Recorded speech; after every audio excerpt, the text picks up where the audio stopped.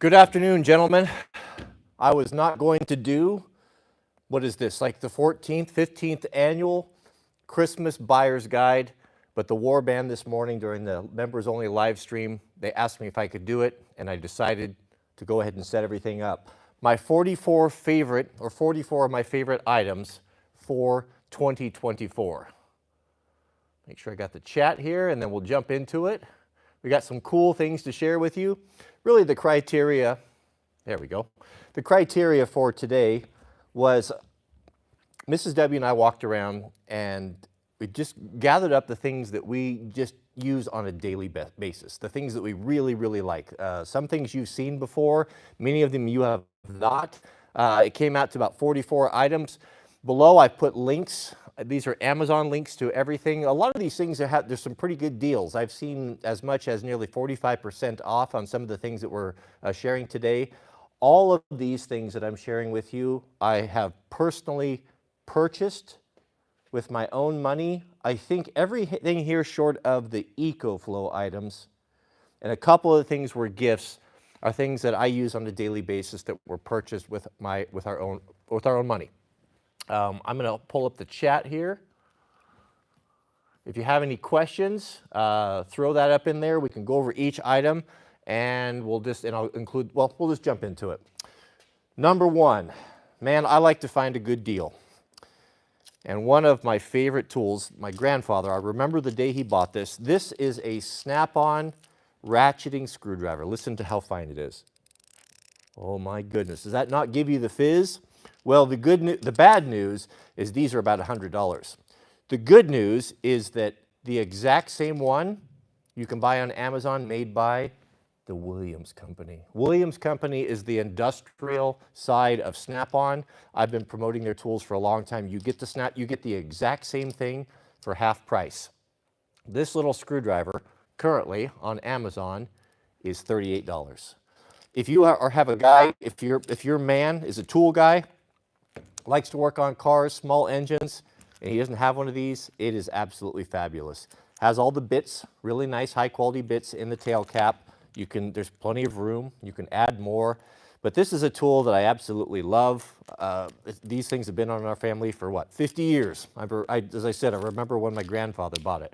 Reversible, and currently $38. You'll see that on the top of the list. So this is a really nice item that will last forever and ever. It's one of my favorites. That's why it made the list. First aid kits. Let's get into that. There's no particular order here. Well, there's a lot of Nanic stuff in here because I'm a big fan. I use their stuff. It's really part of my daily life. And I really like these cases. I like to have a hard case for first aid for the reason one is it's waterproof and it keeps everything clean and reasonably sterile. Those soft cases are nice, but if you have an active lifestyle and you are grabbing your first aid kit and you're taking it with you, having it in one of these cases that's easily distinguishable is really cool. It's nice. They're crush proof. They're made in Canada. They're absolutely excellent. So this is just, the one that I put up here is just the empty case. You can get these in several different configurations. So when I'm looking at this on Amazon right now, this is currently 31% off. This is $93. These are high-end. These are equivalent to Pelican cases. I like them better than Pelican cases. I have both. I think that the fit and finish is a little bit more refined, but primarily I like the latches. The locking latches are just better than the Pelican cases. And I don't know, I have both. These are fabulous. So I keep inside this my first aid kit. First aid kits are kind of personal. The blue tape you're going to be seeing, I just put blue tape on everything so I know what I've already grabbed. First aid kits are going to be pretty personal. You're going to, depending on what you need, are you a family of one? Are you a family of 10? So, I'm not going to go into specifics here, but a good place to start if you haven't put together a trauma kit, right here. The North American Rescue Bleed Control Kit. Buy once, cry once. You got this all ready to go. This would be the first thing that I would put in my kit. And that North American kit right now, let's see what that's going for. I should have probably put the stuff in order, but I didn't. I don't know where it's at. This is also, here you go, the bleed control kit. This is currently $60. In this kit, you're going to get a cat tourniquet. Now, there's a lot of counterfeits on there. On Amazon, you have to be careful with this stuff, but the North American Rescue, that's the one that you want. That's the proper one. So you're going to get, this is their whole kit. You get the tourniquet, you get the trauma dressing, the wound gauze. This is what trauma shears everything. Everything, you don't have to think about it. It's just one and done. But at least get this. This is $60. This would be a good stocking stuffer right there. This or the screwdriver. It's not overly expensive, but this is a good thing to have in your pack, have it in your truck, or just start building your kit out, like here with the Nanic. But I love the Nanic cases. They're really fine. And the bleed control kit. Next up, what do we got here? Next up, we got the Nanic utility. So the very same case, I have probably a dozen of these Nanic cases. And the one that I go to, that I use for everything, what I think is really the sweet size, is this 920. Now these cases, you can get them in all different colors. This one here is currently on sale. This one's 23% off today for Cyber Monday at $114. You can get them in lots of different colors. You can get them with padded organizers. You can get them with the cube foam. So if you have something that's really nice, some night vision goggles or something delicate, some optics or camera gear, it's the pull and pluck foam. So you can pull it out and you don't even have to cut it. It's just little squares, little microfiber cuts in there that you can place, that you can build and shape around whatever item that you want to get. And this is the 920 case. The 920 case is an excellent size. This one here is what I have for my Starlink Mini. Starlink Mini is also on my list of favorite things for 2024. The Starlink Mini, we've talked about this a lot, is the brand new high-speed wireless. I think most of you who have seen these by now, but this is everything you need right here for high-speed wireless connection anywhere in the country.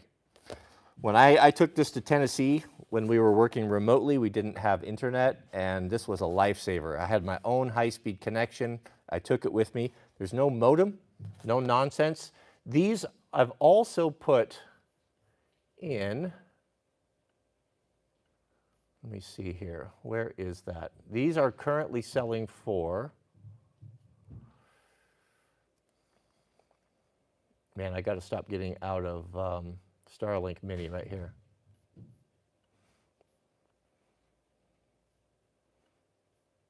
Sorry, gentlemen, I just closed my page. I had to open it back up again.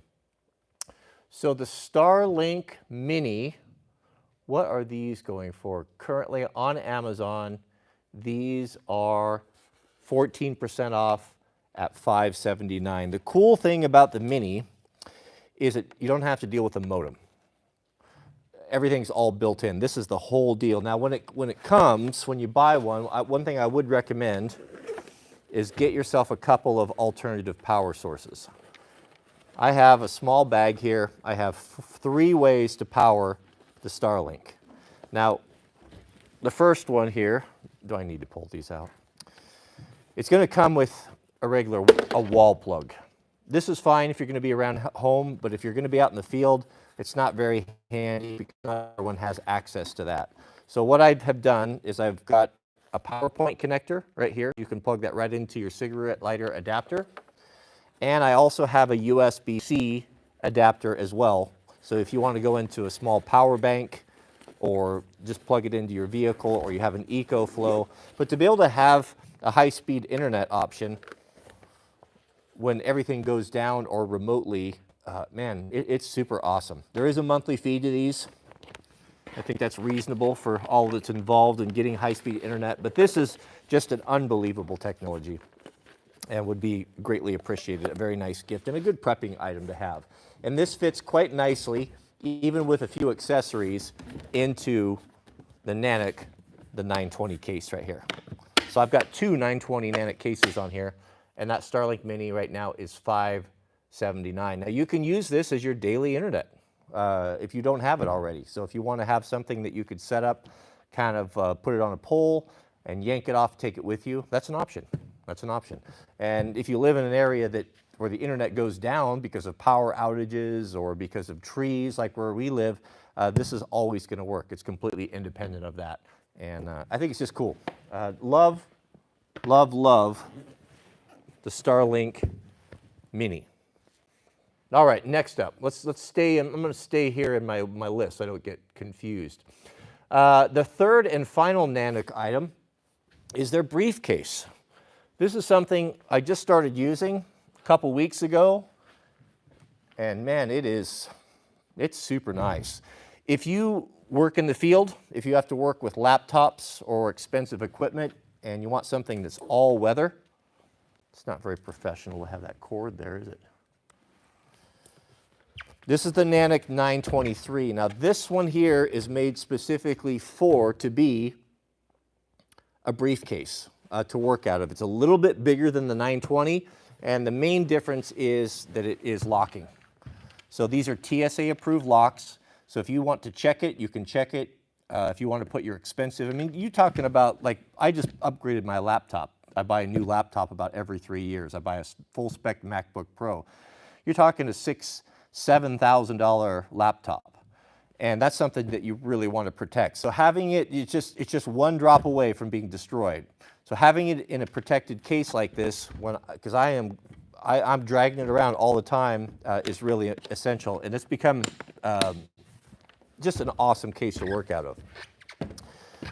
It comes with a computer sleeve, so if you don't have one, I had one that I used. I like this one. This is a Premier body armor. This is actually a ballistic computer sleeve. It's got a lot of padding in it, and I like it. I actually like it better than the one it came with. But the one it came with is fine too. You've got dividers in here. And of course, the best quality, of course, this is all, Nanic is all Canadian, very nicely made. You got some nice compartments in here. You got webbing, zipper pockets. I put power cords in here. I put external hard drives in here. I put like extra battery backups for my phone. I put, there's another hard drive in here. And then when that's pretty much filled up, I just lay my laptop right in there and close it up. Now I got a crush-proof, awesome case that is waterproof and will protect your expensive items. This is currently selling. This is the Nanic 923 briefcase. It's 23% off at $265. And they have several different options there for colors and how you want it configured. But big fan of this. This is, you asked Mrs. W, I leave with two things every morning. I leave with my SOE tool bag full of my gear and stuff and my grip, and this right here. And I never have to worry about my computer getting damaged or getting torn up. And that's worth a lot to me. A couple $100 investment to save a $6,000, $7,000 computer, just to me makes good sense. Makes good sense. Next up on our list, what do we have here? The bleed control kit, first aid screwdriver, the Dometic refrigerator. Boy, this is something I bought towards the end of summer that I love, love, love. This is a high ticket item, but this is one of those things that exceeded my expectations. I'm going to pull, I had it plugged in here, but this is the Dometic CFX 45 portable refrigerator freezer. Man, it looks a little bit different than the one you see in the picture because I have the optional insulated cover on it. But what you essentially have here, and there is a light inside, an LED light inside when you have it plugged in, but you have a really nice, lots of room. You could probably put 2 cases or 2 6-packs of beer in there. You can put several steaks in there. This is a great weekender, but this little refrigerator cooler is very well made. Just look at the latches. This reminds me, every time I grab this, it reminds me of aviation grade. I put the cover on it because I find that it uses less power, just like it keeps, it insulates it, it keeps it cooler. And having the zipper pouches here to store the cords are nice because this will run off of your power connector on your car, 12 volt, while you're driving along, or you can run it on a 110 socket. It is whisper quiet. I never have heard it run, to be honest. I had it sitting on the table right here plugged in before I started the live stream, and I heard this faint sound. And I thought, what is that? And I realized it was the compressor had turned on, but I'd never heard it before, and I use it every day. So in an emergency, if the power goes out, you could run this off of your EcoFlow, your solar generator. It's not going to take much power. You could even keep foods, you could save food in it and plug it into your vehicle. There's no reason to have to deal with ice and coolers anymore and all of the inconvenience that comes along with that. So I'm big fan of the Dometic CFX coolers. These are really popular with the overland crews. The overland guys, they really like that, because you can strap them down and they're super awesome. That is currently selling 20% off for $759. I think I paid closer to $1,000 when I bought mine. So a high ticket item, but one of my favorite things. It's a new item. I really, really like it. Okay, let's get into some tools. Probably the most used Milwaukee tools for the year are right here. The excellent inflators.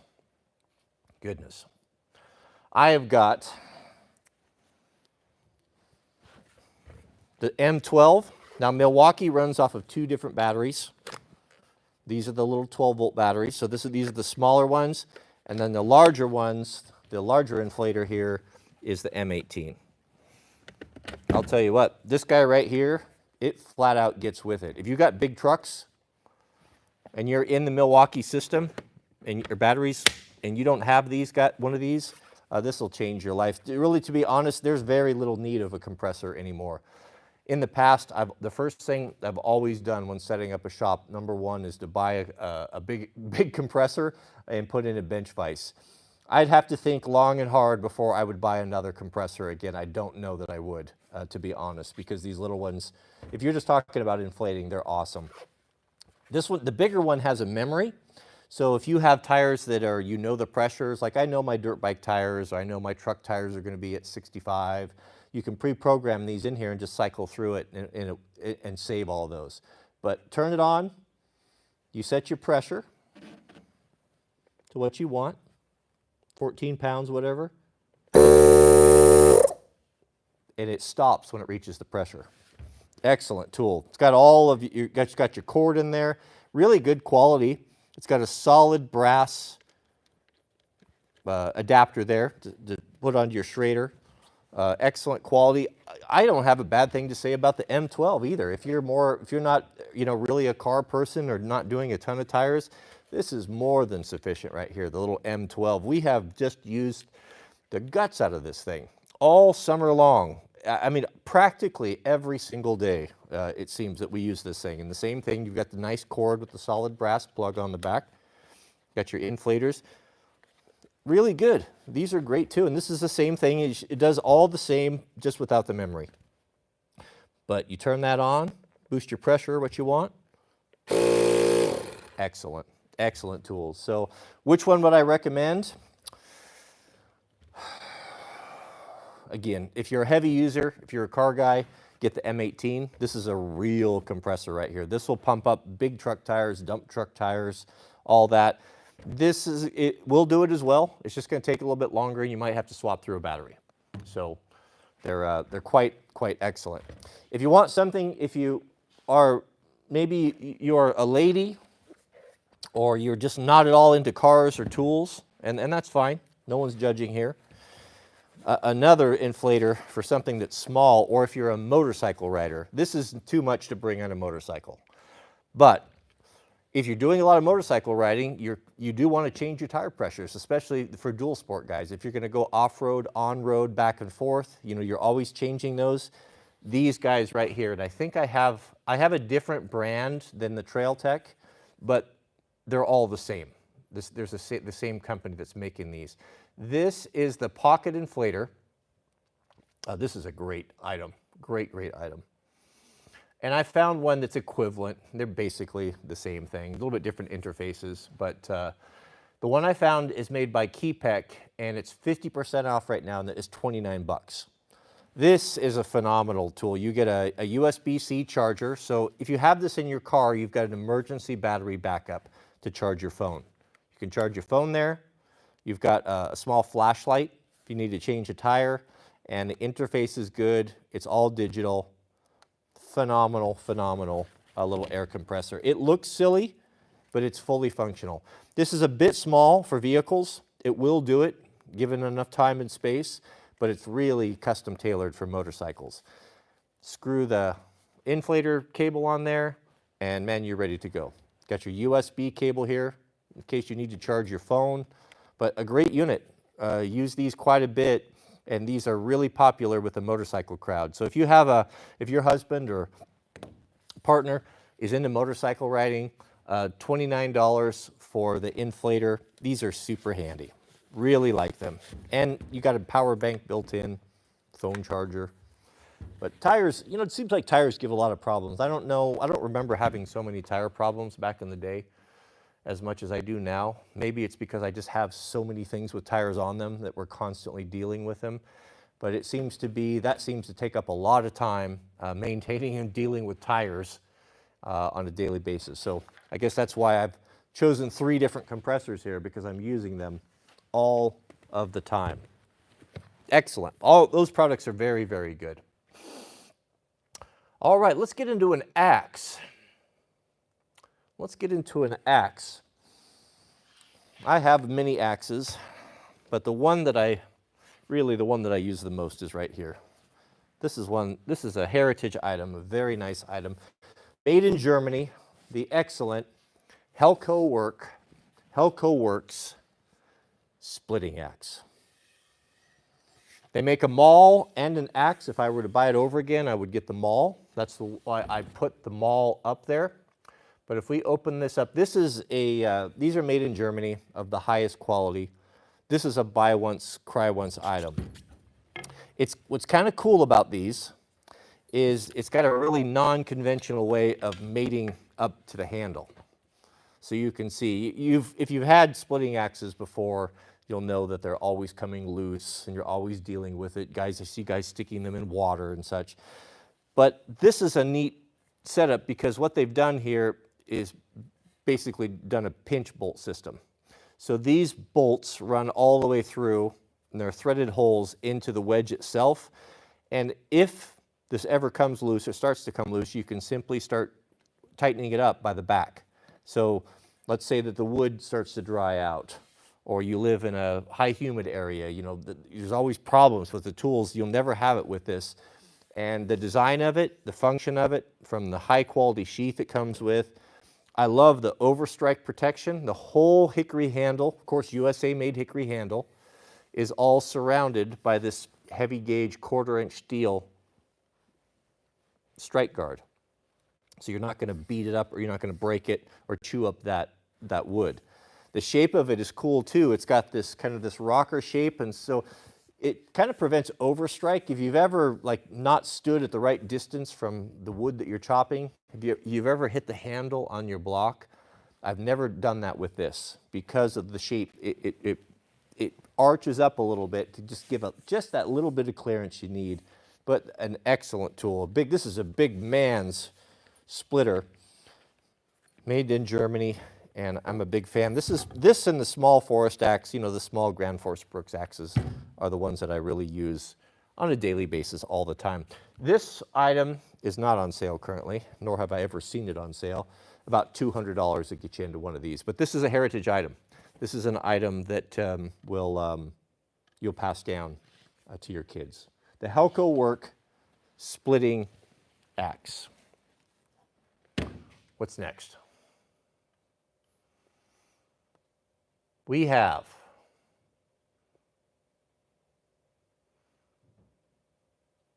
some electronics. The Anker battery. This is a great deal right now. This is an item that I touch and use all day, every day. And right now, these things are half price. I paid $150 for mine. They are currently on a Cyber Monday deal, 47% off at $79. And this is an awesome item. You get 2 USB-Cs.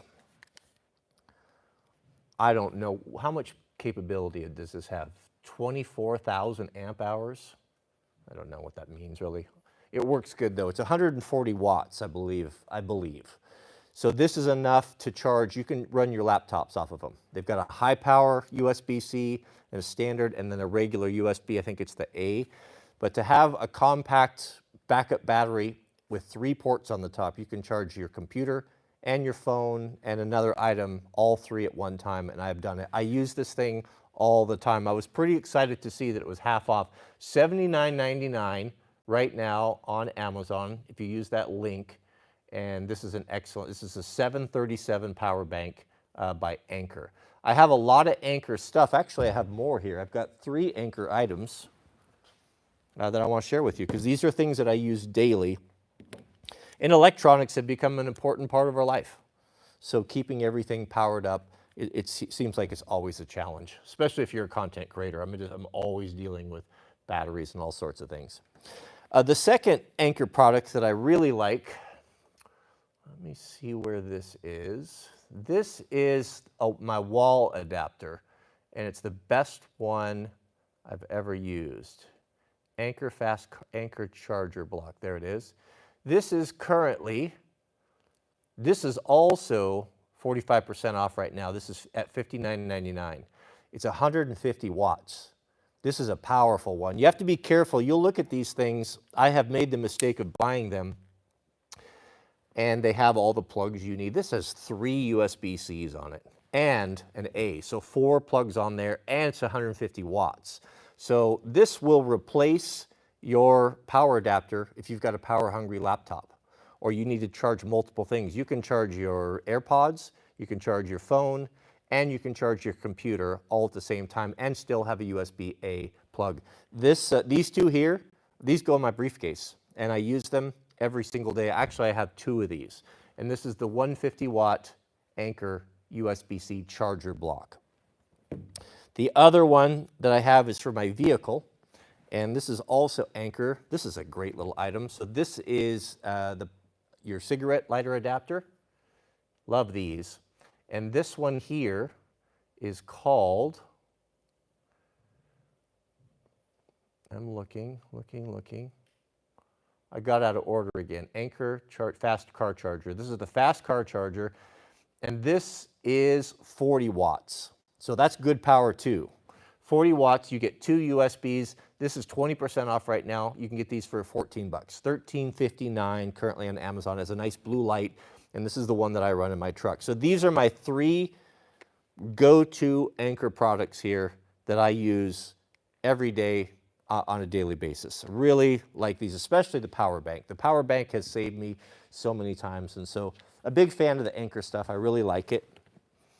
It's always worked good for me. I've never given me any qualities, and that one's $13, currently 20% off. So that's a pretty good deal too. Next up, what do we have here?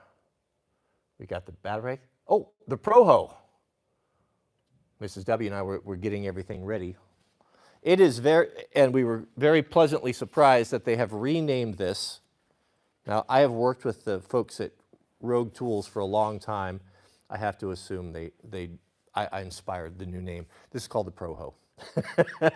Proho. This is currently on Amazon, 5-star rating, 7-inch no break rake with the big 60-inch solid ash handle. If you don't know about Rogue Tools, man, just mentioning the word Rogue Tool just gave me the fizz right up my spine just now, because I think so much of these tools. These are heavily used in wildland firefighting, and what's cool and unique about them is they're made in the US, and they are made out of recycled plow discs. GoFlow's kicking on there. And so the steel is very, very tough, and they repurpose it, and they produce these beautiful tools. They have extra long handles made of premium wood, very nicely sorted. And if you're a tall guy and you've gotten really fed up with the poor quality garden implements, or even a lady, anyone who likes to work in the yard and garden and tired of the junk that you get from your True Value hardware stores, made in China stuff, this is the antidote for that. This and the hoe, the 7-inch hoe, are my two favorites. This is $140, 4.8 star rating on Amazon, and I just can't say enough about them. This is the Pro Hoe, we call it the forest rake. Excellent, excellent tool. If you have land you're clearing, it will chisel, it will cut through roots, it's good for forestry, it's just good for so many things. I just love the Rogue tools, and that's why I put it on my list. I saw it sitting here, it's something I grab and use all the time, and I'm a big fan. You can't go wrong with the Rogue tools. They are quite excellent. And that comes in at $140 currently on Amazon. It's a lot of money for a tool, but you know, you get what you pay for with these things. This is something that will last you generations if you take care of it. All right, next up, the EcoFlow Polar Solar. Let's do some EcoFlow things. So the EcoFlow stuff that I really like, I'm going to step away from the camera here for a second, because I want to grab the solar panel, is the first thing I want to share with you is the 400-watt folding solar panel. Now this is currently on sale for 35% off. It's a Cyber Monday deal. It's at $649, but you've seen this, you've seen me use this. This, oh goodness, oh man, that was a dangerous, close call. This is a portable solar panel. 4 100-watt panels that all fold up into a relatively small package. Now this is going to be, if you have to go without power because of natural disaster, like what we saw in North Carolina or in Tennessee, having a 400-watt solar panel is going to be the smartest thing you've ever done in your life, especially when you pair it up with some of these small solar generators. The two that I recommend, this is the River 3. This is a small solar generator. What this is it gives you 110 power, it gives you USB-C, 100 watts, and USB-A, and a power point, and great battery storage. This can be used with the solar panels. They plug in right here. It will recharge it, or you can charge this with the 110. These have become a staple on the homestead. They're one of the most important things that, that we have around here. The Delta 3, this is the EcoFlow River. This one is currently 39% off at $159. This is the grab and go. This is the one that you want if you're going to be traveling. You're going to throw this in for weekend trips. You're going to, if the power goes out, you have the ability to charge and run your computers. You could run your Starlink.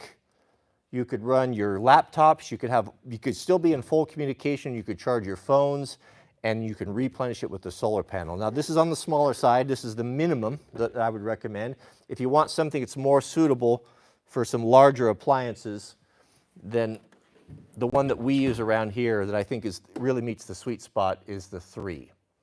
Now this here is the EcoFlow Delta 3. I just did a full review on this.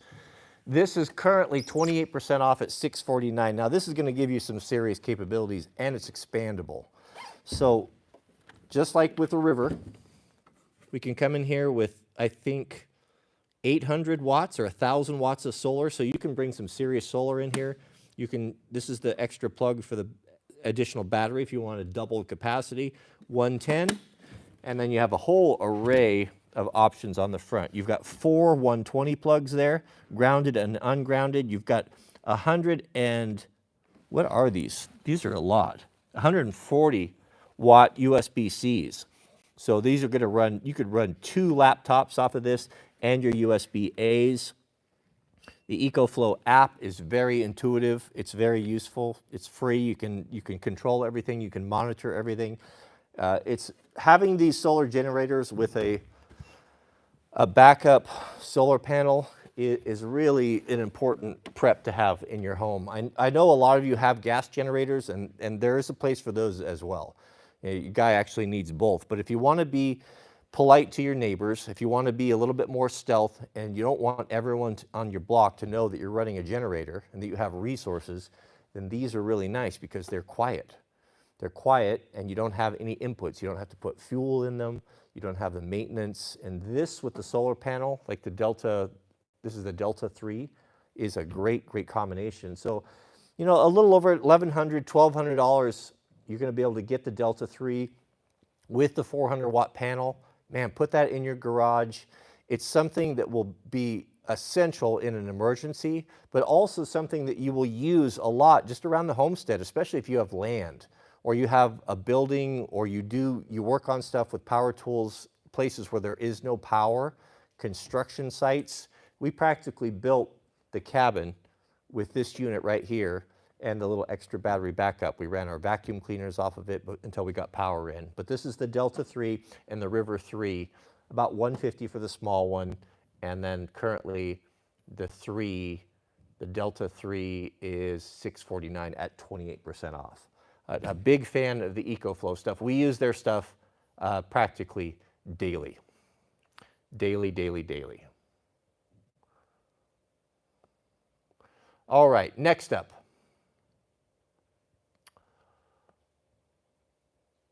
Tilly gloves. If you're looking for something, you want just a little stocking stuffer. I'll give you some tips here, how I set mine up.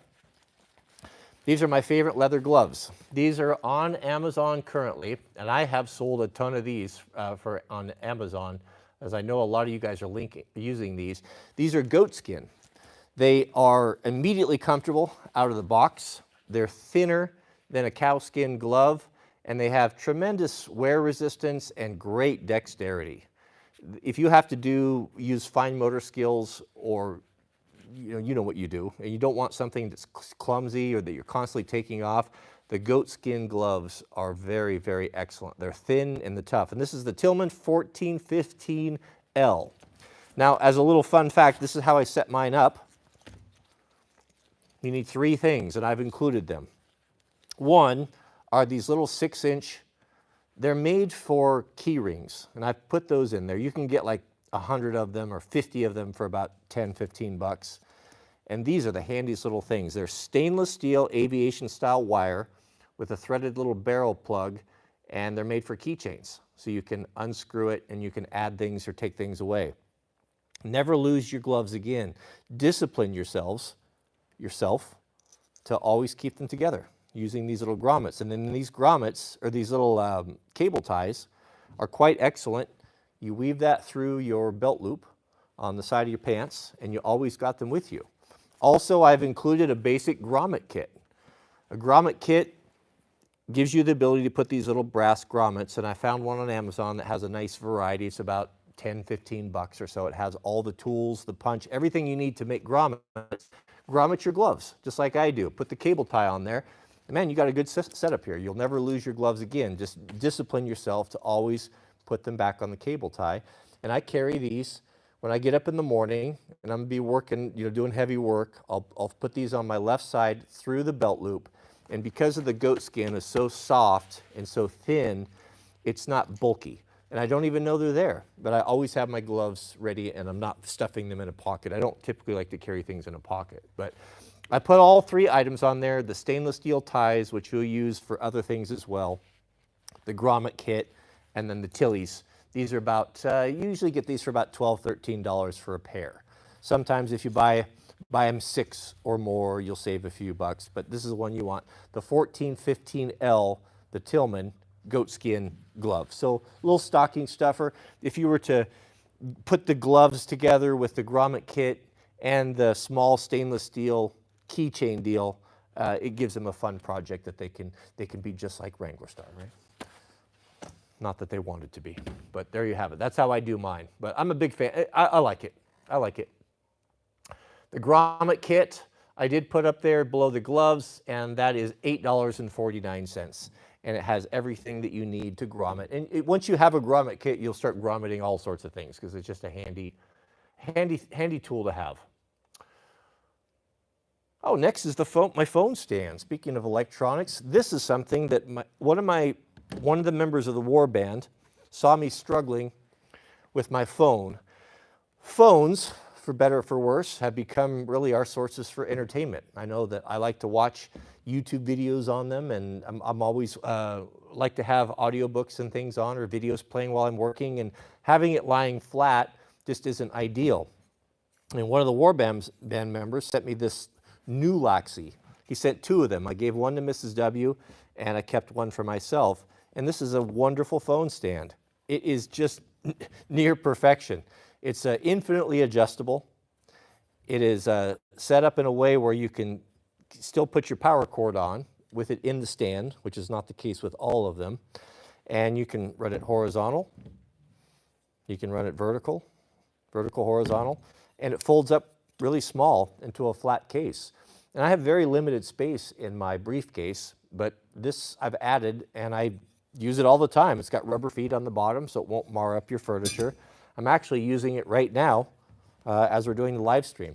But this is this little guy is on Amazon for, it's 43% off. It's $8.49. And if you get one, you will use it. But that's a pretty good gift for under $10.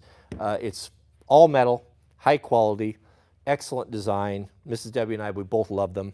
I just can't say enough good about them. They're just very, very nice. $8, and you can get them in any color you like, it looks like. All colors of the rainbow. But that's the phone stand. Starlink Mini, I already showed that with you.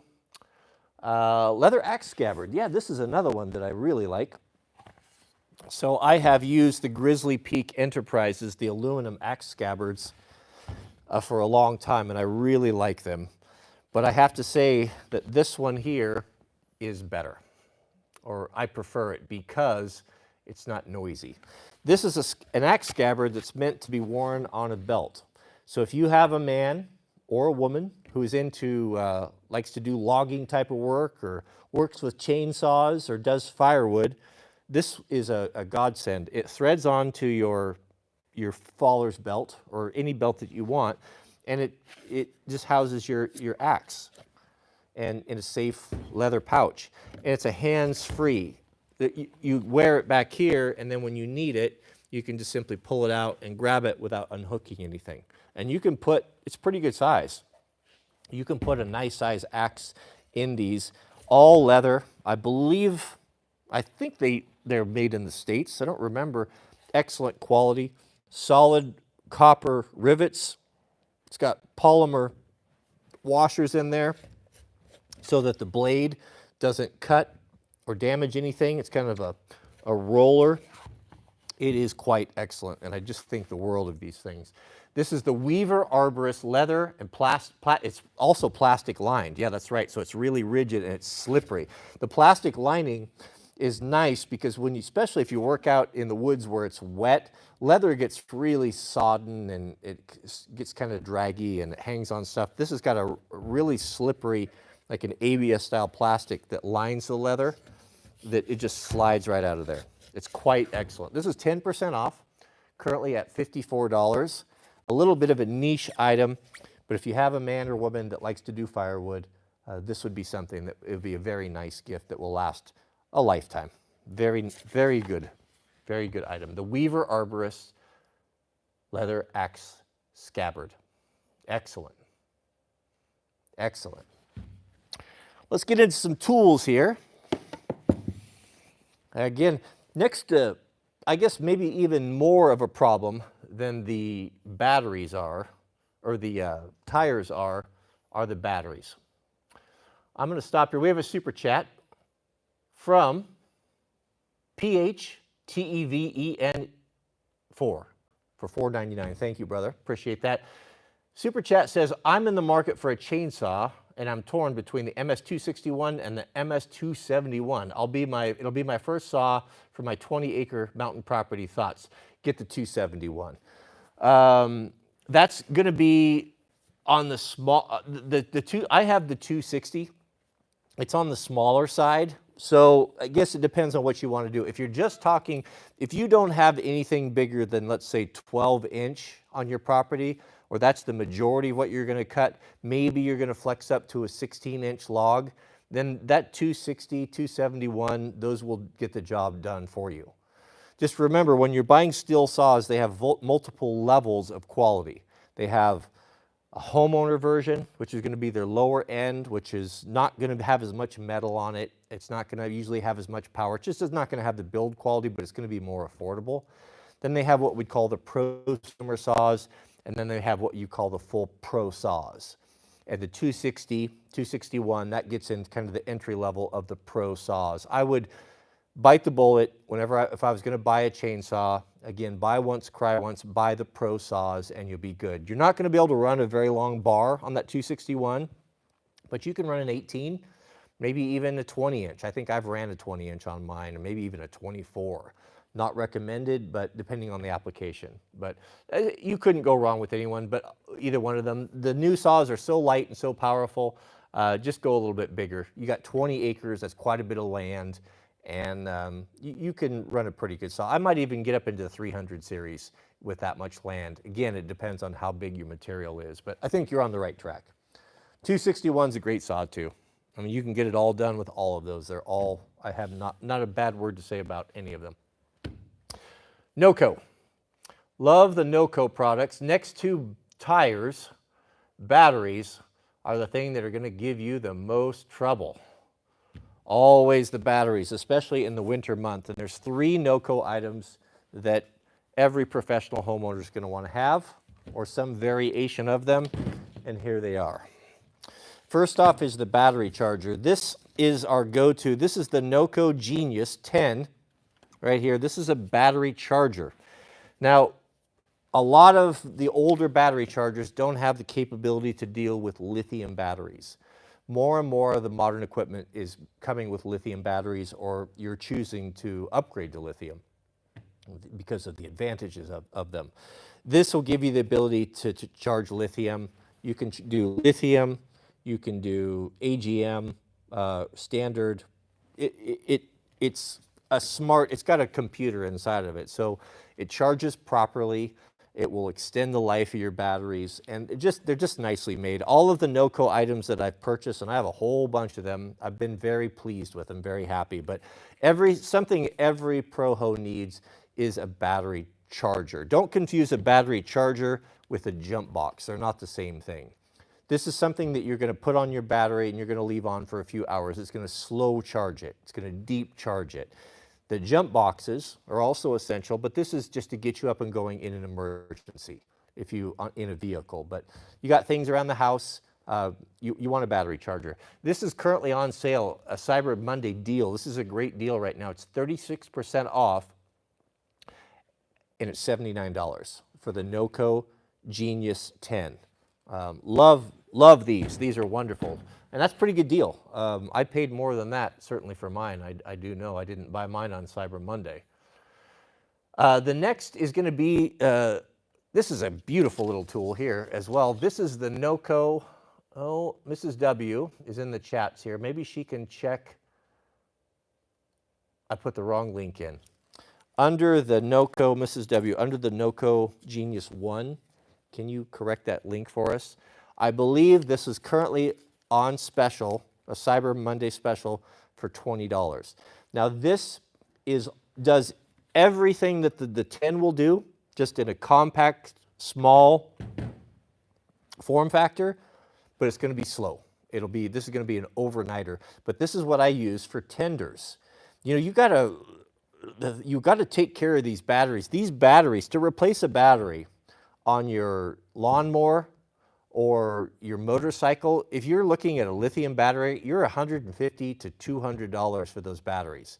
And if you let them run flat if there's a draw on them or something happens over the winter and you don't disconnect them, then you'll be buying a new one in the spring.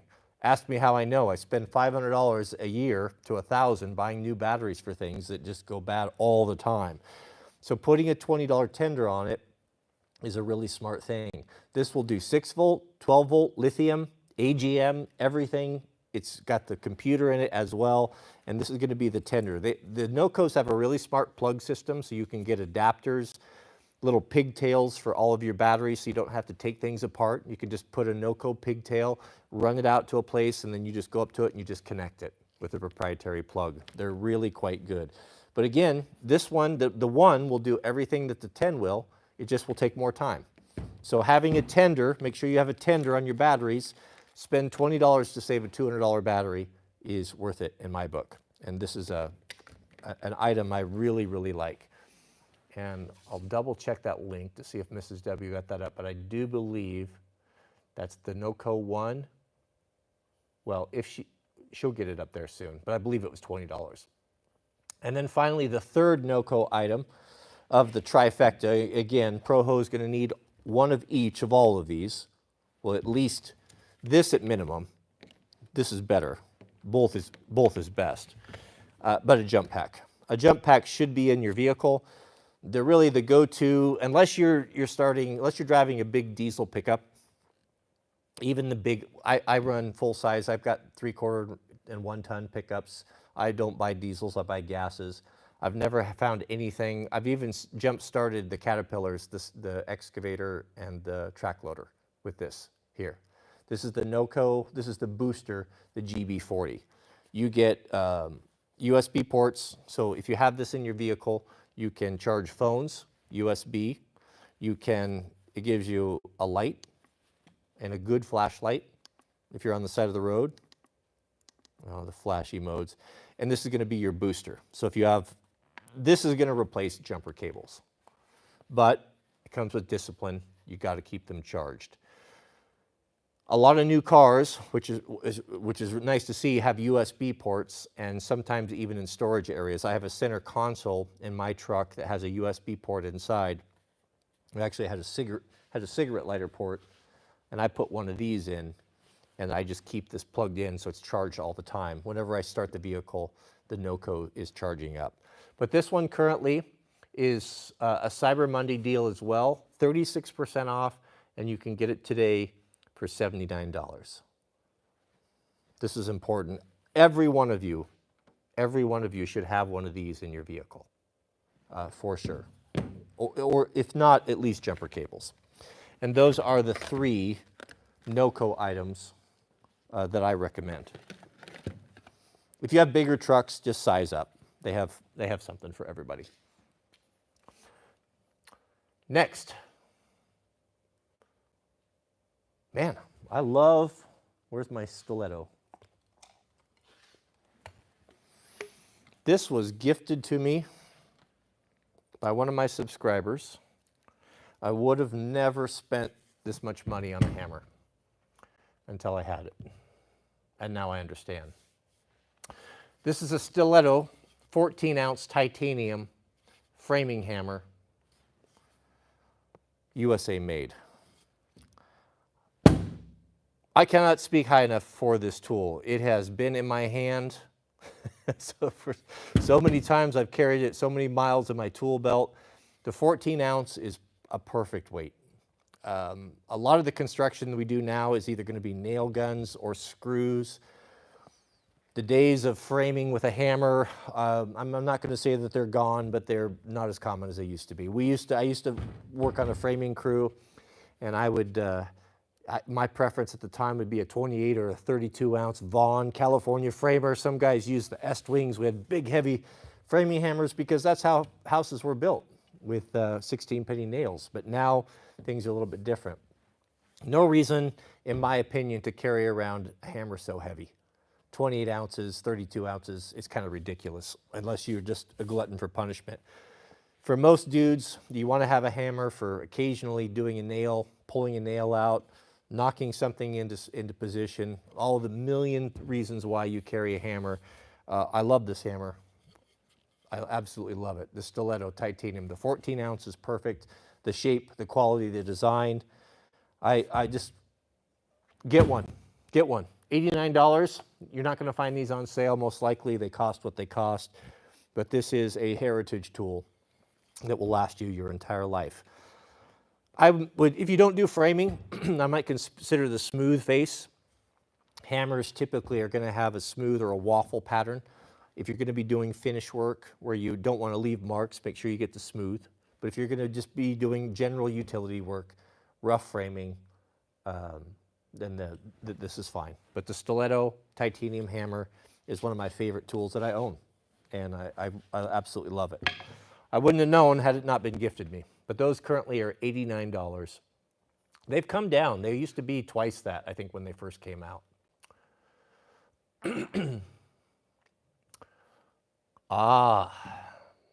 Yes, one of my favorites. One of the pleasures of life I'm so fond of sharing with the warband is the Pendleton wool blankets made from Oregon sheep, an Oregon company. I grew up going to the Pendleton woolen mills. They make the finest wool blankets in the world, in my opinion, and I love them. This is something that we use. I use it every single day. It's the Pendleton motor robe. So it's the perfect size. It is a small travel blanket. I'm guessing it's about 6 foot square or so, 6 by 6, 5 by 5, whatever. It's just enough where it's not too bulky, where you can keep it in a rig. If you have kids, they're always cold, you've got a blanket on hand. It rides. I have one of these in the back of my truck constantly. I have one on my lap every morning when we do our live streams for the members. It is, we have them in every room of the house. There is not a day that goes by when the winter starts to turn, or the weather starts to turn cool, that we're not using Pendleton blankets. They are, again, this and good coffee are one of the pleasures of life. But this one in particular is wonderful because it travels so well. Just a heritage item, pure virgin wool, amazing, washable, everything. These are currently, Mrs. W bought this for me for Christmas 2 years ago. She bought me one 2 years in a row. I have a brown one and I have this red one here. These are currently $119 and one of my most favorite things. This and the Rogue rake are the two items that have actually given me the fizz as I was standing here before you, if that tells you anything. That's the Pendleton motor robe. Norwex. Mrs. W turned me on to the Norwex company, and I was a little bit surprised to find out that they actually sell their products on Amazon.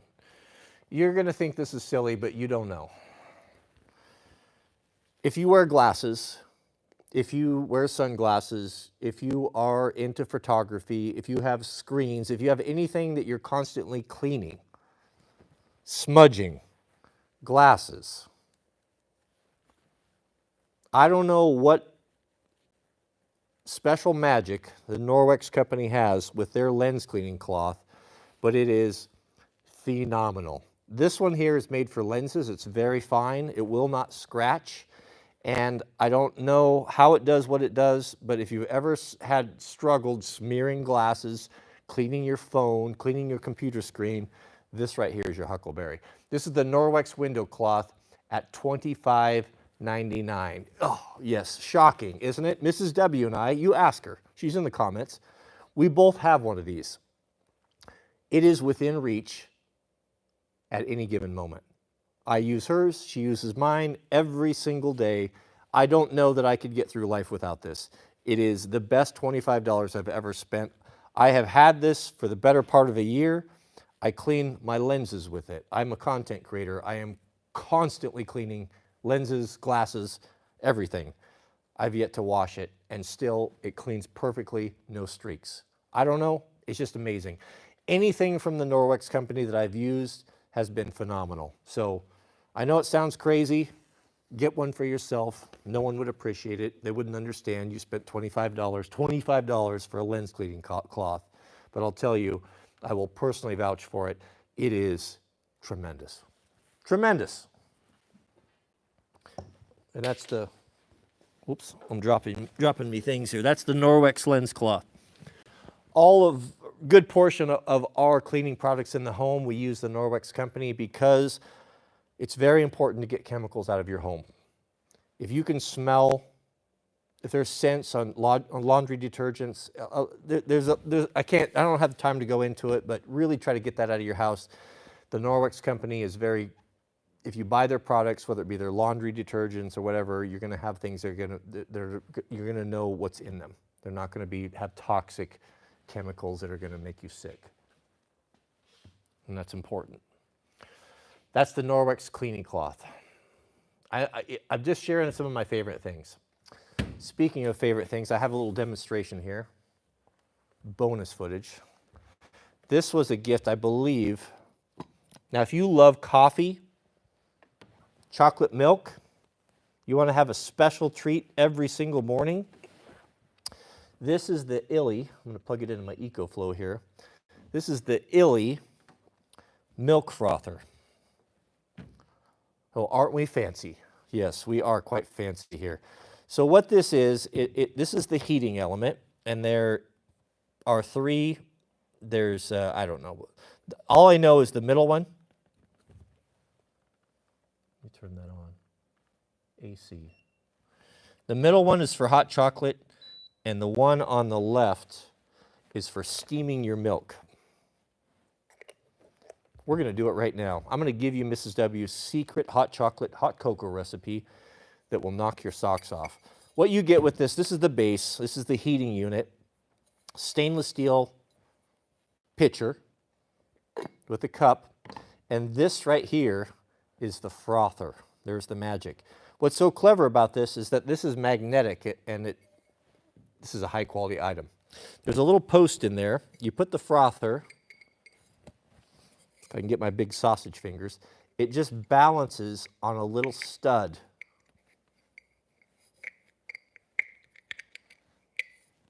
There we go. In there. Do you see that? Now, I don't know how it works. There's nothing to connect it, but it's magnet. There's some sort of electromagnet. And when you turn this guy on, this thing spins like crazy.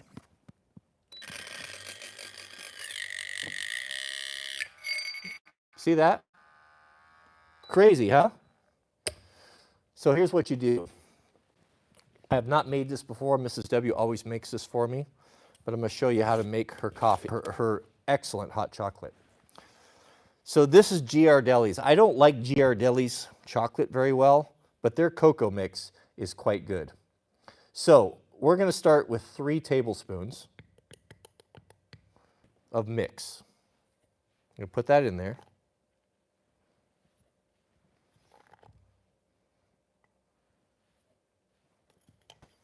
Now at the bottom, I think Mrs. W added our favorite hot chocolate mix, Ghirardelli. You can get it on Amazon. And then we're going to put in 7 ounces of water. Now I know, I like to have milk. I like the creaminess of milk over water cocoa, but there is powdered milk in the mix. So it's okay, but I'll show you how to get around that. So we're going to pour 7 ounces. There's 5. Spilling will be involved here. There's 5 plus 2.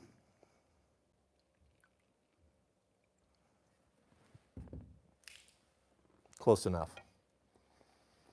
You're going to put that in there. Put the lid on it. And you're going to turn it on. I think it's the middle one. I think Mrs. W told. We're going to let that chooch right there. But this is not just for making hot chocolate. If you like to have nice coffee in the morning, if you like the frothy, foamy milk, I don't know why it makes coffee so much better, but it is quite a treat. You simply pour heavy whipping cream, half and half, whatever it is that you like, whatever dairy product you like. Hit the one button on the left there is for the frothing of the milk. The middle one is for hot chocolate. It's going to heat it up to the perfect temperature and make that nice foamy milk that you get from like an espresso maker, and you can pour that into your coffee. So you're not cool, you know, if you take your half and half or your heavy cream like we like to have in our coffee out of the refrigerator, you put it in your hot coffee and it's practically cold, you know. So this does 2 things. It pre-warms it, and it just that nice frothy thing. And when we first, it was a gift, I think a couple years ago, maybe last Christmas from my sister. I thought, oh, just another gadget that we're not going to use. But this has become something that we use every single day. Love it. Absolutely love it. This is made by the Illy company. Very high quality. kind of a luxury item, but currently at $119. And I love it. Love it, love it, love it. So we'll just let it sit there and do its thing, and we're going to have a hot chocolate here in just a second. And that's the Illy milk frother. Another thing that we bought last year that gives me the fizz is a decent camp chair. I don't like those collapsible, cheapo folding camp chairs. I don't find them comfortable. They're not suitable for bigger guys. If you're 200 pounds plus, those things will put you on your behind. And they're poor quality, they never hold up, and they're just janky. I don't like them. If I'm gonna be sitting for a week on vacation or all day in an event, I wanna be comfortable. I wanna have something of quality. So we like the La Fuma chairs. They're made in France, and this is the good one. This is the La Fuma folding patio chair. It's aluminum, very lightweight, and super, super comfortable. If you're tired of those cheap chairs, and I think they look kind of attractive. I think that these can kind of flex into outdoor patio furniture, in a pinch.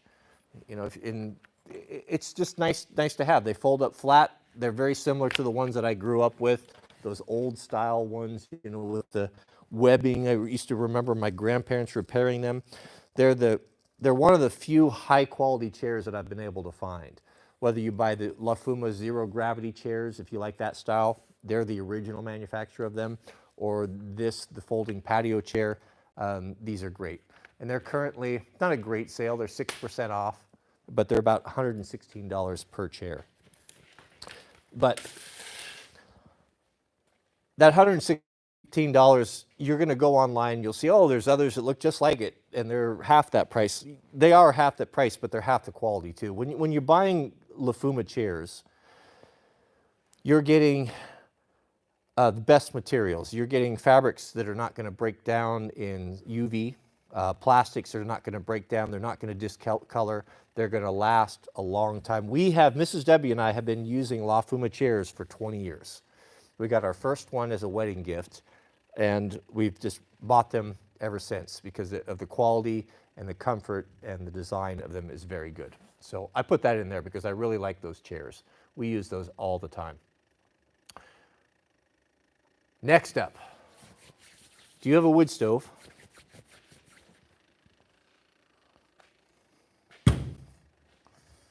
I put a 3-pack of these torches. Man, yes, I understand that every time I use one of these, people get disappointed. I guess they think that I am using flint and steel to start fires every day. We burn and heat with firewood. We go through a lot of firewood. We start multiple fires every day. I have currently 4 of these, one sitting at each stove, and they are excellent. That's how you start a fire, gentlemen. Lasts a long time. Good for thawing out frozen locks, frozen doors. If you live in cold country, when I go snow biking, I always take one of these in the trailer to thaw out whatever's frozen. Things freeze. When you have mechanical problems, things freeze and give you trouble. You always need a way to melt things out, even locks. So these are handy, but these are the best fire starters. You can lock them. So if you have little kids around, just get in the habit, you can turn that. They're not gonna, or less likely to burn the house down. So I put those on there. These are currently, they're a little bit expensive, but you get $93 and you get 3 bottles with it. And that will last you a long, long time. And you will thank me if you have a wood stove or a fireplace. This one here is your Huckleberry right there, or some version of this. You can run it off MAP gas, propane. This will also thread onto the little green bottles. So you have those little green bottles, you can use these two. But these are great, great. Benzomatic torch. Our hot chocolate is done. Speaking of hot chocolate, we're gonna get into my favorite Yeti items. And that would be, I'm gonna go down here.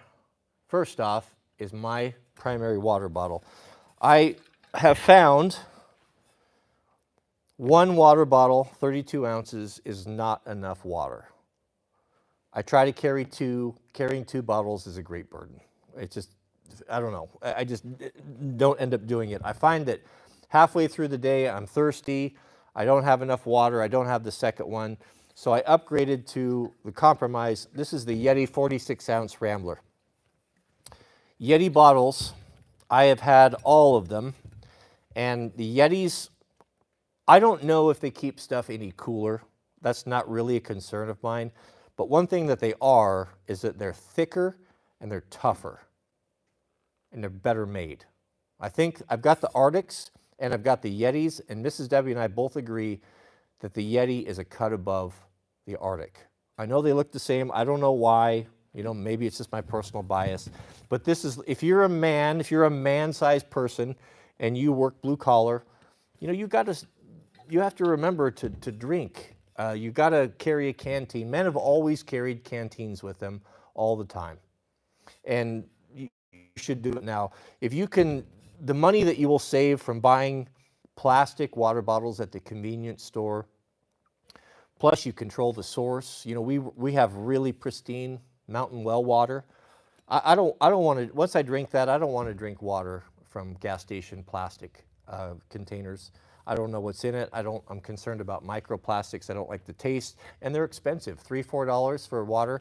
So it doesn't take long to pay for one of these, but $55, the Yeti Rambler, the 46-ounce is nice. Now there's a caveat. This is not going to fit in your car cup holder.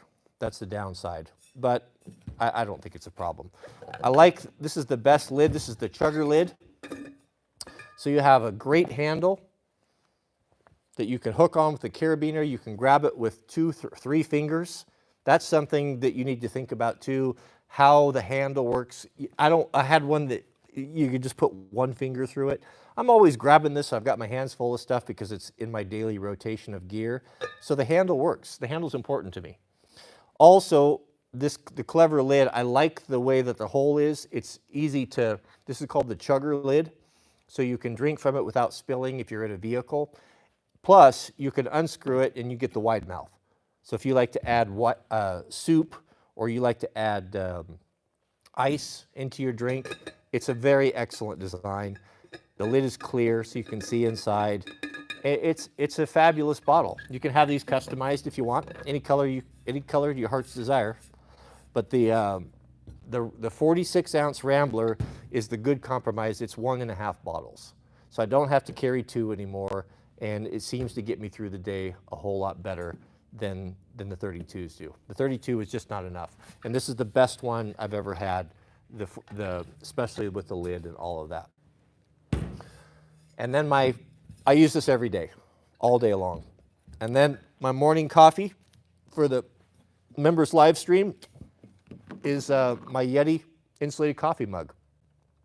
This one I believe is 14 ounce. Where is my Yeti Rambler mug? Yes, this is a good one. This is the 14-ounce stackable mug, vacuum insulated, $21. This one's currently 30% off. This is a good portion of coffee. I do not find that I rarely do I need a second cup because it just holds so much. It's bigger, it keeps the coffee hot, it has an excellent lid, and I love the handle. Having the handle, it just seems that a coffee cup needs to have a handle. This one here, it's flaked off. I've used it hard, but it doesn't bother me. But this is a great, great coffee mug. Get a couple of these if you like to travel, if you like to take your coffee with you. I love the size, the volume. At $21, the price is pretty good. It's got the one that I shared with you actually has the improved lid. This is the older lid. The one that I'm sharing here, you can actually close it. So if you knock it over, it's less likely to spill. But these are my 2 favorite Yeti items. Shall we do our chocolate milk? I see it's done. Look at that. Perfect. Excellent. And the secret sauce, gentlemen. Wrong lid.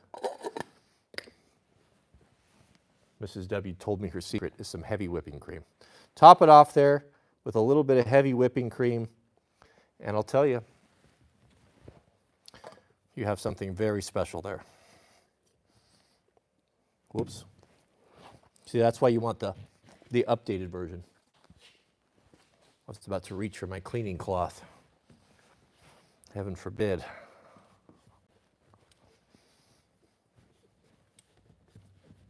Okay, so those are my Yeti items. But drink water, gentlemen. You should start off your morning, as I share with the warband. The first thing that you want to do in the morning is to drink 32 ounces of water. If you're a man, if you're a woman, maybe a little bit less, maybe 24. But before you get on your phone, anything, first thing in the morning, really overhydrate. Drink, it takes discipline. It's hard to do, but drink 32 ounces of water to start your day. It gets you hydrated for the day. Just remember, you know, your blood viscosity has a lot to do with your blood pressure. And it seems to me, of course, I'm not a medical professional here, but it seems to me if you can stay hydrated, keep that blood thin, it puts less stress on your circulatory system, and you just need to have it. You need to have your own personal water bottle and carry that with you. Have water on demand. Water that you can trust. Here's a small item that I really like. I've shared this before. Did you know that Victorinox makes nail clippers? And very, very good ones. These, of course, are Swiss. And these are one of those things that I use all the time that give me the fizz. These are $22. There's no special. I've never seen them on sale. They're a little bit niche. But if you like Victorinox, you know and understand the quality, the Swiss precision, these are amazing.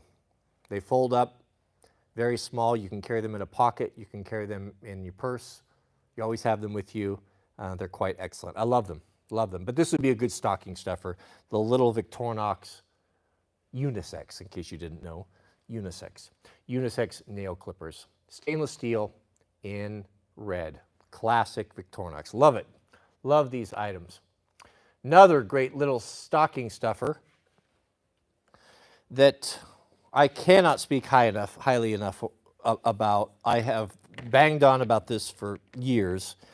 Are the volet straps. Who are these for? Who are going to use these? Man, if you have a motorcycle, if you're a mountain biker, if you are a skier, if you're an outdoor person, these are amazing.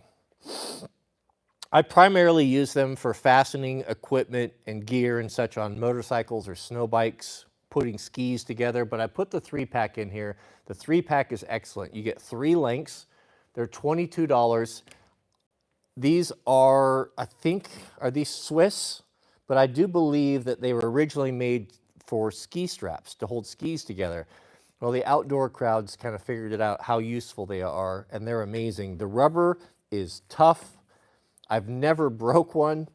It's the perfect amount of rubber stickiness, but not too sticky, where it grips onto things and won't slide. You can, if you need to stow a coat over the back of a fender of a dirt bike or strap on who knows what, but these are excellent. They have aluminum or plastic. The ones that I listed are plastic. So if you want heavier duty, you can get the metal ones, the aluminum ones, but the plastic ones are just fine too. But these are excellent for lashing things, for strapping things. And that little combination, I actually have purchased that combo myself right here. You can see I've got the red one and the green one and the blue ones as well, different lengths, 3 different lengths. But once you start using these, you really like them. You don't need to wait for Christmas for these. If you don't have them, get yourself some and you'll use them a lot. Just wrap it around your fork tube, lock it back to itself, and when you need to strap something on, you got a quad, side-by-sides. Goodness, I can't even, I'd be lifetimes just to go into the number of ways that I have found these to be useful, the little volet straps. Big fan, big fan of those guys. Those are something that I use almost daily in the summertime. Let's get into a little firewood stuff. Let me try out my hot cocoa.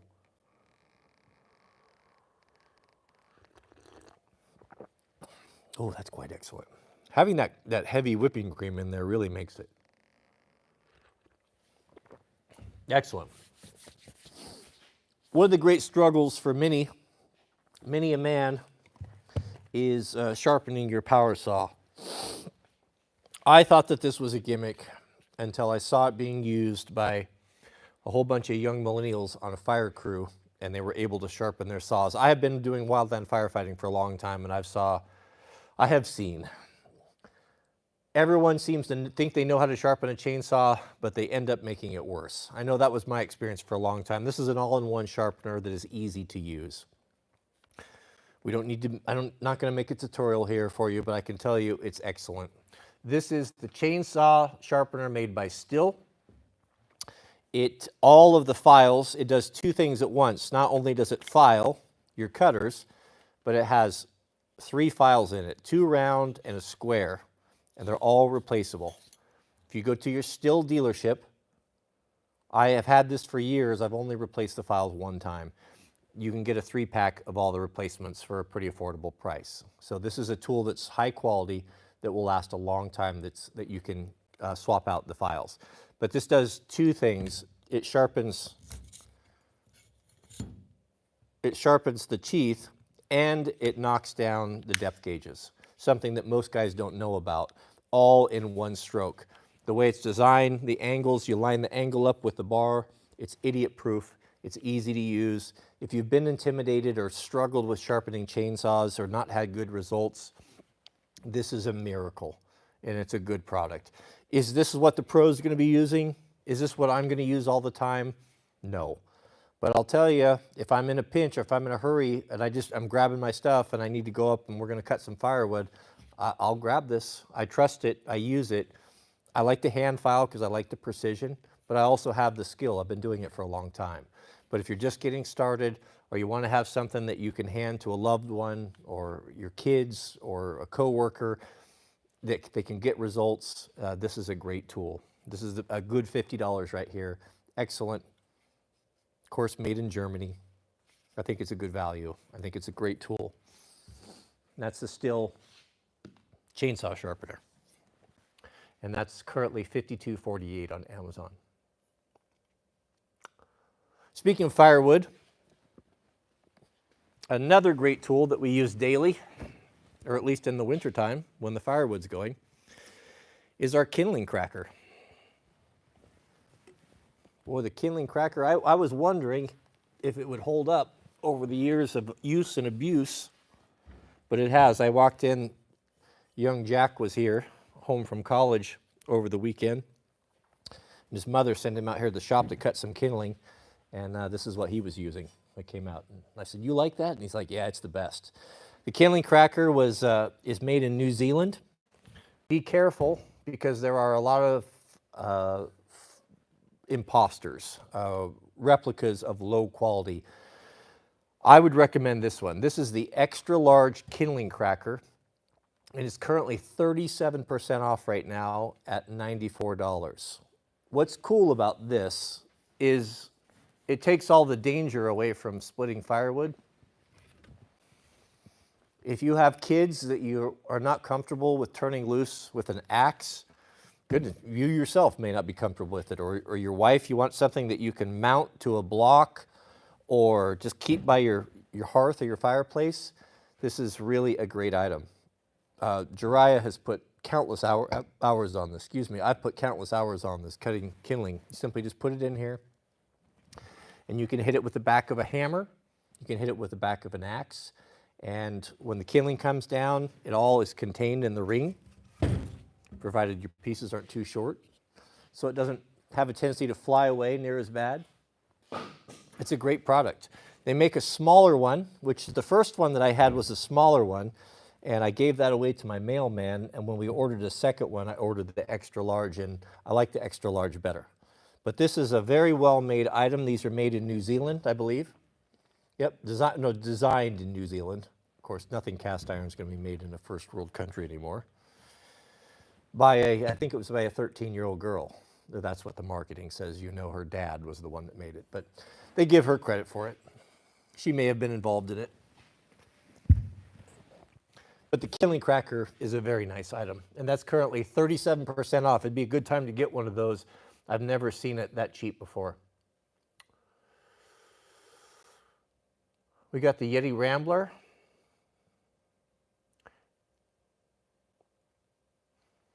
Oh, we got one more Nanic item. This is new. And this is for anyone who travels, a weekend traveler. This is the new Nanic. This is a 40-liter NPVD soft travel case.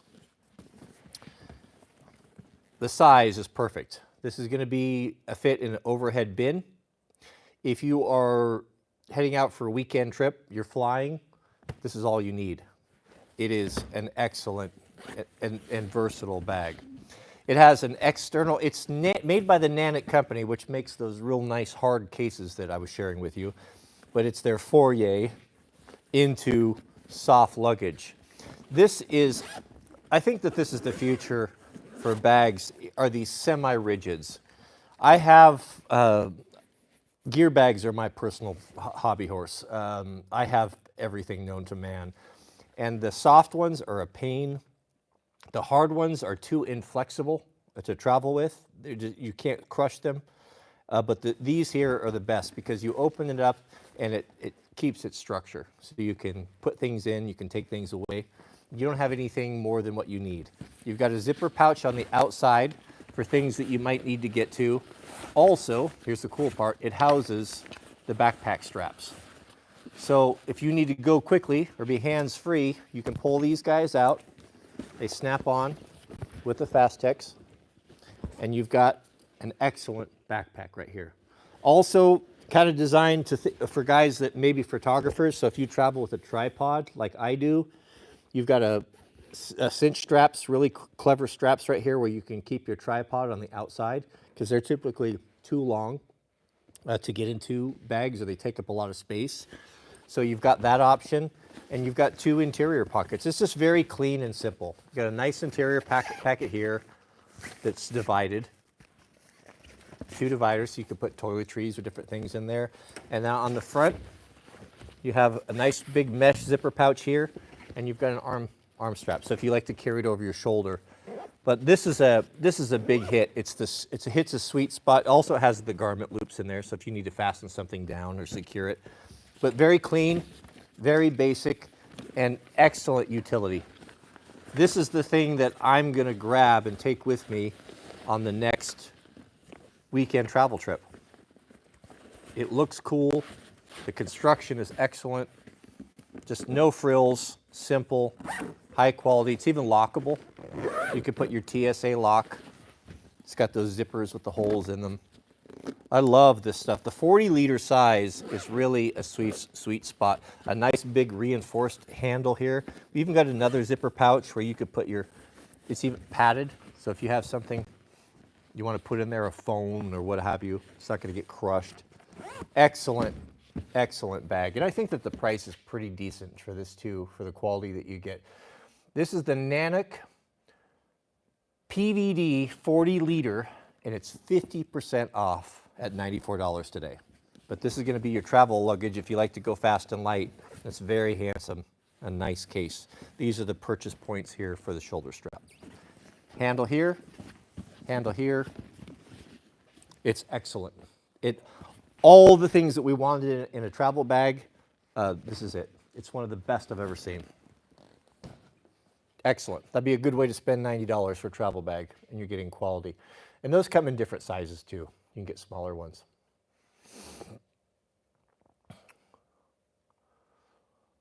Well, we're coming to an end. We got one item left. We have our cocoa mix there. You can see that. Flashlight. I like this too. Mr. Dry, or I added this as well. I don't think I put the little one. The little 4-ounce ballastol. It's nice to have in this little container here because you can put it in your truck or your boat or your side-by-side. If you live in a wet climate, working with tools, man, ballastol, it's like the WD-40. It's similar. I just prefer it because I like the smell of it. But I put this on my guns. I put this on my axes. Anything that's bare metal, I rub it down. I love ballastol. And to find it a little 4-ounce can, I thought it was convenient. So I put that on there. Look for that 4-ounce can. And then finally, I'll close with this, my personal EDC flashlight. It is super important next to your concealed carry. I know a lot of us have concealed carry. We have pistols in the nightstand. Many of us have lights on them. If you're smart, you'll have a light on them, because when are the bad guys typically going to come? You know, when do home invasions typically happen? It's going to be oftentimes at night. The reason why I've always kind of off and on carried a flashlight, but I had a situation a few years ago where someone was acting suspicious around the house here. I think maybe it was last winter or 2 years ago or so. And so I grabbed my carry gun, which has a Surefire on it, and went out there to see what was going on. Someone had been parked out in front of our house for a long time. And they were actually on our property. They pulled into our property. And so what I found was, it turned out to be nothing. It was a young girl that pulled over there to, I don't know if she was looking at the stars or doing something. I don't remember what she said. But I found it was in a bad position, because I wanted to see who she was and what she was doing. But the only way to do that was to use the weapon light. And that's basically, you're pointing a weapon at someone if you want to use that light. And it dawned on me at that time, I'm like, that is not a good option. You never want to point a weapon at anything that you don't intend to kill or to destroy. Things just happen, especially under stress. And so that really made a strong impression upon me when I found myself not able to use the light or not comfortable with using it in that situation. And I thought, I need to always be carrying a personal flashlight. Now, I'm a huge advocate. You should have a weapons light, especially for a nightstand or concealed carry. I think it's really important. But you also want to have a handheld light. That way you can keep things where they belong, and you can light things up. So buy one of quality. I am a fan of Surefire. I know that there's a lot of overseas brands that guys have had good luck with. One, I don't trust them. I've not had good luck with them. And I don't like all the ridiculous modes. I want simple. Make it simple, make it work. This is the Surefire Backup MV. This is a light designed to fill all the roles that we're talking about. It has a tactical switch on the back. It's not a tail standing light, but 2 modes. One click is bright or moonlight. So if you don't want to blow out your night vision, if you need to get up in the middle of the night and you don't want to disturb your loved one by having 50 million candle power light come on, but you want to see what's going on, you can, what I'll do is I'll just cover it and just hit that moonlight mode on. It's just enough, but not too bright. So bright, or moonlight, and super bright. Burn your face off bright. But this is the Surefire Backup. Surefire is about as good as you can get. Reliable, combat proven, combat tested. I think a canteen, some of your personal EDC items that you should invest in, buy quality, get yourself a good canteen and a good small backup light. And the backup, the little backup MV, whatever you go with, all the Surefire products are going to be good. It's an excellent company, USA made, of course, but this is the one that I like. I like the interface, and they're just tough. And every Surefire that I've ever bought, I still own and still works flawlessly, and it's never not worked. All of the other ones, the Phoenixes, the Olights, the only other light, I've even had problems with the Streamlight, but I've never ever had a problem with the Surefire light. I'm a big fan, so I put that on there. This one currently, hold on to your wallets, they don't come cheap, is $170 for the Backup MV. But again, buy once, cry once. This is something that will last you as long as you are ever going to need it, and you can rely upon it. This needs to be as reliable can be. This is one of the most important things that you could have. This is also a very strong deterrent. You shine this in someone's face at night, they have no idea who you are, it's a huge force multiplier. So, and it also comes with a pocket clip. I don't carry pocket clips, but you can have that if you like to carry that way. Goodness, that was a lot of talking. That, I think, is our entire list. Yes. Questions, comments? I can take a few comments in here if you have them. I got the chat open.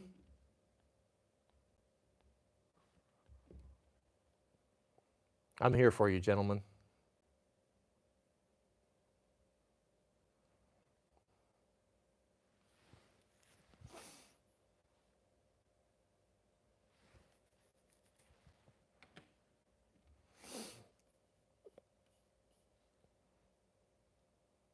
Not even sure if we're still streaming.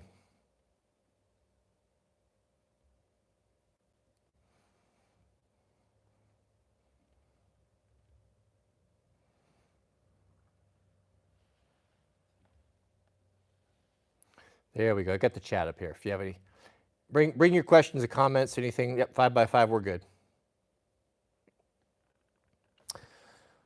What survival knife? Well, I can grab a couple of my favorites here. I'll grab the ones that I carry around. I pretty much rotate between about 4 knives now, and 5. And you know this is true because these are the ones that I have within my reach here. These are always within reach. These are the ones I carry depending on what I need to do. So what I do, I conceal carry with most of the time with my SOE FUPA. This is going to have my CCW inside, G19X, and then an exterior pocket here, which is I'll usually carry a folding knife in here or carry it on my person. What I carry most of the time, 80% of the time, is the little, this is made in North Carolina. This is the Primitive Woodsman Foxfire. This is a horizontal carry mini, well, this thing has been abused too, mini bushcrafting knife. But what's really special about this, well, it's a handmade knife made in North Carolina, the finest materials, finest craftsmanship, excellent design. Look at that, isn't that awesome? It looks just like a teeny tiny bushcraft knife. This is my Primitive Woodsman bushcrafting knife right here. So you see the similarities? But this carries so nicely right here on your belt. I carry it horizontal appendix just to the right of my belt buckle, and you'll never know it's there. You'll forget about it, and it's so handy. Whenever you want it, it's just right there. Your hands seem to naturally go to this area, and I used to carry a clip knife, but I lost so many of them because the clip would catch on stuff, and I got tired of losing $200, $300 knives in the forest. Then I started taking the clips off and putting them in my pocket, but I don't like to have things in my pocket. I'm a working guy, I move and bend around a lot, and having things in my pockets bothers me. So this has been the solution, and this is the best knife I've ever carried. It is excellent. That horizontal carry, it just melts away. It's absolutely excellent. We're actually working on taking what I've loved and learned from this one, the Foxfire, and doing a custom Wranglerstar knife that will hopefully come out soon that will be very similar to this. So this is what I carry most of the time, the Primitive Woodsman Foxfire. Now, if I'm going to go out, you know, and want something a little bit more capable, and I want a sheath knife, which is rare, but a few times out of the year, then I'll carry this. But this is not suitable for everyday carry because getting in and out of vehicles is really a primary concern. That's whatever I have on me, my person, has got to work with being able to get into a vehicle and not be uncomfortable or getting jabbed. So sheath knives don't work for that. So this is the 80% knife. This is the 1% knife. Now, if I go into Portland and I want something a little bit more capable, then I'm going to carry the Thetford Armory, this one right here. This is a fighting knife. This is a defensive knife for various reasons, and I carry that horizontal as well. This is a big knife that you can get out and you can defend yourself with. So this is a custom knife. So these two are my primaries. Now, if I am in a situation where I have a belt on, I have some article of clothing that don't receive a belt, then it's not an option to carry those. the 940, the Benchmade, which I've carried for years. These are the 10% knives that I carry. So I'm going to put that in my pocket with the pocket clip removed, and I do carry one clip knife. This is what I'm going to usually have for more dressy occasions, but this is the Microtech OTF. Love this knife. These two I go back and forth with. I can't really pick a favorite. I can't decide on one, so I just go back and forth. But these are the 5 knives that I carry on a daily basis. There are no others. I have many others, but these are the ones I carry.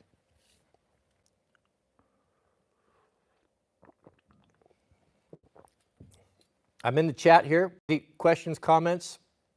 I'm here for you, gentlemen. Let me have them.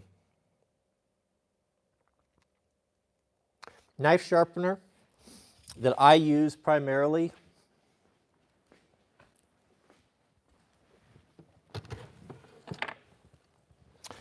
is the Work Sharp.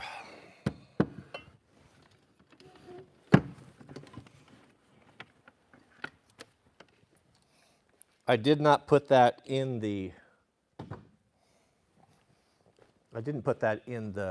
Christmas list, but I probably should have. Well, there's two things.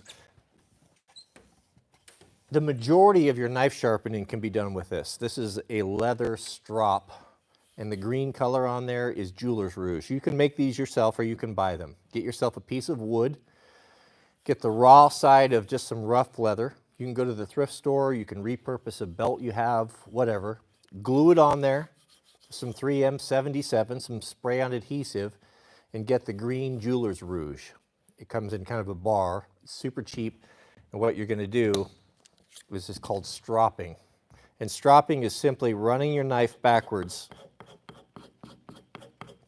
across the leather and the polishing compound. You need not to sharpen your knife every time it gets dull. If you do this, if you keep this within reach, someplace in your shop or your house, and every couple days or once a week or so, you do what I'm doing right now, and that's about all it takes. This will, if you look at the metal edges on the knife, they start to get kind of separated and beat up, and this brings them all back to a point.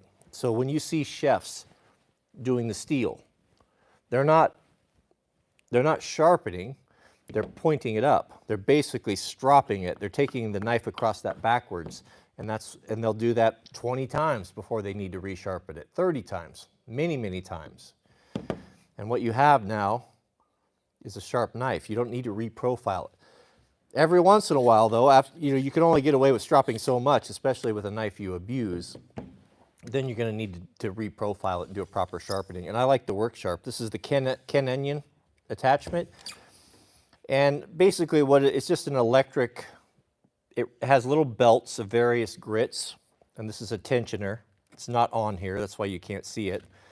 But it just is a small belt right there, and then you can grind across it. So when I need to sharpen Mrs. W's kitchen knives, I'll set this up and I'll just get all the knives together and I'll just reprofile and do everything at once. But these are really good.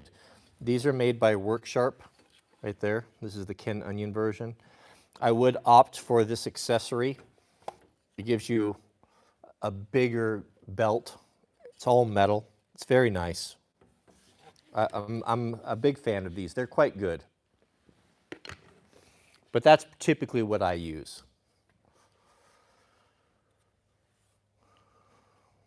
No, I don't. Yes, I did take a knife. When I was in the Netherlands, I took this knife because I checked it. You check your knife in a bag, and then I don't know if it's legal or not. I don't care.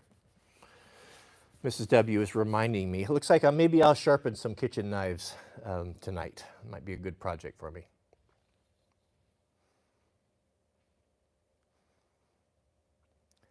Keep trying to sharpen an axe with a rock. Yeah, you can do that. It's got to be the right rock, and it's hard to find a rock that's flat enough. I have also attempted to do that with poor success. For an axe, my two favorites are right here. This is what I use. My favorite is a Norton India stone. This is, I don't know if you can see it, but there's a red and there's a gray. The gray is the coarse, and the India stone is the fine red. This is my favorite one. I love the size of it. This is more of a bench stone, but with this stone right here, I could sharpen everything that I need. Everything I could sharpen on this. It takes a little bit of skill, but not that much. Not something you can't master in a few times. So this is my favorite bench stone right here. This is the Norton India stone. Also, for something that's a little bit smaller and easier to travel with, this is a Lansky puck. It's the same thing. It has a coarse and a fine, but it's got those beveled edges. These are very fragile. These edges will chip off if you're throwing this in a pack. It's not suitable for that. It's a bench stone. It's to be used in your shop. The little Norton, or the Lansky pucks, these guys they have the beveled edge on them, and it's a small size. You don't have as much surface area. Typically, I'm going to bring the blade to the stone with a larger one, but when it comes to this, especially with axes, I'm going to bring the stone to the axe. But this is what I use to sharpen my axes. One of these two stones, typically the Lansky stone. Put a little diesel or kerosene on there. But when you're sharpening, it's just important to get yourself in a comfortable position where you can have a natural body movement. And once you get a little diesel on there, this is the best way to sharpen a stone. These are probably less than $20. Last a long, long time. You've got a course if you need to do heavy work. If you need to do really heavy work, you've got some chips in your axe, you're going to use a mill bastard file. You're going to use a file, and you're going to file those out. And the file is a little bit coarse. The filed edge is fine for utility, for a wood splitter, splitting maul. You don't need to take a stone and go to that level of sharpness. A file is more than enough. But if you're getting into fine axes, where you're going to be felling or chopping or bushcrafting, you want a sharp edge. A sharp axe is a safe axe. A sharp axe will stick and bite into the wood. A dull axe will glance. It won't bite, and it will typically glance into your foot. So it's important to have a sharp tool. But this is what I use right here, is the Lansky or the Norton India stone. Looks like we had a super chat. I'm going to back up here and grab this from Jazz Hands. You're awesome. Keep doing what you're doing. Thank you. I appreciate that. Thank you for the super chat and the support. East Coast guy, no. No, God forbid. I'm not an East Coast guy. Do I look like a filthy East Coast guy?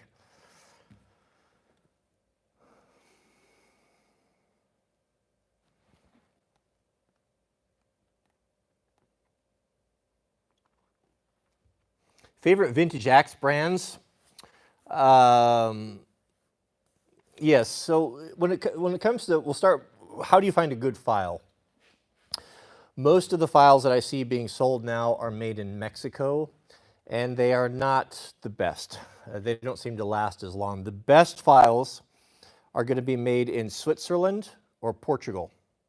So when you're looking for them, I can't tell you what brands because there are so many different brands, and I don't know where you live or what your hardware store is. But what you're looking for quality, number one, is any file that's made in Switzerland is going to be among the best. I think the German files are excellent as well. Portugal, when we talked about this a lot, I was into, for a long time, I was into crosscut file sharpening.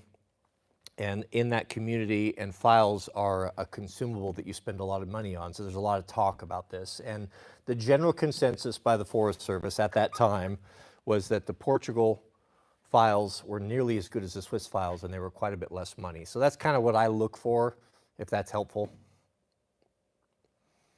What do you look for when buying land? Well, what do you want to do with it? How self-sufficient do you want to be? I guess what I would look for, number one, after having several pieces of land, is water, water, water, water, water. That's the most important thing. What's the quality of it? Is it drinkable? How much is it there? What's it take to get it out of the ground? You know, that sort of thing. What is your well? Does it taste good? Is it safe to drink? Is it the proper GPMs? Because that's going to be, that's one of the most important things. Water is a tremendous resource. To be able to have it to irrigate, to grow crops, to grow food, fire suppression, a million different things. It is the elixir of life. So water is very important. We have a super chat from Davo Master. Thank you, brother, for that. Davo Master says, will you have links to these links to axe recommendations? I don't have any links to, I'm not sure what you're asking about. I don't have any axe links today except for the big splitting axe. But as a rule of thumb, if you're looking for a good quality axe, here's a couple brands to go with. If you're balling on a budget and you want just a general purpose, light duty axe, something that's packable, that's kind of small, just go get yourself a Cold Steel Trail Boss. It is an excellent design. I have one personally. It is one of my most favorite axes. You can get them for about $55, $65. Excellent tool, good quality, excellent tool. Anything from, if you want an American-made axe, you can get something from Council Tools. They're one of the last USA manufacturers of scale. That's what is used real heavily with the fire department. They make a high-quality axe. If you want to step up to their velvet cut, they have this one that's more premium, more hand finishing. It's really nice as well. It's going to run you in the $100 to $150 range. If you want what I would consider to be the best currently, as far as production axes, and we're not talking about custom one-offs or small companies, but Granfors Brooks, Swedish. So when you're looking for used vintage axes, what's quality? Anything from Sweden. Holt Brooks, Granfors Brooks would be the pinnacle, in my opinion, or anything from the Collins Company or Sager from turn of the century, or Plum makes a good one. There's quite a few of them out there, but those are the ones that I often see and I kind of look for.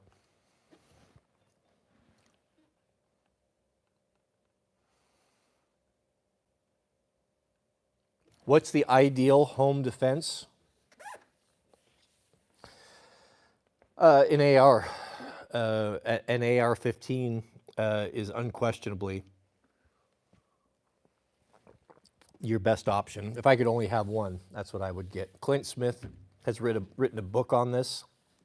He makes the argument that the tactical carbine is the ideal home defense weapon. It's light, it's fast, it's easy to use, it's reliable, it's affordable, and it's extremely effective. Barrel length, I think that the dust has finally settled on that, and the general consensus is for home defense, if you want something that's going to be portable, that's going to have the knockdown power, but still be compact, the 11.5 barrel is really where it's at. I don't have one. I have the shortest that you are recommended going at the 10.3 with a Mark 18, which is very, very compact, but the Warband has 11.5s, and when we put them together, the 10.3 and the 11.5, there is not enough difference to justify the loss in performance with the 10.3. That extra inch makes so much difference on ballistic performance that, in my opinion, that would be the way to go. Now, if you want optimal performance, you want to be able to take that out to range to 400 to 500 meters, then you want to stick with a 16 or a 14.5. 14.5 is a nice barrel length as well, because you don't have to SBR it. What I did with my 14.5 is I bought a 14.5 barrel, which is illegal without a tax stamp as an SBR, short barrel, unless you permanently attach a muzzle device. So you buy a 14.5, that's the same length that the military uses. You get a flash hider, make sure it pushes it out to the 16, and then either do it yourself, drill it, and have it pinned, permanently attached, and that makes it the 16 inch. So that's a pretty good way to go too. Yes, the Helco Works, the splitting axe right here. This is about $200 here. This is made in Germany with U.S. hickory handle. Everything about this is oversized. You may not be able to get the scale of it. It's an impressive tool. When you share it with someone, or I was out helping a friend 2 weeks ago cut firewood, and I brought some of my tools out, and I brought this and gave it to some of the guys to try, and everyone really loved it. They noticed the difference. Just it's very special. But yes, these are made in Germany with U.S. hickory handles, and this is a heritage tool. This will last you. Take care of it. It'll last you multiple lifetimes. This is not a throwaway item. This is a high quality German-made tool. Very, very good. If you want to go next level for splitting mauls, I don't know that you're getting enough performance to justify the cost, but you can get up into a Grand Force Brooks splitting axe. Last time I checked, I think Mr. Peter recently bought one. Those were in excess of $350, but very excellent. What do I think about branded as the current ATF directive? I think that the ATF should be abolished and is unconstitutional, and I hope to see it go the way of the dodo.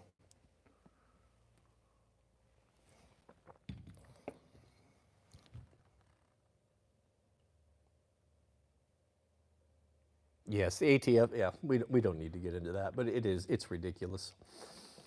But the times are changing, gentlemen. I'm optimistic. Maybe some of these burdensome regulatory organizations, hopefully some of them will go away.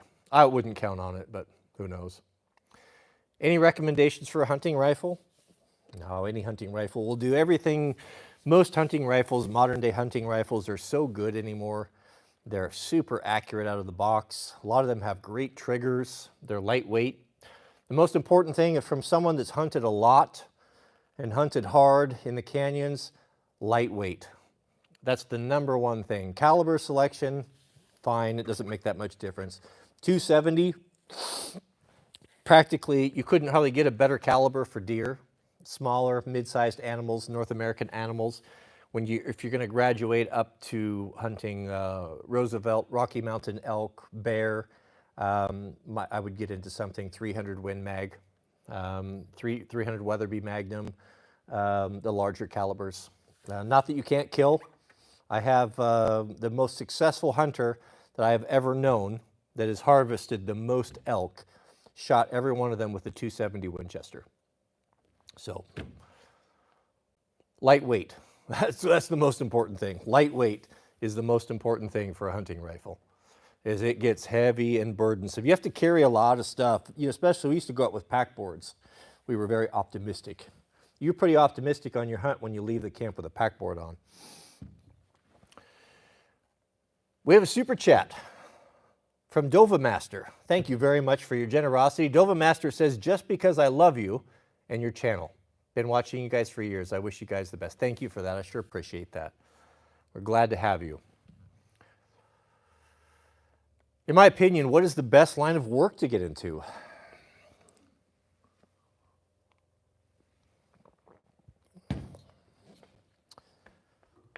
What is the best line of work to get into? Boy, that's a hard question, not knowing what your personal interests are.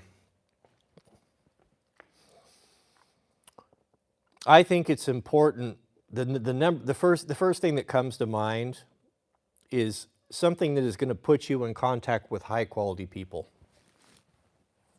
I worked in the trades and construction with drug addicts and alcoholics and multiple divorced men. And I don't care who you are, unless you are an extraordinary person. When you hang around with low quality people, you're going to acquire low quality habits. I mean, that's just the way that it is. It just rubs off on you. So being around people that are intelligent, creative, skilled, is a big deal. If you work around lowlifes and numbskulls, I mean, it just drags you down to that level. I have found that if you want to succeed in life, put yourself in and around people that are more successful than you are, that are more intelligent than you are. If you want to become a good motorcycle rider, go ride with people that are faster and more skilled than you. You will rise up, they will bring you up to their level. So I don't know that I can get into anything specific. I can tell you that the trades, some of the trades are pretty good and will always be good. If you want something that's going to be future-proof, for example, AI is coming up and it's threatening a lot of white-collar workers. A lot of those jobs are going to cease to exist. They're going to never be around anymore. There's no reason for it. Someone who's writing code, for example, a lot of the creative and are going to suffer from this. But there's always going to be a need for electricians, the guys that are actually putting the wires in the systems, for HVAC guys, for linemen. You know, those skilled trades that you have to go to school for, you have to get a certification for, plumbing, that sort of thing. The pay is getting very good. You know, I know personally of a local plumber that's working around here. He's making $150 an hour, and that's doing side work. So that's pretty good. That's pretty decent money. The schooling's not overly difficult. It doesn't take that long. There's such a demand from the plumbing and electrical shops right now that many of them will put you through an apprenticeship. You can get it at a community college. You don't have to go into debt. Man, I would say that would be a good way to go. And remember, you don't have to do it forever. You might get into it 5-10 years. You're like, man, this sucks. I hate plumbing. I hate doing electrical work. So be it. You leave, go do something else, but you still maintain the certificate. You still are a journeyman. There's reciprocity across most of the states. So if you have to move, man, you got a job with a phone call. There's so much demand for it. So I would look at those skilled trades. We have a super chat from the Amish Potato. It says, what is your thoughts on second marriage after divorce biblically?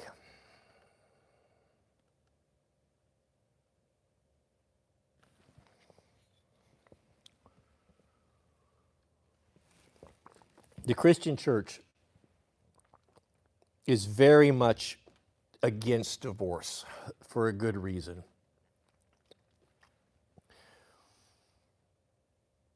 I have to be careful and not confuse my opinions with what the scripture says. A divorce, a secular divorce, I guess in the secular world is kind of looked at like not much different these days than just the dissolving of a partnership.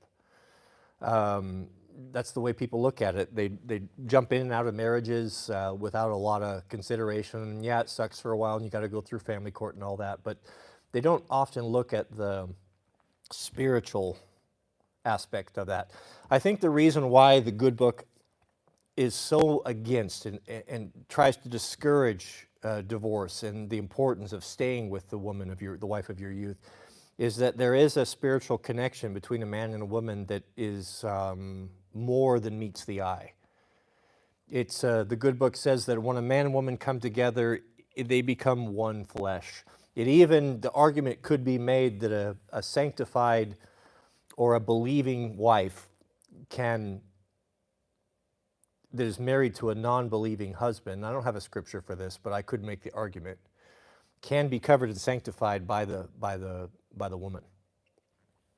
I don't know exactly. I don't know what's going to happen in end times, but it's the reason why something happens with the connection when a man and woman comes together, that the good book says that they become one flesh. Divorce, according to Christians, is more like, instead of looking at it as dissolving a partnership, it's more like the cutting off of a limb, like an amputation. That's the way that God looks at it. So it's best to avoid it if you can. Now, I know that situations come up, and I know that things happen, and people change, and life is messy, and problems come up, and you might just find yourself in a position where you just can't live with a person for whatever reason. I don't know, but I guess when everything's been exhausted and there is no other option, are you destined to be alone your entire life because you've left your wife and she's still alive? Now, it's very clear in the scriptures that if you are a widower or something happens to your loved one, you are well within your rights and even encouraged to take another mate. There were even provisions back in the day in the children of Israel that there was an obligation. If a woman lost her husband and her husband had a brother, it was the obligation of the brother to bring her in as a second wife and to raise up children for her, to make her, to take care of that situation. There weren't any safety nets. So, but that was also, it wasn't a divorce. There was a death, something had happened. So there is precedence for that, but it's strongly discouraged. I can't really say. I mean, I don't know. I do know that as I read through the scriptures, what I see is I see the Almighty working in difficult situations with people, meeting them where they're at. And just because it's written in the scriptures everything that's written in the scriptures doesn't necessarily mean that God has condoned it. Much of it is just a record of what happened. And it's how emergency measures of how God is dealing with people in really difficult situations that he never intended them to be in. So I can't say either way. I don't know if I found myself in that position, God forbid. I'd have to really think long and hard about that, because it clearly lays out that a man that leaves his wife to take another is committing adultery, fornication or adultery, what have you. That God still sees that marriage as binding. Just because they couldn't get along was not necessarily reason enough to leave. It's pretty clear on that. But again, I also see God working with people in situations in coming up with emergency measures and workarounds, because God will meet you where you're at. So it's hard to say. It's to be avoided. Is it okay to put your wife away and take another one? I can't speak for God in that. What's this? Some super chats have disappeared. I know of at least those three, if you can scroll back. Oh, yes, I missed some super chats. Thank you. Yeah, I should be able to scroll back. Let me see here. I listed three of them there. There might be more. I see Lenny, but there's no comment. I'll back up. Oh, here we go. We have a super chat from Lenny. Lenny213. I'm sorry I missed that. How's your Ironheart gear holding up? Well, I am currently in Ironheart. It is very good. Ironheart is made by hand, made by the best, with the best thread, the best materials, the best dyes, the best hardware, snaps, zippers that money can buy. It is built to last and built to be hardware gear. This is an Ironheart 18-ounce self-edge Western shirt, a heavy duty, almost an overcoat that I've had for 2 years. This is the first ultra heavy flannel, big double brush flannels, very warm.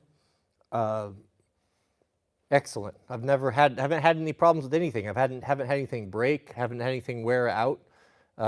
It's the best clothing I've ever worn. Thank you, Lenny. If I were going to start with Ironheart, with my collection, I would, for a top, I would start with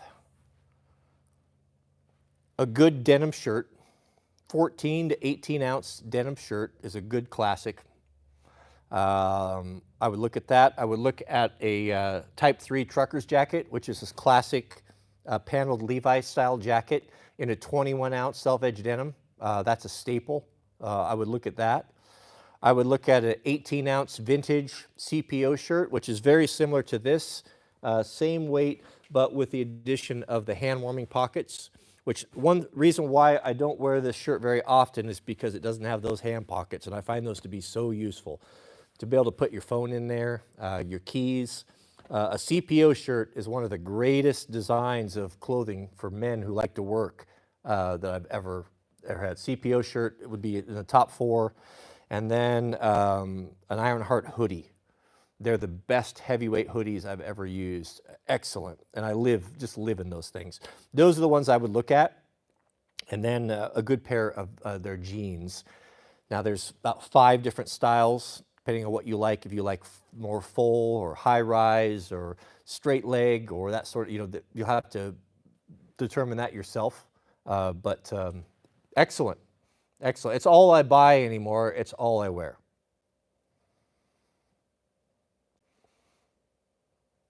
I missed Oscar. We have a super chat from Mr. Oscar. Shout out to you. It's his birthday today. Happy birthday, Mr. Oscar. Sorry I missed that. And I got one more from our friend, the Battle Chemist. The Battle Chemist, welcome, says, I'll be getting a hold of Jiraiya to help coordinate, but I'm hoping to make sure the local war band has a good Christmas this year. Well, thank you, brother, for that.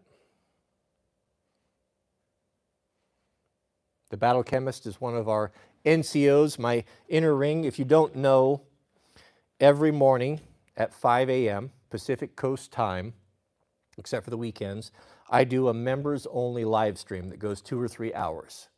We make coffee together, we get the fire going, and we do a very in-depth Bible study. We go through God's Word. We are currently going through the patriarchs now. We read one chapter, or one verse from one chapter. It takes us a long time to get through it, and we break it down. And the goal of the Bible study is to learn the Word, because that's the only offensive weapon that the Christian has. When the Messiah was tempted in the wilderness, how did he overcome the adversary after 40 days of fasting? Out of his intellect or his cleverness or his education? No. He countered the temptations of the adversary by starting with, it is written, it is written, it is written, by quoting scriptures. When Paul talks about the armor of God, all of the armor that we put on is defensive, but we have one offensive weapon, and that is the Word. If you don't know the Word, then you're defenseless against heresy and improper or contrary heretical teachings.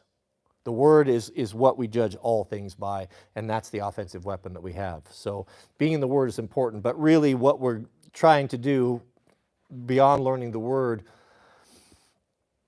is learn who God is. Is He worthy of us dedicating our life to us? Is He worthy of us following His teachings? And so as we read, we always have the question, what does this particular story or this event tell us about His character and who He is and what type of a person He is? Because He is a person like you and I, and He wants to have a relationship. He wants to have a friendship. It's spoken of we're going through the story of Abraham, that Abraham talked with God as a man speaks to his friend. That was the ideal, that was the relationship that he wanted to have. And so that's always there. So we do that in the morning, and that's for members. So if you want to become a member, you will immediately get the invitation and be able to participate in and become a member of the War Band. And we meet every morning at 5 a.m. We did this morning.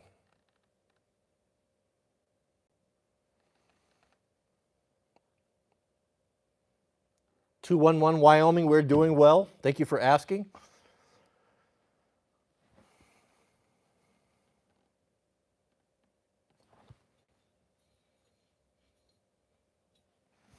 We have a super chat from one of our NCOs, the Georgia Crazy Cajun.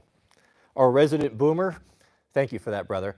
It's almost Christmas. Mrs. W needs a new computer. Hint, hint. Is she having computer problems? I can tell you, Mr. Cajun, that it would be ill-advised to give a computer to Mrs. W for Christmas. She would look at that as more of a utility. She doesn't want computers for Christmas, and she doesn't want vacuum cleaners for Christmas, if you catch my drift. So I appreciate the recommendation, but I'll just go ahead and order that before Christmas, if there's a need. But thank you for the reminder.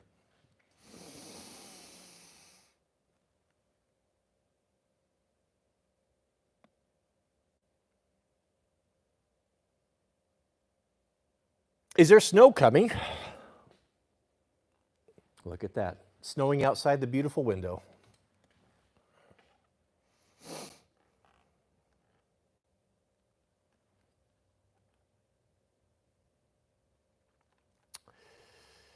Josh said, do you think real estate is a good business to get into? I have not done real estate. I have been around it. We bought several properties. I have heard that 80% of the money is made by 10 to 20% of the realtors. So just like anything, what's your hustle? Are you willing to grind and to be better than your peers, everyone else? You get out of it what you put into it, I would imagine. The real estate law is changing a lot. I know that there's been some lawsuits and there's been some mandated changes and different things with brokers. I'm not up on all of that. I know some realtors that are doing very well, and I know some realtors that are starving to death and doing Uber Eats. So again, it just depends. I think it depends on where you're at and what's your hustle. How hard you willing to work at it? But I've never done it, so I can't. It's very cyclical as well. It seems to be feast and famine with real estate. You know, now once interest rates are up high, people are not buying. People are sitting on their properties, you know, with the hopes that they'll go back down again. Will we ever see 1%, 2%, 3% interest rates on homes? I don't know. I don't know. I don't know that it would be a good thing to get into right now.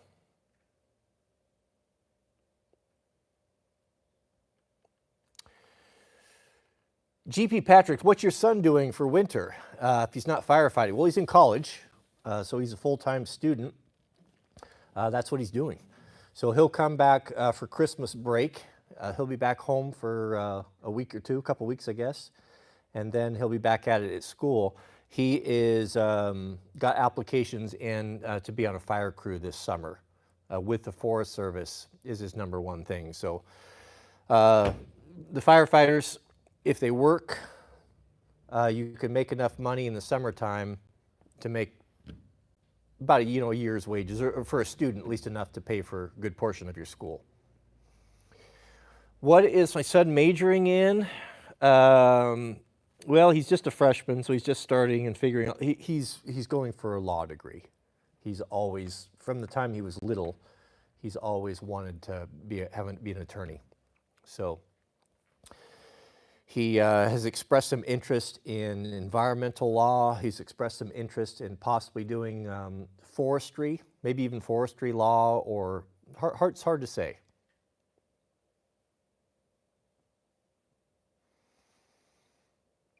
As far as sending, yeah, we can give you an address. Just send me an email, cody@wranglerstar.com, and I can send you a P.O. box if you wanted to send something. How hard is it to get into the U.S. forestry? Is it worth it? If you want to work for the government, I mean, you know kind of what's involved in that. You're going to have that sort of people. You're going to have that sort of mentality. It's going to be, no, I don't know that's overly difficult. I talked to a lot of people that work for the Forest Service.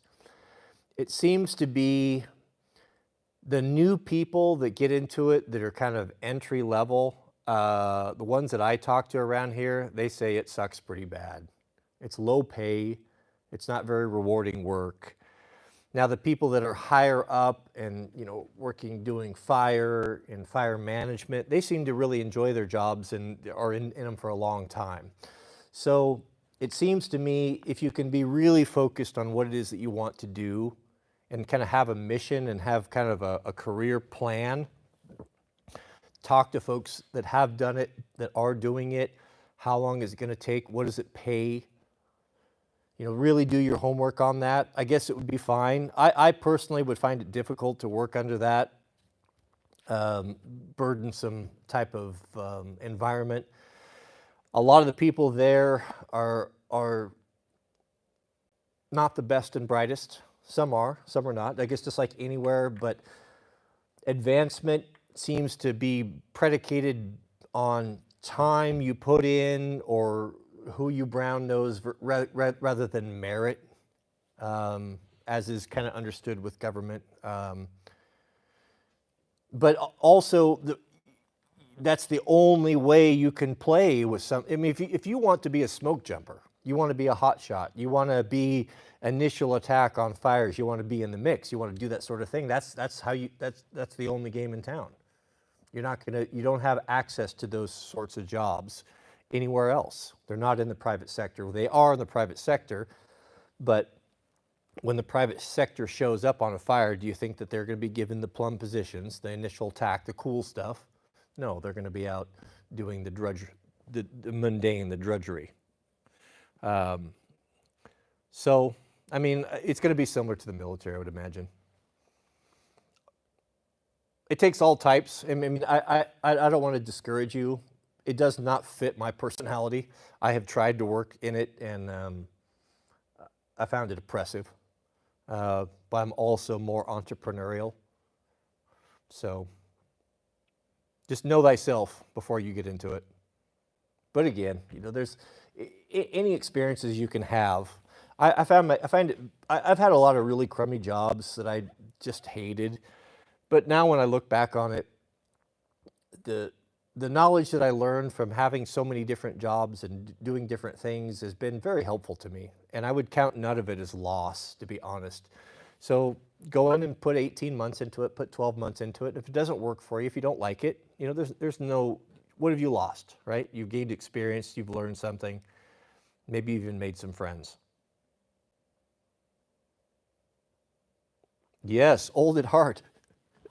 Did I ever figure out the mini split? Yes. So after I was crying about it for the members of the morning live stream, Mr. Jirai and I went over there to like, okay, we're going to get down to brass tacks, figure out what's going on. So we got the voltage tester out, and Mr. Jirai started testing both the legs on the panel, and we realized that one of the panel legs was low on voltage. Now that mini split is 240.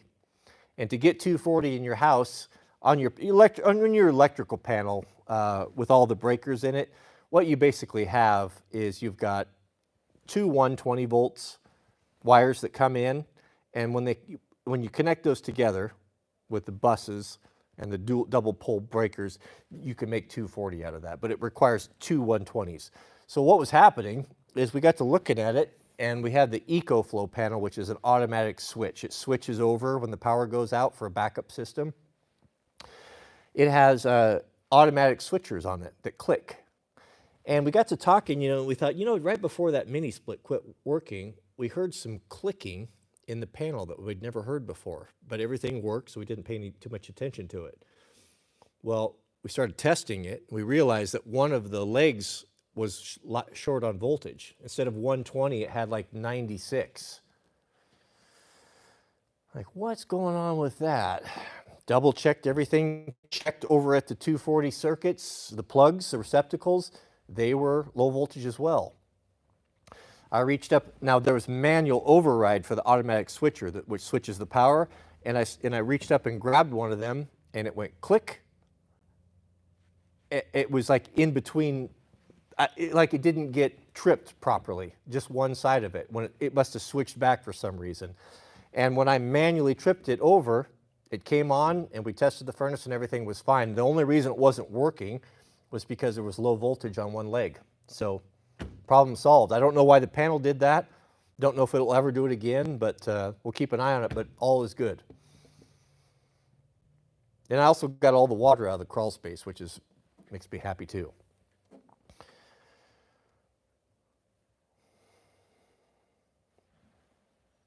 Did I miss a super chat? Let me back up here. Oh, yes, here we go. Mr. Sam Cargaran, thank you for your generosity. I really appreciate that. Sam has got a question. Sam just ordered my mother a Pendleton throw for Christmas. Thank you for helping me cross her off the list. I appreciate that, and that's a nice gift. I can tell you, we bought a Pendleton throw for my sister a few years ago. And about once a year, sometimes a couple times a year, she sends me a picture text me a picture and thanking me for that blanket, that she uses it all winter long, and she just loves it. So it's a wonderful gift. I know when Mrs. W bought it for me, the first one, I'll be honest, I was somewhat disappointed, because I like to have like really nice, lavish gifts. I want like cool electronics or something that I can play with, you know, some sort of a toy or a knife or something cool. And so she bought me, not this one, but the same one that's in brown. And I thought, well, I was a little bit sad about that. But then what I didn't realize, and she did realize, of how much I would use that and how much joy and comfort I get from that. It is. A Pendleton blanket is very special. It's something that will be a treasure in your family, that you will definitely hand down. The moment someone touches one and has one and uses it, you understand the quality of it, and you can kind of get hooked on it and then want more of them. Yes, poor Mrs. W. It's not easy to buy gifts for Proho. I can tell you. It's just better off for him to buy his own gift, which he does on a regular basis. Just practicing for Christmas. What's your opinion on flashy jewelry? Flashy jewelry for your loved one. Well, the Christian church goes round and round with this. Is it okay to be adorning oneself with jewels? And again, just like anything, some guys can handle money and some guys can't. Some guys can remain humble and have $10 million in the bank. Some guys can have $100,000 in the bank and go crazy, right? It all just depends on the person. Are you wearing it? What's the spirit of why you're wearing it? Are you wearing it to flex on your fellow person? Are you trying to brag or show off? If that's the context, I guess, and that's the motivation, then I would say that probably not.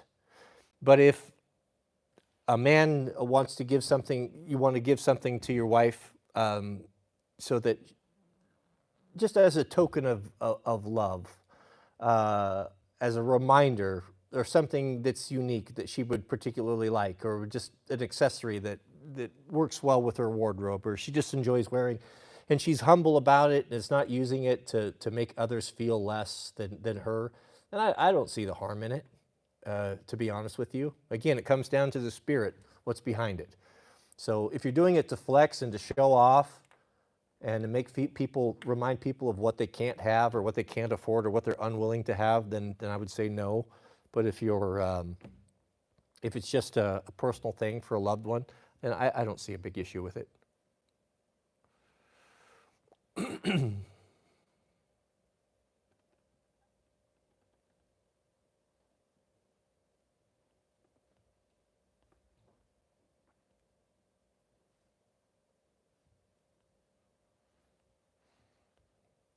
Got some technical difficulties here.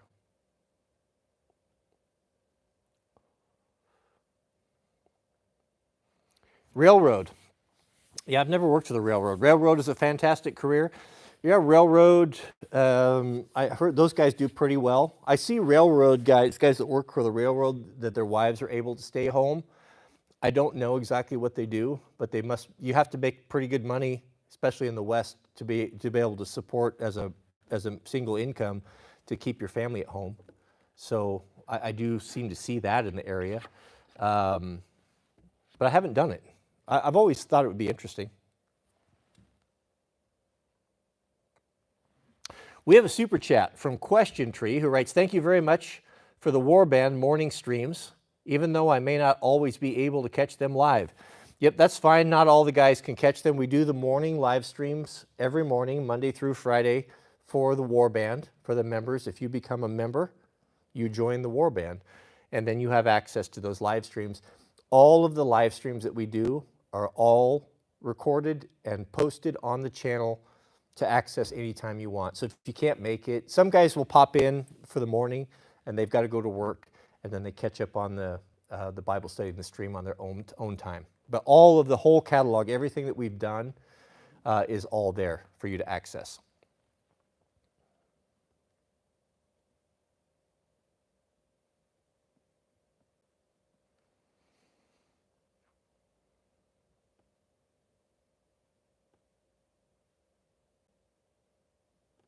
Yep, I see some of the members here. The members, you see anyone with the green, with their names in green there, with the small avatars next to them, those signify how long they've been a member. The double Loctite member, the new members have my Zesty hat, you see there. There's Mr. White Background Noise and Raymond Rassman, Question Tree. These are all guys that join the live streams in the morning. Did I miss another one? More than one? Oh, yes, okay. Ian. We have a super chat from Mr. Ian, mechanic. Good long-term career, yes or no? He's 22 years old. My granddad was a mechanic for Ford. He worked for 2 different dealerships his entire career. It was a good job at the time. When he retired, he was a transmission tech. I've always had a soft spot for mechanics. I've always been a bit of a shade tree myself because I grew up in his shop. I was never to his level and never will be, but I know my way around it. I can usually do most things outside of major things. So I understand it. I also follow a lot of, in my feed, there's a lot of mechanics, young guys that are in the trades doing it, and they talk about it a lot. And what I see, I think it needs to change before I would get into it. It is ridiculous to require a man to come and work as a mechanic and not provide his tools. When you have to front $100,000 in tools and toolboxes that you have to pay for, with no subsidies, with no help from your employer to do their work, and especially as technical as cars are becoming. It used to be that a mechanic could get away with a small toolbox. My granddad could only dream of the toolboxes that I have, and I'm not a mechanic. He had little toolboxes. Cars were simple. Now they're a lot more complex. You have to buy a lot of diagnostic equipment. There's constantly changing the design. You have to, I mean, I don't even know if $100,000 would even scratch the surface of a full mechanic set of tools. I think it's unfair and it's ridiculous. It's unjust. Also, when you mix that, that's a huge obstacle. And then you mix that, then you add the flat rate systems. Now, the flat rate system, I don't know if it's still done this way, but I'm pretty sure it is. Let's say that you have to R&R a transmission. It's already been determined it's going to take 8, 10, 12 hours for this, whatever it is, and which is fine. Sometimes you can beat the flat rate, sometimes you can't. If you can do it faster than that, then you make good money. But if you do it slower than that, then it comes out of your pocket. You're losing money. So that means if you've got a rusty old bolt or any sort of a hiccup or any problem, then you're making less and less money. So that's a problem. I see a lot of mechanic shops also that are having a hard time finding people. Guys are saying the juice is not worth the squeeze. When I have to invest in the tools, the hourly wages are not there, the flat rate's ridiculous, the cars now are becoming unserviceable. You're really not mechanics anymore, you're basically a parts changer. The idea of being a mechanic, my granddad was the last of the true mechanics, where mechanics actually were mechanics. They would fix things. They could repair every single thing, make little parts, make tools, make things. Not anymore. Now you're just unbolting assemblies and sub-assemblies, and you're just a glorified parts changer in a lot of applications. I'm not saying anything against the trade or the guys that do it, not at all. That's just the industry that it is.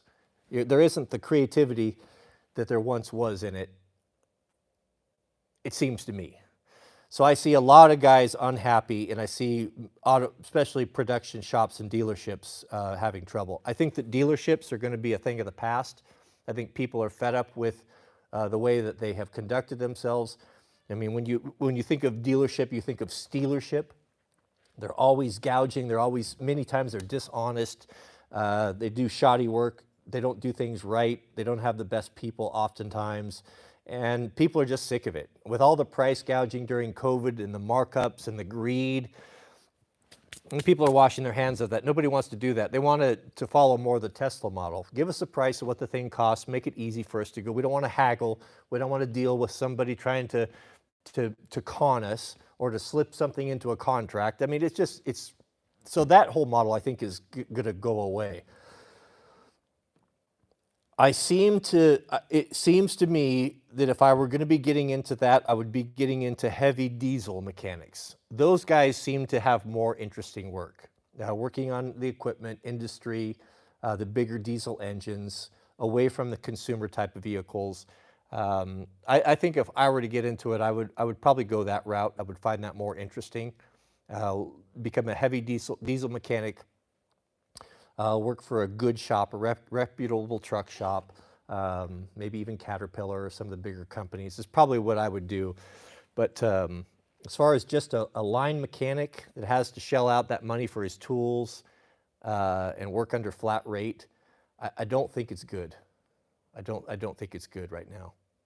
I think that they're underpaid and they're not treated as well as they should be treated. Yeah, mechanics are underpaid. 8.8 says, extra 8.8 says mechanics are underpaid now. It used to be a lot better. That's the same thing that I hear too. So it's not a good time, I think, to be an automotive mechanic.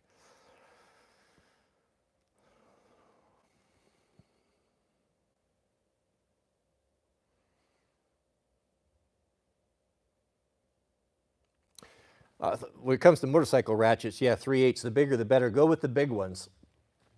Go with the big ones. You're going to save $20 on a ratchet strap that breaks or fails and knock over a $10,000, $20,000 piece of equipment. I nearly destroyed the frame on my beloved dirt bike for using a cheap attachment thing that failed, and the bike fell down and broke the boss off the kickstand that I had to very, very painstakingly repair. That it's never going to be as good as it was, all because I cheaped out on a stand that I shouldn't have done. I saved $100 that now has cost me frustration and aggravation and weakened my machine. It's never worth it.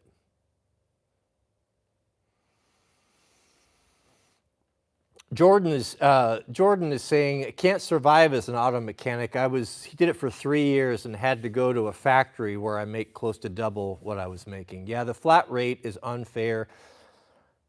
And just the frustration.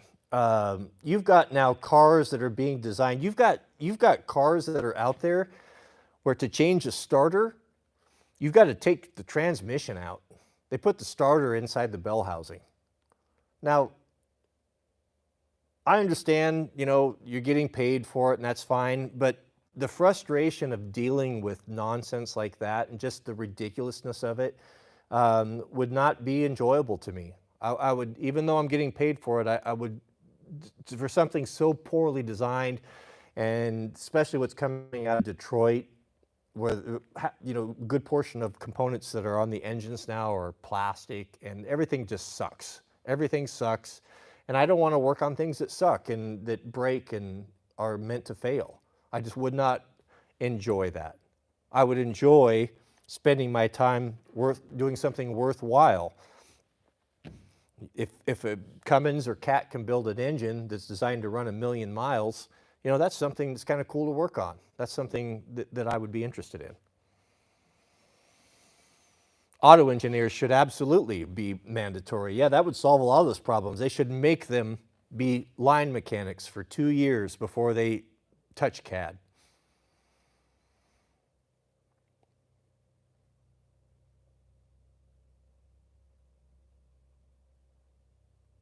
Assistant surveyor, yeah, I've worked with a lot of those guys. I've never done it. If you like to be outside, I guess that's a good job.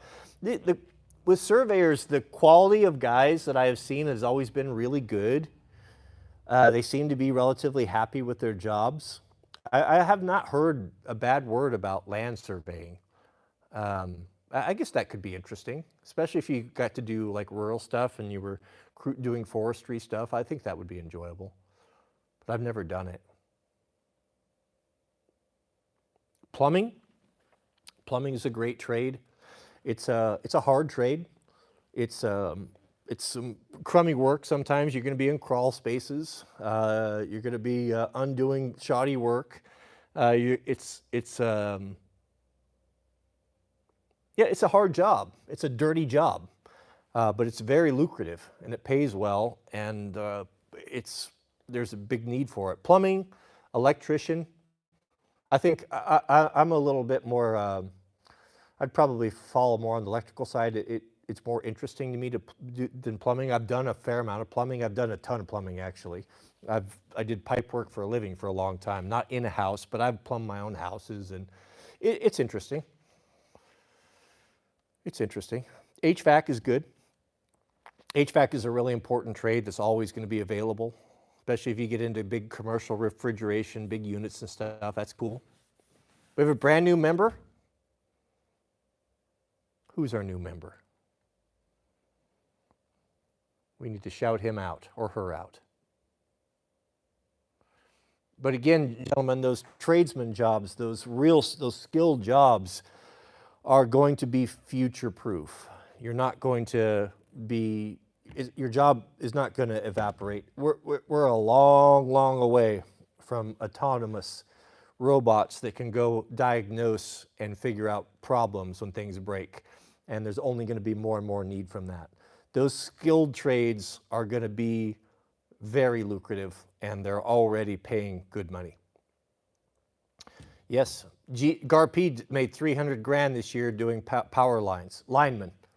Lineman's good job too. Hard work, dangerous work, lots of travel sometimes. Be working all night in the winter. But again, you'll be working with good people, quality men. It's masculine work. It's a cool job. Very cool. Paramedic is rough. Paramedic is a terrible job. Unless you're working for a good fire department. But if you're a private ambulance company and you're an EMT or a paramedic, it is not an enviable position. It's very awful. You'll see some very disgruntled people in nursing and paramedics, especially those working for private.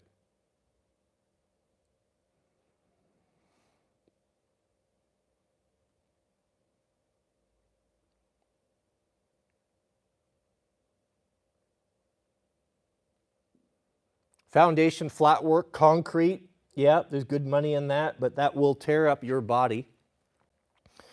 You will pay for that later, in later years. It's very physical work. It's hard on your body. If you're not really careful with the lime and such in the concrete, I remember I've seen some guys that have gotten poisoned by that. Guys used to mix with bare hands and such. I don't think there's much of that anymore. Just the dust alone, if you're in concrete where you're running roto hammers or core drilling, just now that people are starting to realize that stuff is really toxic for you and bad for you, just breathing the dust and such. So I think a lot of that is getting corrected, but it's hard work. Hard work, a lot of late nights. If the mud comes in and it's too wet, it's not setting up right, you got to babysit it. It's hard work, man. Nursing is rough. I think that I would not want to work in that environment. I would not want to be involved in Western pill pushing.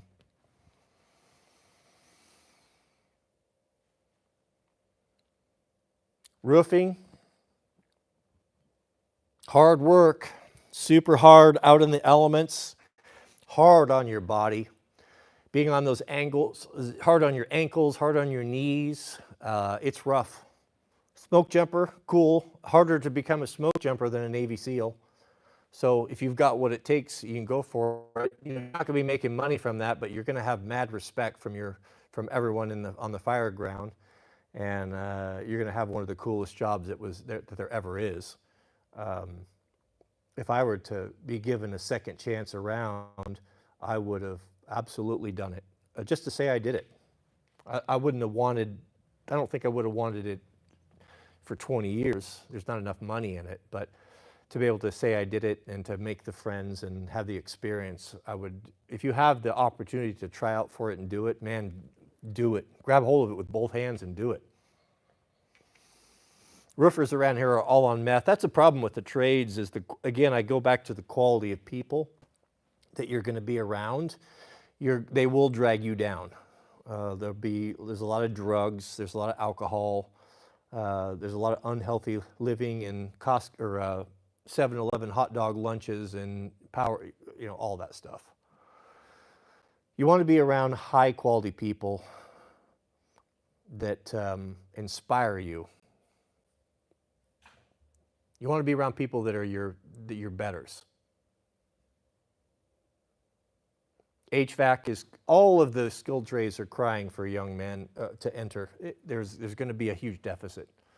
Guys are aging out. Teachers, I couldn't recommend that. Not with, not maybe if you were in a private school or doing something, but if you're dealing with the public schools, no, you don't want to get involved in that. You're not really teaching, you're just basically doing what you're told.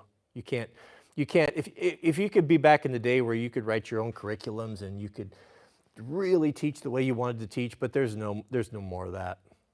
These are nothing more than, in my opinion, indoctrination factories. Not all, some are better than others, but most of them are not very good. And I don't particularly care for the people that are involved in administration as well. I wouldn't enjoy that. 38 is not too late for you to learn a trade, not at all. You could have a journeyman electrician certificate and be making 50 bucks an hour in 18 months to 2 years.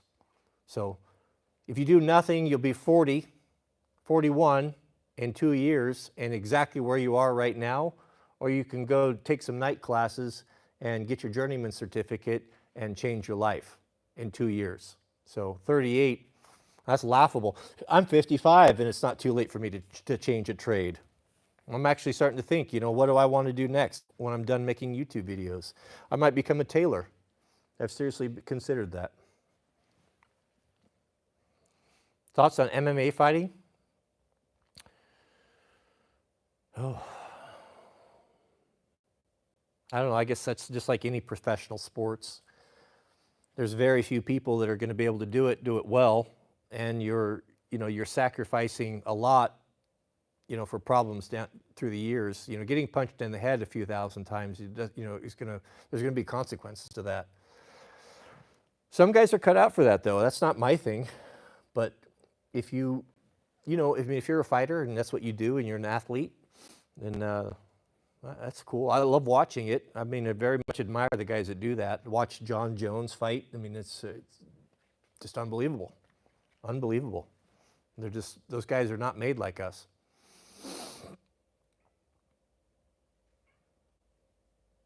Yeah, Flight for Life, helicopter pilot. That's pretty cool. I've known a couple of those. Actually, I know a guy that quit it to start something else just recently. Not too long ago, I met him.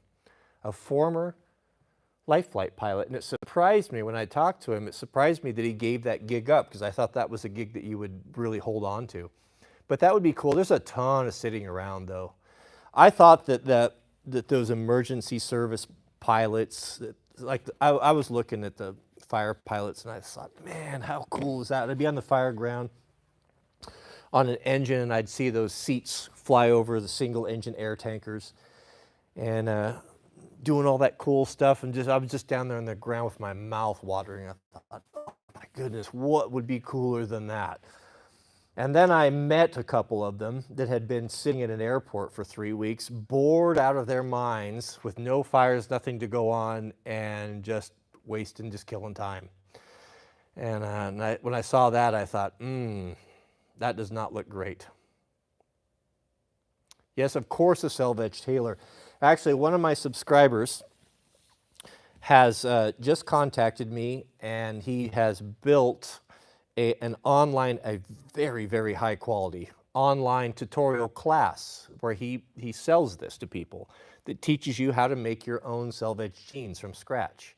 And he just contacted me and gifted me this last. And I haven't downloaded it or logged in or created an account yet, but actually I was thinking about it this morning. So will I get into it as a full-time thing? I don't know. I don't know about that, but I would like to be able to make my own clothing, and I'd like to be able to make things real nice and very limited. So I would maybe consider doing on a very, very small scale, like runs of 5, 10, 12 of items of my own particular design, where I chose everything and every single aspect and everything, every facet of it was of the best of the best of the best. I would enjoy that. Now, I might just do it for myself, or I might, I don't know. I might try. I think if I could get in and build a pair of jeans from scratch, and then I'd be in a better position after doing that to say whether or not I would want to do it more.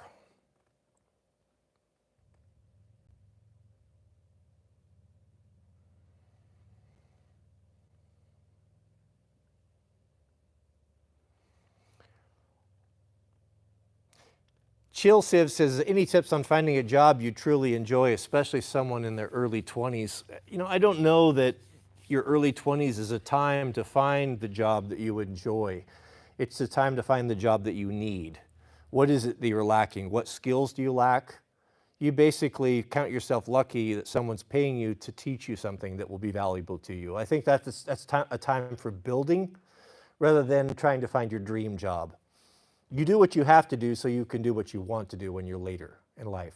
Make your money, make your wealth, grind for 10 years hard, and then you'll be in a position where you can pick and choose those things that you enjoy, where now you're not necessarily needing to go out and to take a job you don't want because the money is good. You can take the job that you want because you want to do it. But at 20, I know that Zoomers and millennials, a lot of them think that, oh, I'm not being satisfied in my work and my work is hard and I have to, yeah, join the group. Do you think I enjoyed trudging in the mud, doing excavating? Do you think that I enjoyed washing portable toilets in high school? Do you think I enjoyed taking Jeeps apart and running a junkyard for a decade? I didn't enjoy any of these things. I did what I had to do to get myself in a position where I had more options. So, that's just the way that it is. Consistency is a thing. You just have to be consistent for a long time. I achieved a certain level of success just because of just doing it. Not doing it the best, brightest or the fastest, but just doing it all the time. Just keep doing it. Just keep doing it, and that's what works. But you got to put 10, 20 years in. That's the stark reality of it. Jethro, 66, we have a super chat. Thank you for your generosity. Jethro says, did you ever review the Vevor diesel heaters? They are great for small shop hunting. Yes, I have multiple videos on them. We've got one installed down at the war tent, the war camp right now. They are a good little heater, temperamental, a little bit fussy, but I think all of the quirks and error codes and problems and things that come up with them, everyone understands them, and there is lots of resources, and they're cheap. Cheap to fix, easy to fix. All the knowledge is out there. They're pretty awesome. It's fun to see what guys are doing with them. I see guys heating their shops with them. I see people heating their homes with them. I see people heating their vans and RVs with them. They're cool. They definitely work.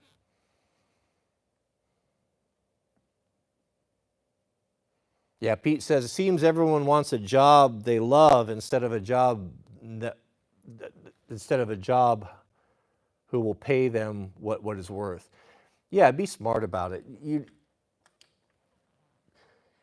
It's hard to see into the future when you're 20 and 30, man. I get it.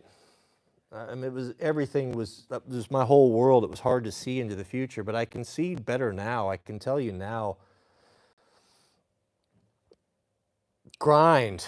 Put yourself in a position. Don't try to find satisfaction. If you can find satisfaction in it, that's a bonus. But develop skills that are going to be useful, that are going to have a long shelf life, that will be useful to you in the future. That's why it's a good idea to get in and spend a little time in the trades, have a basic understanding and how to build homes, how to work on cars.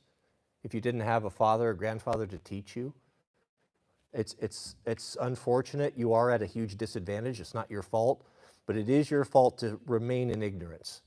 So don't be afraid when you're single and you're young, and just hammer down, man. Put the time in. Don't worry about girls. Don't worry about getting married. Stop worrying about dating. Grind. Get yourself a good solid trade, something that requires a certificate that not just anyone can do, something you can always fall back on. Plumbing, electrical, diesel mechanic, and then expand from there. But build your wealth.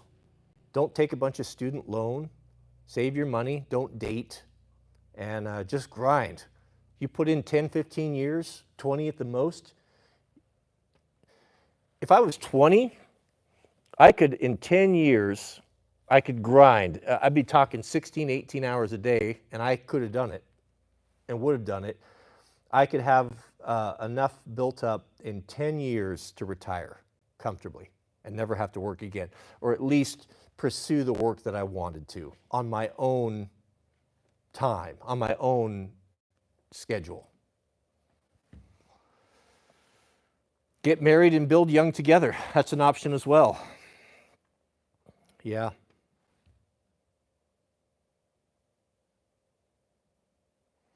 Yeah, well, Mrs. W., this is not a place, this is not a forum to be airing any dirty laundry here. I always keep that private. I guess some things are obvious, though. Yeah, we had to grind. We're still grinding. You never stop grinding, but you grind for yourself.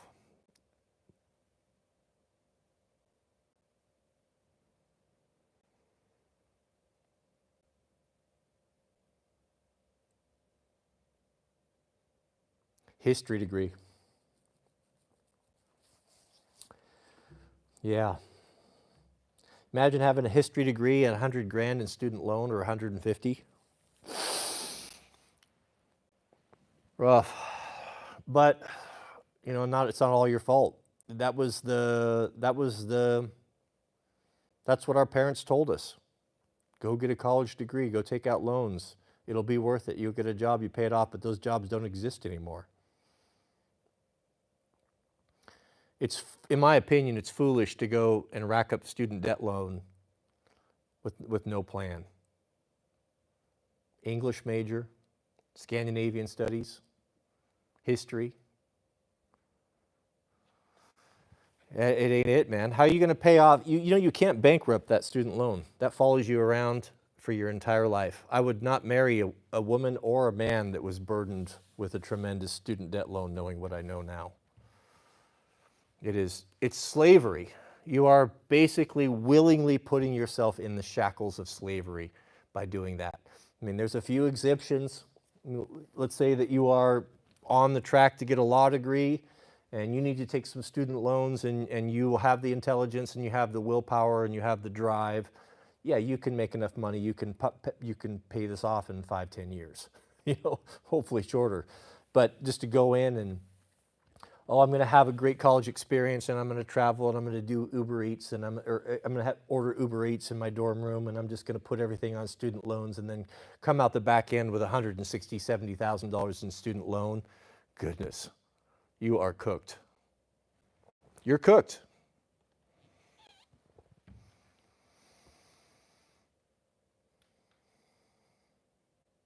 Yeah, and you don't need a college degree. I can tell you, gentlemen, there are so many dudes that are just, no one knows how to work anymore. You get an old pickup, some basic tools, some basic knowledge, put your feet out into the streets, hit the higher end neighborhoods, print up some business cards, whatever, a website, whatever you have to need, start marketing yourself on TikTok. willing to do anything, and your doors will open. You're going to work for cash.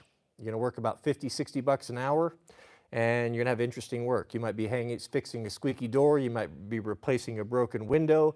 You might be replacing a gutter.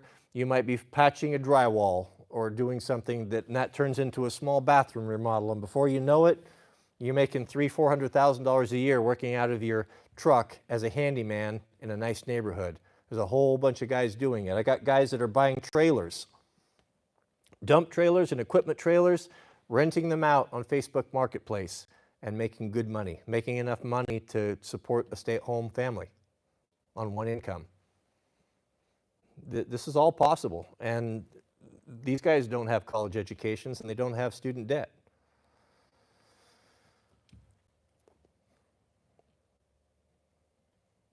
Cozy Cabin is coming along great as far as the update. We got the backfill all done. We got the whole perimeter drain, the French drain in, and it's working great. The water is all out of the crawl space and it's drying up. We have the electrical rough in and some of the finish all done, about ready for inspection. I'm going to call in for the plumbing inspection probably this week. We got a pressure test on the supply lines. The only thing left to do on that is to install the hot water heater of the tank, which is going to be underneath, but all the plumbing and everything is ran. All the drains are ran. All the supplies are ran. All the receptacles done. The fixtures are all set. The lighting's all set. Door hardware goes on today.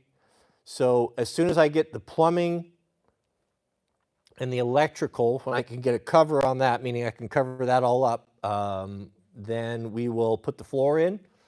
That could happen as early as next week. And then all the finishes. I've got all the casements done, all the trim work done on the inside, sort of just a few things all completed.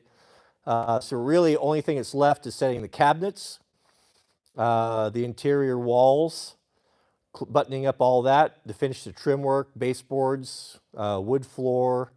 I'm not talking about the exterior. I'm not going to do anything on the exterior until the spring. So that's not a problem. Installed, the wood stove is basically installed. We just need to put the hearth in and connect the pipes. Furnace is in. Man, it's going to go quick. The fun stuff, the cool stuff is what's going to be coming up in the next 2 weeks or so.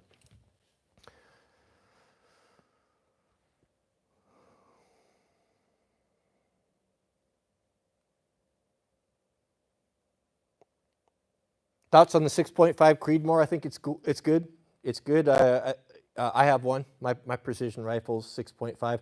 I am competent to 1,000 meters with it, as routine as falling off a log. In the right conditions with a little bit of practice and some help, some good tutelage and instruction, 1,500 meters with that rifle. Very good.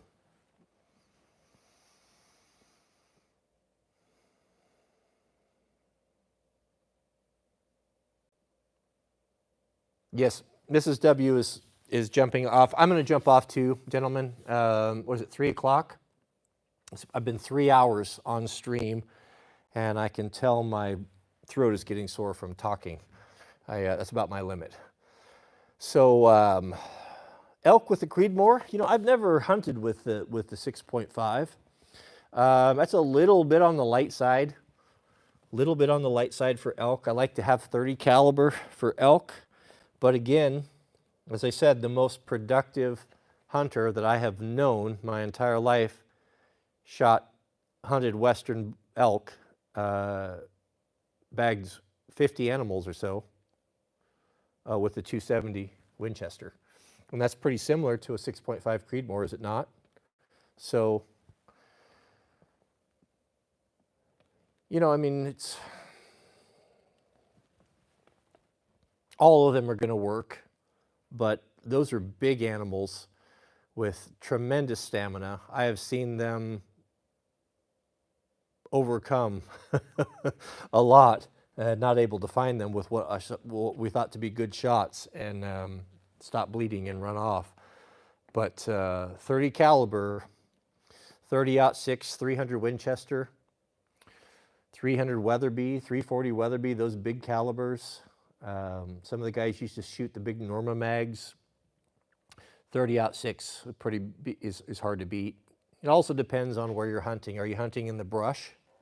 Are you hunting out eastern Oregon where you're looking at 500, 600, 700 meter shots? You know, that comes into it as well. If I were going to be hunting, let's say, Roosevelt elk at the coast where it's really brushy, where a shot's never going to be much over 100 yards, maybe 50, my granddad used to hunt with a 30-30 in that condition. 30 caliber, but he didn't need a long shooting gun. He needed something that was handy and fast, that could come up on sights quick in the brush, that was repeatable. And he hunted with a 30-30. But when it came out to eastern Oregon, where we're out in the plains now we're looking at big long shots, then I started hunting with a 8mm Mauser. After that, I got 30-06. And then I graduated up to, when I was about 18, I bought a 300 Weatherby Magnum, and that's what I hunted elk with. My granddad hunted elk with a 7mm Remington Magnum. And that was considered on the lighter side of a bullet, but it was a very flat shooting gun, and he was an extraordinary marksman. He took a lot of animals with the 7mm. 30-30 is a great rifle. 30-06, it's hard to beat 30-06. I killed many animals with 30-06. Not super flashy, not tremendous ballistics and long range shots, but also I'm also comparing this to those real extreme calibers like 300 Weatherby Magnum, 300 Winchester, 7mm Remington. Those are very high powered Magnum rounds that are tremendous. But do you need them? No, the old 30-06 is a good way to go. Cobbler. Is a cobbler a good trade? A cobbler is a shoemaker. Can be. Most people don't understand or do not have interest in quality. They're more interested in price. That's just the way that it is. I'm not making judgments, but there are always going to be a segment of the population that demand quality. I find myself in that camp. I've always appreciated it. Even when I didn't have any money, I always bought custom boots. It was important to me. So there will always be a very small segment of the population that desire those things. So if you can create a niche and you can keep your overhead small and build up your brand, and you can market it and work hard at it and become excellent in your trade, I think that there will always be a place for you, but it's not going to fall in your lap, and not everyone's going to understand it. So just understand that. And I don't want to discourage you. I think that there's going to be more of that in the future. I think that the younger generations, there's more and more people that are less interested in being the consumers that we've all been for so long. That there's going to be a movement to people. Minimalism is definitely a big thing right now, and is going to be the thing. Some of it is being done out of necessity. Some of it is being done out of intentionally. And the more you get into minimalism and people will be looking to buy less but better. And you'll be in a good position for that. I know that, for example, there's a guy in New York that I kind of somewhat follow that makes very high quality self-edge denim, and he makes small runs. He makes about 2 different sizes, his own patterns, and he has a reputation of being among the best. He doesn't advertise. He doesn't spend any money on any of that. All he does is he started a website, makes the things the best they can be made, and when he's done making them, he puts them on the website for about $1,000 to $1,500 a pair, and they're sold in minutes. They're gone. And once they're gone, then you won't see any more for another 3 months or so. And maybe a couple pair will show up again, and they're gone. Everything that he makes is immediately gone. Now, he's excellent at what he does. it's unique and people value it, and there's a place for that sort of thing. And that would be very enjoyable work, I would think.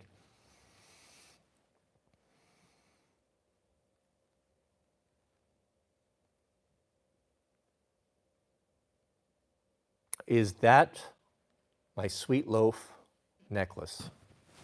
No, this is the sweat loaf. The sweat loaf. She's the sweet loaf and I'm the sweat loaf. But you're close. How should a wife prepare for the coming struggle?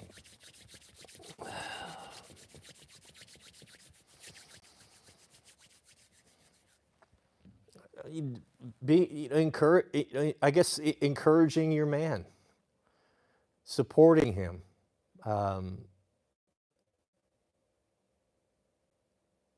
Tell him that you appreciate what he does. You know, men are pretty simple. We don't require a ton. We'll go out and work 12, 16 hours a day for our family for 40 years. And we'll do it every single morning. And we'll be happy to do it with just the minimal inputs of just as long as your family appreciates what you do.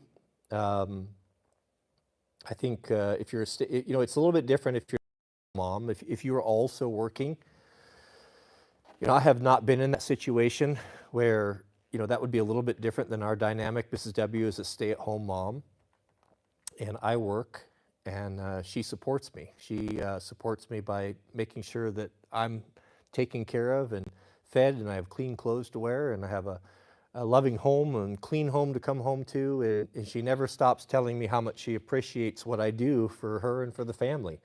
And she shows that in making nice meals and educating our children. She works just as hard as she works full-time job too, and it's a lot more less thankless job.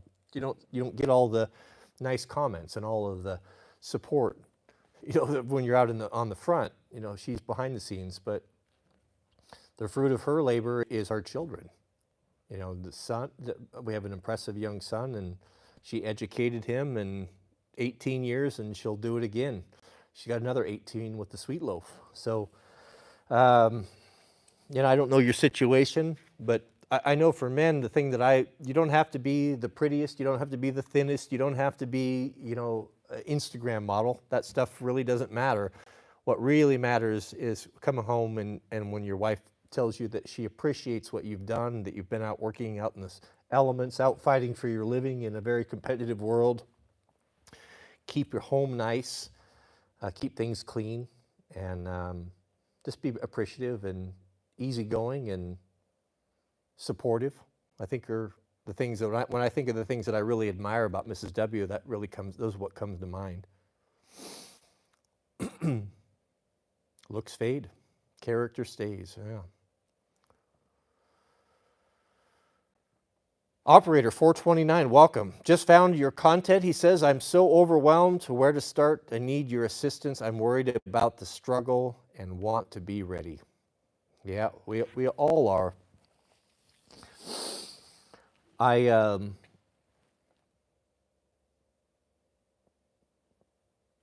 don't know if you are aware, if your eyes are open, you're aware of what's going on in the world and how it's changing and how wicked everything is getting. I don't know how you could not have great concerns, especially if you have children. If it was just me and Mrs. W, I'm like, okay, well, we got, 25 years of life left. You can kind of insulate yourself and kind of roll with it and put yourself in a position where you can not as affected or less affected as possible. But I'll tell you, man, when you have little kids, I've got a 20-year-old and a 7-year-old daughter, the thought of them being turned loose into the world, and I'll get to the point where I'm not going to be able to be there for them and to be able to help them. They're going to be upon their own, man, it troubles me. I worry about the future. I worry about them.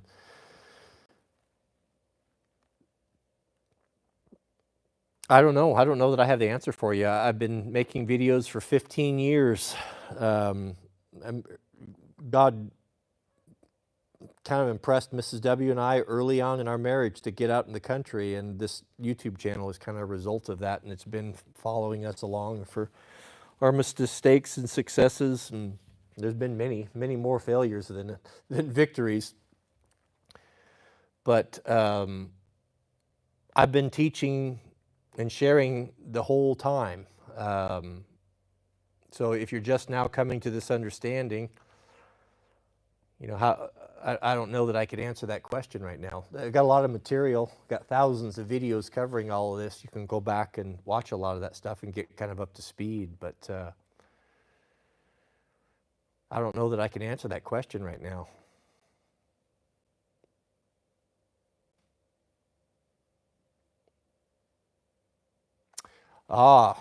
What are the best USB-C cables? I can tell you. Tired of crummy ones? They're not going to be cheap, but that shouldn't be any surprise here. These are the ones you want. These are Apple's, I don't know, they're fast ones. I bought one, I got my first one with my monitor, and they're super thick. Look how thick they are. They're the best. You can get these in 6 foot or 3 foot. I have both. These are the Mac.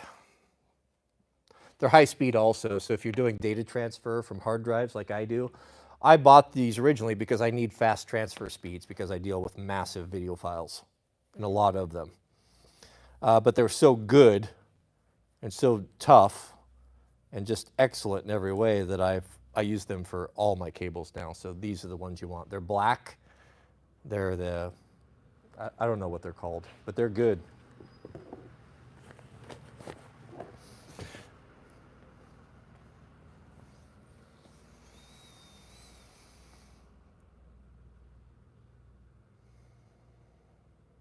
Lightning Speed is the name of my name. Yeah, Lightning Speed. I don't have time to deal with slow stuff. That's why I buy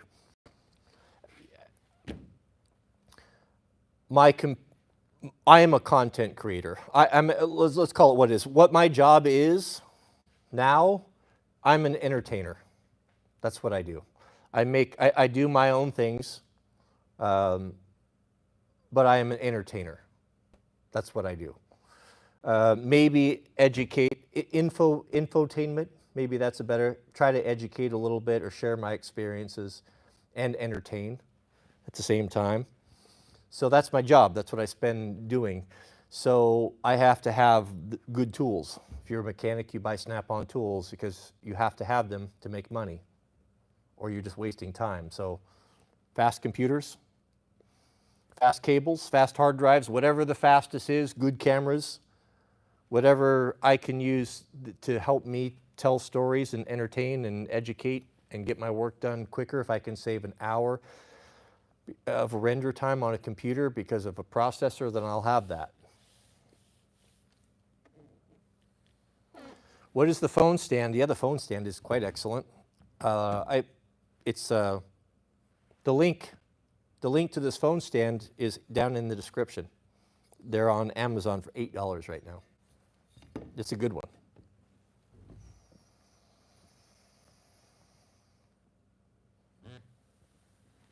Do I think tools like power tools and hand tools are just as important as a good knife and a rifle? Well, of course, everything matters. Everything matters. I always bought the best tools I could afford. Sometimes I bought the best tools that I couldn't afford. But I've never regretted buying quality tools, never, not once. I've always regretted buying low or poor quality items. But there were many times in my life where I could not afford to buy what I wanted, and I had to go to Harbor Freight. That's what I had to do. And that's what I got. But all that stuff was always throwaway, and it's actually it's more foolish in the long run because you're going to buy it twice. I learned that the hard way with video and camera equipment, cameras and lenses. I bought everything 3 times: tripods, sound equipment, microphones, lenses. Started cheap. You realize when you're working with it every single day, it doesn't hold up, it doesn't last, it breaks, it lets you down. You don't get audio because you have an audio cable that's low quality and it failed, and you just spent 8 hours filming an epic long form content just to get back at edit and find out everything you did for the whole day is lost and useless. How many times did that happen to me? So then you jump up to prosumer grade because that's what you can afford, and that's a little bit better. But the day in, day out, the wear and tear on items, that ends up failing. And because you spent $500 on a tripod instead of the $1,000 that you should have spent, you just dumped $8,000 worth of camera equipment onto the concrete and just broke a $4,000 lens. So that happens as well. So what I have learned is less but better. Buy the best, the very best you can afford. If it's going to be something that you make your living with, buy the best you can afford. Not just because it's expensive, but do your research and buy quality. I now have finally, the third time of buying tripods, cameras, lights, lenses, I bought the best. I buy movie quality, I buy the best stuff I can get. That's appropriate. I'm not going to go buy out and buy a $60,000 RE cinema camera. I don't need that. But I will buy a $10,000 Canon cinema camera because I do need and do use that. So if you're making your living from it, if the food that you feed your family with relies upon it, you can't be messing around with low quality items. I've worked in excavating. Some guys that try to save a few bucks and buy used equipment or buy some worn out stuff. Well, I can buy a new dozer for $110,000, or I can buy this dozer with 8,000 hours on it for $40,000. Well, look how smart I am. I got a dozer that does the same thing for $40,000 that yours $110,000 for $110,000. Look how much more money I'm making. But that comes at a cost too. Now, what happens when you land a big job with a big builder that could potentially give you work for years, and now you're down because of broken pipe, or broken hydraulic lines, or worn out undercarriage, and it also doesn't look professional if things are all worn out and stuff, so there's just, I was not in a position to do that. I never could do that before, but I see the wisdom in it now. It's one thing if it's recreational stuff, toys and that sort of thing, that's a whole different deal. But if we're talking about what you're making your living with, the tools of your trade, the tools of my trade are microphones, cameras, and USB-C cables, computers. They have to work. They also have to not get in my way. They have to make my job easy. So when it comes to that, how you make your living, how you put food on the table, get the best. Get the best.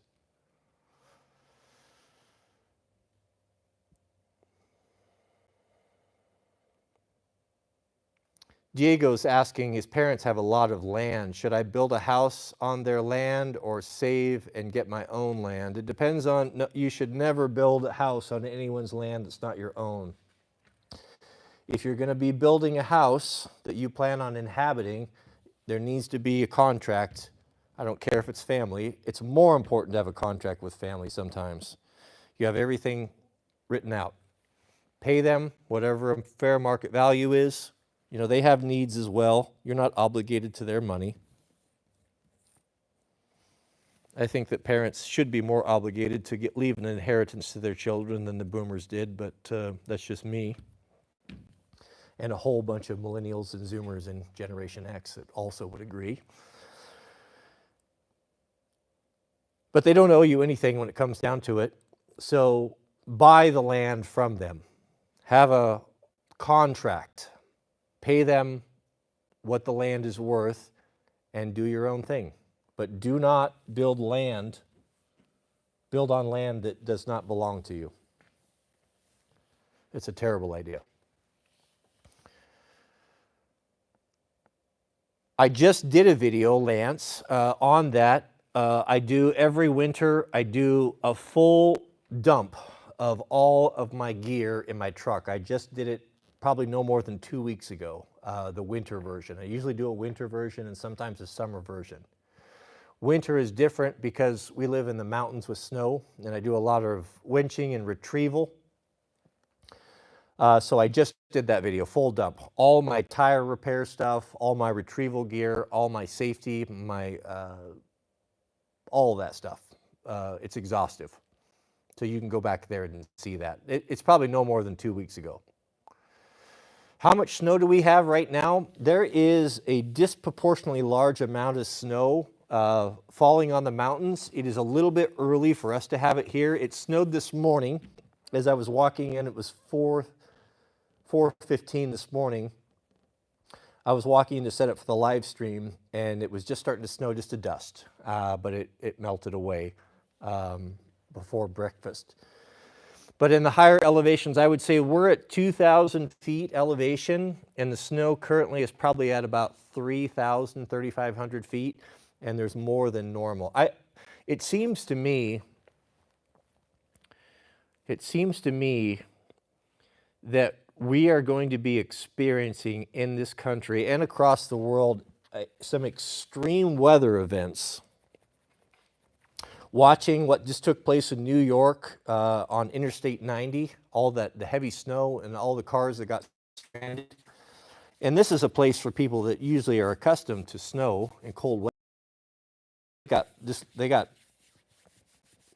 They got their teeth knocked in. It was really rough. Just crazy storms. What I saw in Tennessee and Kentucky with Hurricane Helene, and just it seems to me that we're reaching, whether or not you are a man of the book or a believer in the Almighty doesn't make any difference. It doesn't change the facts that things are changing. And it seems to me that as the end times come upon us, and I don't know why, but there's going to be more extreme weather taking place all over the place. I think we can plan on and expect more rain than you're accustomed to, more snow than you're accustomed to, more hurricanes, more tornadoes, more volcanoes, more a lot of things in the near future. And I think you should act accordingly, according to wherever you're at. If you're in snow country, get yourself in a position to deal with record snowfall. If you're in a floodplain, a place that's prone to flood every 25 years, well, it might be flooding every year now. Maybe you want to sell that place while you can, and you can still get insurance and get out. So I would really take a look if you find yourself in a position of vulnerability when it comes to weather or ecological disaster. I would get in a position, put yourself in a position where you can handle it. That's all I would say for you. That's the advice that I would give you.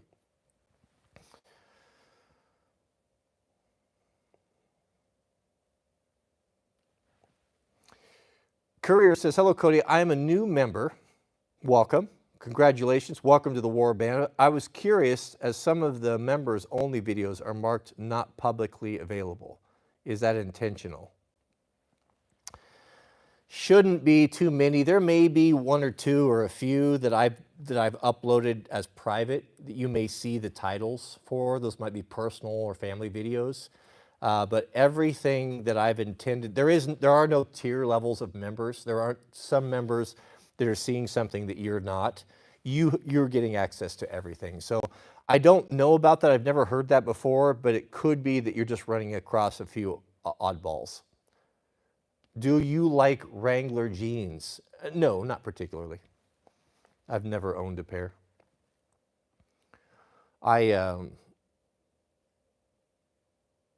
Wrangler jeans, Carhartt jeans, Levi jeans are mass-produced, very low-quality denim, industrial, machine-made. They're of no interest to me, to be honest. It's not my thing. One of my particular hobbies is Japanese denim. I'm very, very particular about it. It's That's what I wear. I'm not interested in Wrangler.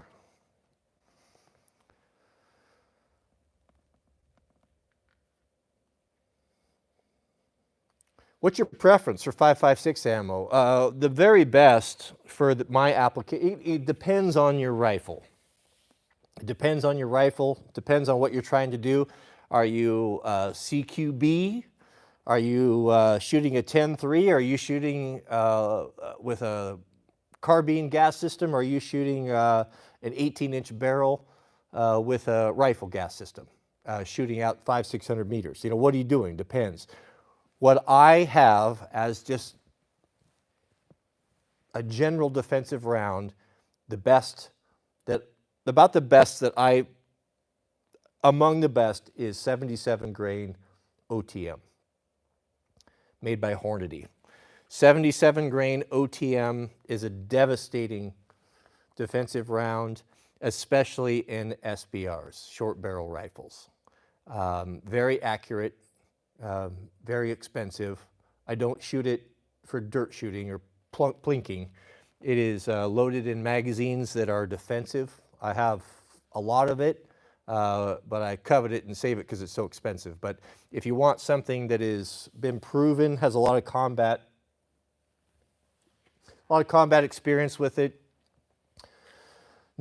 tremendous known stopping power, the 77 grain OTM, that's the civilian version. There's a military version that's regularly used. Is considered to me be among the best. How do people defend themselves against military drones? Well, we're getting into uncharted territory here, are we not? Well, first off is to have a cave that you can go into and seek refuge. Pretty scary, that stuff. Man, I don't know.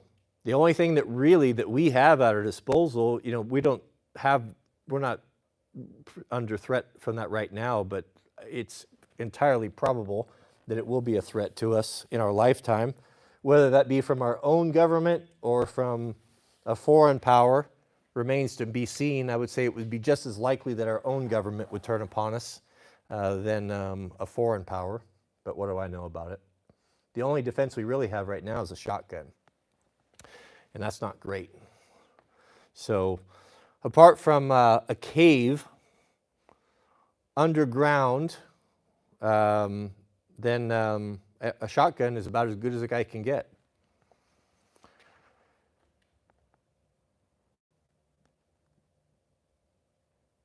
Yeah, how do you get YouTube subscribers? How do you start a channel? Texas MacGyver is saying that his growth is very slow.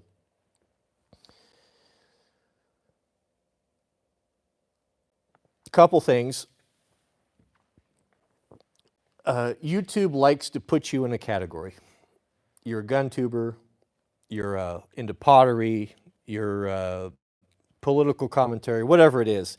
It kind of needs you to put you in a category because that's how the algorithm works. It needs to okay, this is a car guy. We'll push him into the car guy stuff. Oh, this is a motorcycle guy. You see where it's going? If you are doing all sorts of stuff and there's no cohesion to what you're doing, it's hard for you to get traction because it doesn't really know what to do with you and where to push you to. Success on YouTube is all about being recommended. 75–80% of my views come from the For You page, being recommended, YouTube pushing my stuff, putting it on that sidebar on the right-hand side. Now you build a subscriber base. Once you get up to 100,000 subscribers or so, you can make a living at it full time, depending on your demographic, but that's kind of where it starts. Once you build up a subscriber base, then you have some more flexibility. You have a group that you've built that will watch whatever you do. They're invested, they're interested in what you're doing. But until then, you got to really kind of focus on something, and you got to grind, and you got to put up a video every single day for about 7 to 10 years. And after that, of daily videos, so this is on top of doing a job, on top of doing videos that are entertaining, educational, good quality light good quality audio, good storytelling. And then you can start thinking about, look at it as like becoming a doctor. The wages will be similar, and the time that it takes to get there will be similar. You will see exceptions. You'll see people that spike to the top and become very popular and make a lot of money really quickly. But those are not, I was never one of those people. Those are usually flashes in the pans, and they are here today and gone tomorrow. We've all seen many of them. But to be in the trenches and to be on YouTube for coming up on 15 years, what, 14, 15 years like I have, it's just a lot of hard, just keep uploading. That's the advice I would give you, is just keep uploading. And make sure you have a category that YouTube can look and see, okay, this is what he does. You know, and as far as on the creative side, how can you put 7 to 10 years of daily video content and not get burnt out while you're not making money from it, and it's taking a lot of your time while you still have to make a living? The only way that that's possible is you have to love it. And so whatever it is that you're doing, your content, it's got to be something you really enjoy doing, that you are excited about. Enthusiasm breeds enthusiasm. What you choose to do is nowhere near as important as your passion, because people are not stupid. They pick up on whether you're genuine or not. You put up 2,000, 3,000 videos, countless hours of live streams and shorts, and you share who you are in your content, you have to be genuine. People will sniff out a fraud in no time. You cannot maintain a lie like that. You've got to be passionate about what you do. It's got to be a real serious interest to you. How you find that out is, what am I doing on my off time? What am I doing in my shop when I can do anything I want and the family is away and gone? Where am I spending my time? What am I doing? That's where your heart is. That's what your YouTube channel should be. That doesn't mean that it always has to be that way, but it does for a while.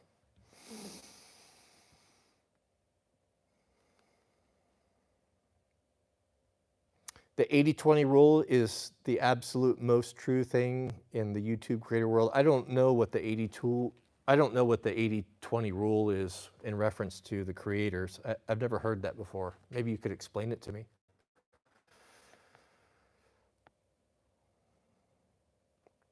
Yeah, it's essential, Sam.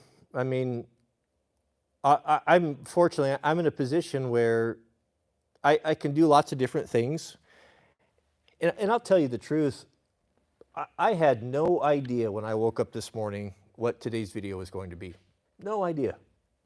None. I jumped on and we were in the members only live stream. And towards the tail end, one of the warband members asked, hey, are you going to do the annual gift guide that you do, the Christmas guide? And the only reason that I'm here doing this and did that is because he asked me if I would be willing to do that. He requested it. And I said, I thought about it for a moment, and I said, yeah, that's what we'll do. So 3 hours of prep after the live stream. Mrs. Debbie and I got everything together. We put together the 44 items that we really liked, the things that we really enjoyed this year.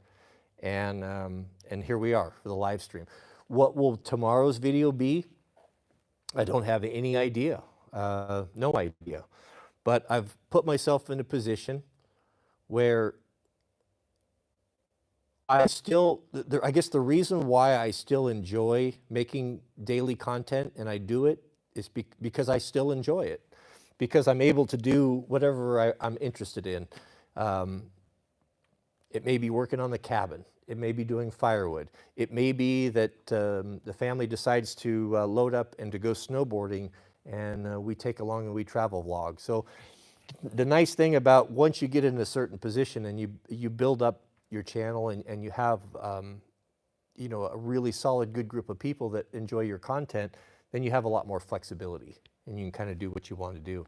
And that's the only way I can still continue to do it after so many years, is because I don't have to come in here and like, oh, I got to do, another gaming video. I don't have to do any of that. We can sharpen knives. We could fire up the blacksmith forge. We could, who knows, someone might get stuck up in the snow. We might go do a retrieval rescue. That's always, all those things that I share with you are just the things that I'm doing and I'm interested in, or just a lot of it's just what needs being done. We're building a cabin, there's lots of stuff to do with that. And so having a piece of land, big land, and shops and tools and lots of things going on are really good for having a YouTube channel, because it gives you so many options for content. I think it would be more difficult if I was living in a small apartment in a city. I don't know how you could possibly, unless you were doing like political commentary, I don't know how you could possibly do what I do for 10, 14 years. And it also, the seasons change and winter comes around, and now you're doing winter things. Now you're doing the truck survival kit, and then summer comes around, and now maybe you're rebuilding a dirt bike engine, and you're going out and doing that sort of thing. So the times change, and actually we're kind of entering into an interesting time now, where I'm starting to find that I've been in it for so long that there's a new generation that is coming up that wants to know about the things that we've already done. And so sometimes I think, well, I can't do that because I've already done a video on that. But wait a minute, that video I did was 9 years ago. Maybe it would be okay to revisit that and to do that again. Maybe there's a new audience, because not everyone, very few people are going to be going back, and who wants to watch a video that's stale, 7, 9, 10 years old? Very few. I don't particularly like that. When I see something old or something new, I will almost always choose on something that was done more recent. The video quality is going to be better. The information is going to be more relevant. So, I don't know. I'm just kind of riffing here, but just things that come into my mind. Are you ever going to put a Trigicon RMR on your 19X? What are your thoughts about red dots? I think they're cool. The Warband is all running them. I think I'm the only one that's not. I was hot on it. Actually, I've got a G19X slide sitting in my gun drawer. I don't know. It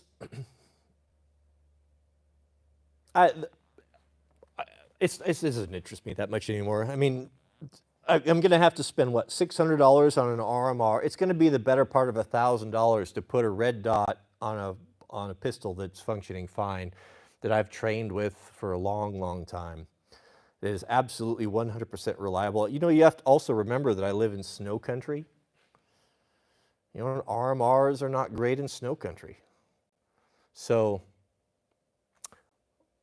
if someone were to, I don't know, if Trigicon contacted me and say, hey, we want to send you one, I would go to the trouble of having it put on.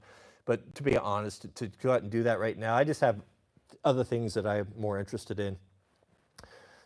We're building a cabin. I can't. Also, it costs a lot of money to build a cabin. It just doesn't seem right going and buying something that I really have no need of, when I would rather spend it on other things. So I was hot on it for a while, but I'm not interested in it anymore. Not that I'm not interested in it. I mean, I think it's better. It's definitely better. I would shoot better with it. It's super cool. I love them. I have nothing bad to say about it, but is it worth $1,000 to me right now? Not really.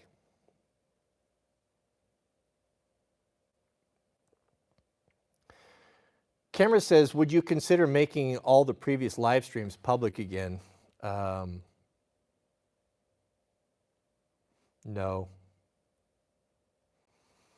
No, the live streams are for members. We have a really amazing group of men in the war band. It's a small group, a few hundred guys, or I guess it's coming up on a couple thousand now, that we meet together. There are anywhere from 100 to 200 guys in a live stream. We know one another. I'm meeting some of the guys, I'm getting to know them because we have a small group. And there's no trolling, there's no problems, we're all of the same mind.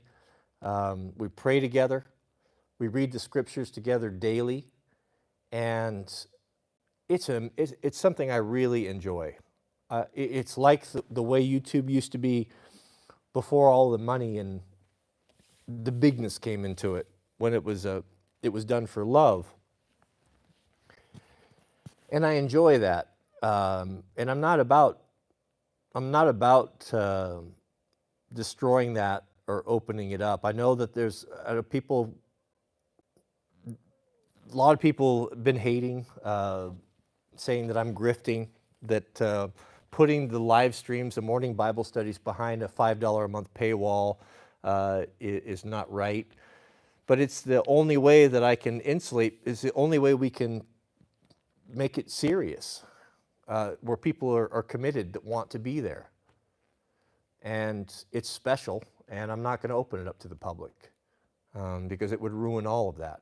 So I get it. You know, I mean, money's tight, and it's not for everyone, but for the group of the 1,500 to 2,000 of us that are over there that meet daily for the live stream, it's special. It's special, and it's the highlight of my day. I really look forward to it. So, no, I don't have any plans on making any of that public. I have my warband members are here helping with the chat. I wouldn't be able to do this without them. And the Crazy Cajun's here. He's doing moderating. You know, he's one of my NCOs. I have two tiers in the warband. We have the regular warband members, and then I have my NCOs, as I call them. And those are my most trusted group. That's the ones when you see Mr. Landfill here with the blue wrench. He's one of my NCOs. These are guys that don't get paid, they don't get anything other than just my appreciation, and they work tireless behind the scenes. Patrick is here. The Georgia Crazy Cajun is here. These are all my best guys, or guys that I really trust. So we only promote from within the warband. We had a couple openings. I think it was just maybe last month, and the warband, the NCOs, brought 3 names forward for my approval, and these were men that had spent time and been to the Bible studies and had been with me for a long time. We promoted them up to NCOs as well. So there's always that. So that's kind of how it works in the warband, is that it will be behind the $5 a month paywall, and for that you have access and you participate in the morning live streams and the Bible studies, and that's the way we're going to keep it. Old at heart, perfect example. Old at heart, I don't even know how many hours that Cody has put in behind the scenes, putting together the giveaways. You know, he was key instrumental in that, helping out with the creative stuff, the merch, and trying to find you. I mean, it's just so many different things that they do tirelessly in the background for little to nothing. And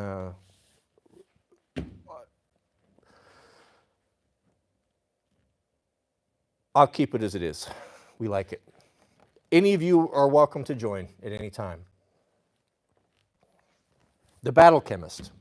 Yes, the Battle Chemist is actually, as well as Old at Heart, have actually been to my home.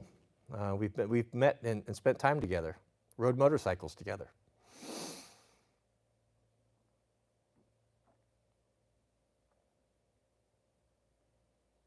Yeah, and the Bible studies are really good. I don't have any particular insight. I'm not a trained theologian. We read, and we go at the Bible from a practical standpoint. We're not interested in dogmas. We're not interested in think-sos. We're interested in what do the scriptures say? What did the early fathers, how did they handle the struggles and difficulties of life? And also, what did these stories in the 66 tell us about the character of God? And how can we apply this? How can we learn from the fathers and their struggles so that we don't have to struggle so much? How can we make it to the kingdom? How can we get through the difficulties in life? And we pray for one another every morning, support one another, and if it maintained its current size, that would be just fine with me.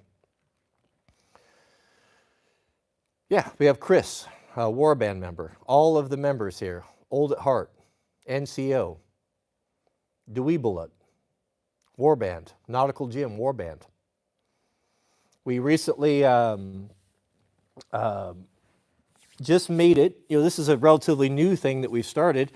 We made it 30 days of deep study of God's Word and faithfully being, if you couldn't be at the live stream, at least catching it on your own time afterwards when it was uploaded to the members only.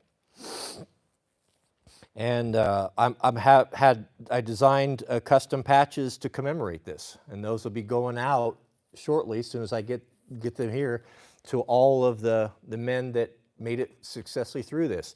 Where if you're wearing that patch on a hat or a jacket, there's only one way you could get that patch, and it's a very tight brotherhood. There was a lot of sacrifice and intention that went into that, and I wanted to reward that. So I want to have those milestones. I want to build something. I want to build a solid group of guys that, I want to build a war band, and that's what we're doing.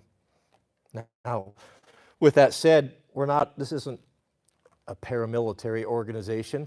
As I'm always fond of saying, our struggle is not with flesh and blood, but we have a spiritual struggle. It's not for us to take up arms and to go be violent. We will defend ourselves if we're attacked, rest assured. But our struggle is way beyond that. We have a super chat from Mr. Ryan Barnes who said, I had to temporarily cancel membership due to money being tight. Fixing that, missed the streams. Well, it would be good to have you back. Hope to see you tomorrow morning, 5 a.m. West Coast time. 5 a.m. every morning, Monday through Friday.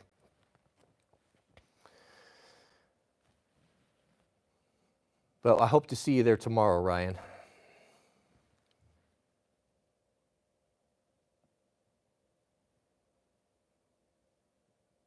We have a good time in the morning.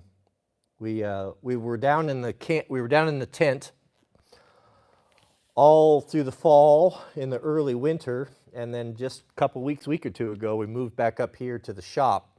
And so we start our morning at 5, make the coffee, very particular about that, make the coffee together, grind the beans, everything by hand, done the old way. And then we move over to the fire, have a discussion, talk about the day, the goings on, who's doing what, what's going on. And then we enter into the Word. And we get in deep. We go through particular topics. We're going through the patriarchs right now. And what was going to be a temporary thing, the temporary Bible study through the book of Acts has turned into a full-time deal. I get up at 4 o'clock in the morning to do this. I'm committed to this as well. And the guys appreciate the effort that I put into it. They appreciate my sacrifice of doing this. And I do it for them. Goodness, we have a $60 super chat from Mr. Stephen Spry and Warband member, triple Loctite Warband member. Stephen says, if you, Cody, and the NCOs wanted to award a year of the Warband membership at your discretion. All right. I have heard that there is a way that we can give memberships to people, but I don't know how that is done. If you could look into that and let us know, we could apply some of that $60 to some memberships to guys that don't have the means currently. I think that's wonderful. Thank you. That's awfully generous of you, Stephen. Really do appreciate that. Very kind of you. That's the type of guys we have in the war band. That is the type of guys that we have. We have a super chat from Tim, Mr. Riley. Shout out to you. We have a super chat. That's very generous of you. Tim says, if any Proho are near Camden, Tennessee this weekend, John at SEO is having a Christmas party this Saturday, December 7th, starting at noon. Flamethrowers, food trucks, live music, fellowship, act accordingly. Yes, of course, John at SOE Gear is a big supporter of the channel and builds 100% USA made tactical nylon, the best I've ever seen, and that's what I use now. I've got his duffel bags. This is my FUPA, my daily carry. I've got a lot of his stuff and will be getting more. And John has been very supportive of us. He builds our single radio pouches and our 3 radio kit bags, all USA made, all by hand. Amazing. But if you live near Camden, Tennessee, tie in there with Tim Riley and go over there December 7th and meet the guys. You'll meet some quality people over there, some of the best. Thank you guys. It's awfully generous of you. John's website is SOE. See if I have a tag here. SEO? SOE? Goodness, well, I must have 50 items from him and I can't find a tag. Here we go. Probably the most useful 2 items I have from John are these right here. These are the toiletry bags. John sent me 5 of these. And my whole life revolves around these 5 bags. My personal items. I have one for this green one here.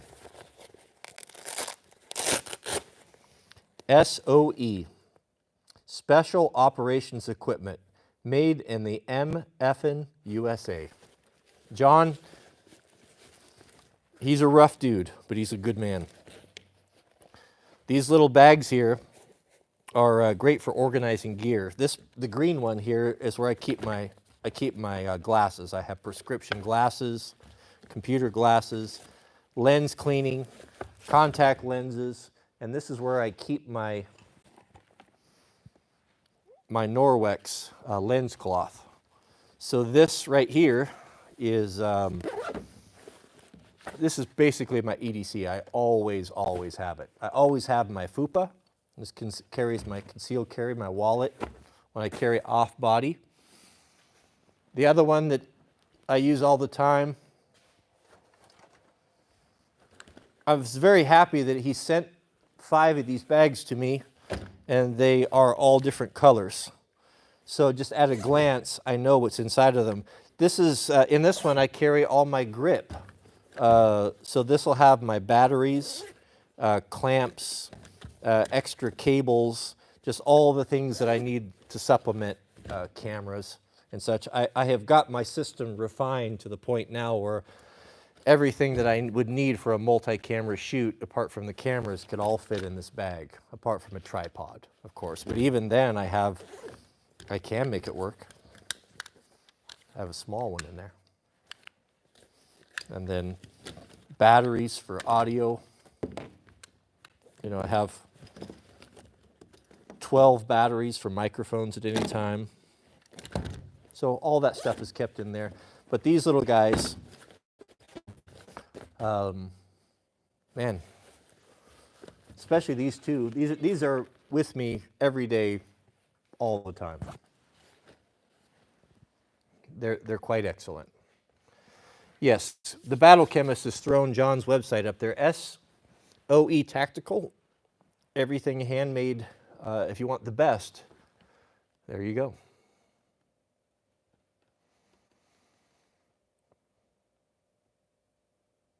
Charging cables. My briefcase, I shared that with you earlier.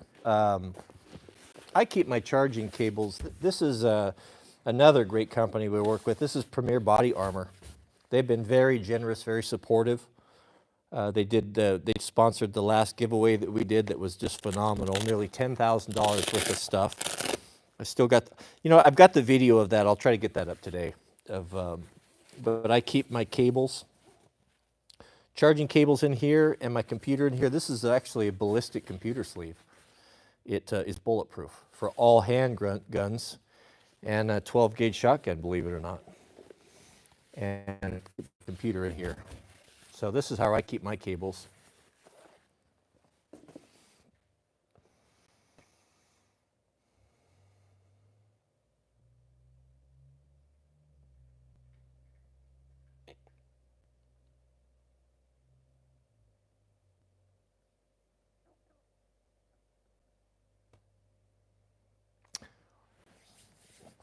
Yes, General Sam, Forehead Fables, I haven't been invited.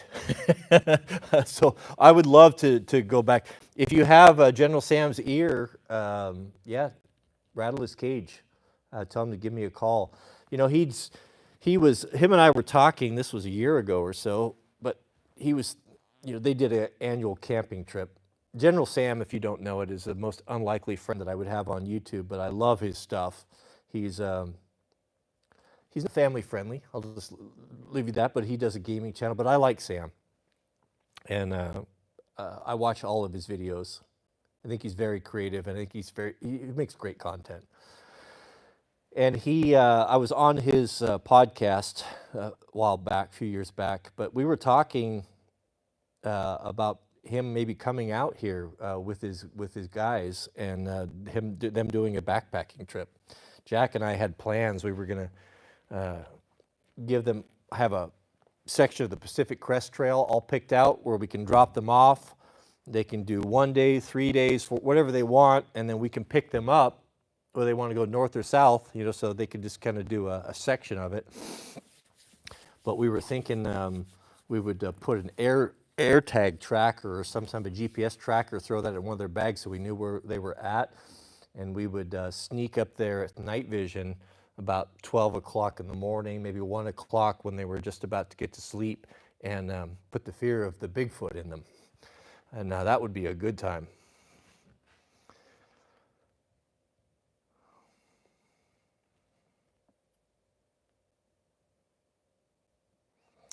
What do I think of crypto? Boy, I don't have any. I follow it loosely. I think Bitcoin is a real financial product, I guess we'd call it, that's here to stay. It's been around for 10 years. It's weathered all sorts of storms and attacks. There's been some controversies, but really the problems, the hacking issues, has got nothing to do with the architecture of Bitcoin. And again, I have a very cursory understanding of everything. All of it's mysterious to me. But it has a pretty good track record. The issues that it has there's been some break-ins and different things, but it's been because of the financial institutions. It hasn't been the architecture itself. It seems to be recognized. I'm not going to I can't get into the weeds with it, but I don't know. I guess you put your money where your heart is. I don't have any. I guess my heart's not with it. I do wonder sometimes, is the guy going to regret not having it? Is it going to, will you wish that, you're going to be one of those guys that say, I had the opportunity to buy in at 60,000, 70,000, 40,000, and I didn't, and now it's worth millions? Will you regret? Maybe. But it also can just be taken away, and I don't know. It's a little bit mysterious to me. I can't say I'm sophisticated enough financially to understand it completely. But one thing that I do like is local real estate. I would prefer that, something I can go put my hands on, stand on. Yeah, well, I think anyone who knows anything realize crypto, Bitcoin, yeah, this idea that it's untraceable, that's nonsense. That ship has sailed.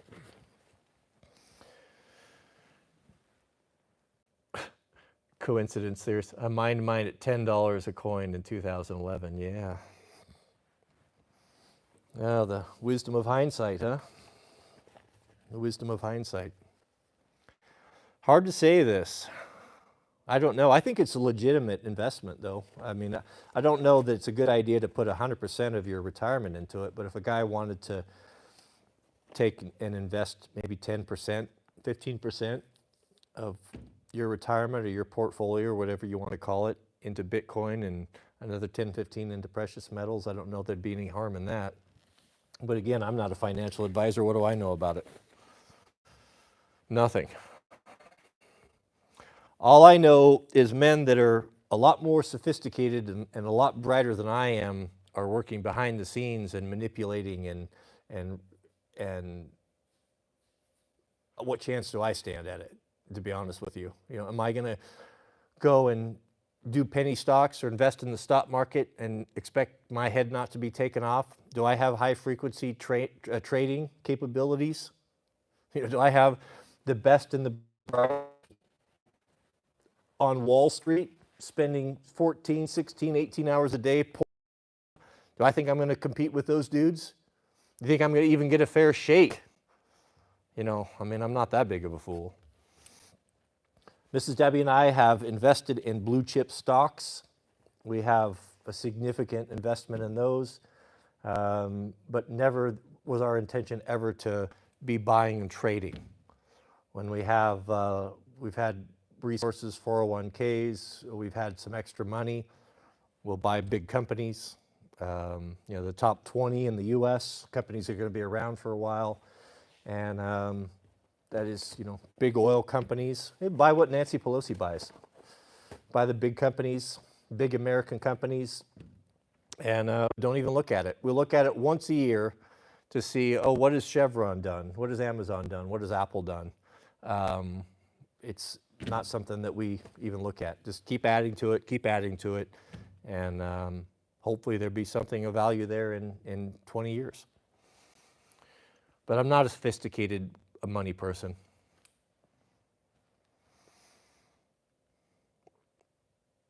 SDI, I've always wanted to know how you made money, how you became able to acquire all the stuff. You make a lot of money as a YouTube content creator. It's you know, it's similar to being a doctor. As I said, it takes a similar about 10 years of hard work, just like residency. And at the other end of it, if you just keep uploading and just keep doing it and just don't stop, 7 to 10 years, then you be here too. Anyone can do it. I'm not extraordinary. I just am relentless. Yes, old at heart. Just shining light up. There's someone who's, I think there's been a couple guys that have created apps where you can follow the stock trades of some of our more illustrious senators and representatives, i.e. Nancy Pelosi. Incredible. She's a very gifted trader. And they simply, their investment philosophy is buying and selling exactly according to what our government representatives do. And having success with that, I hear.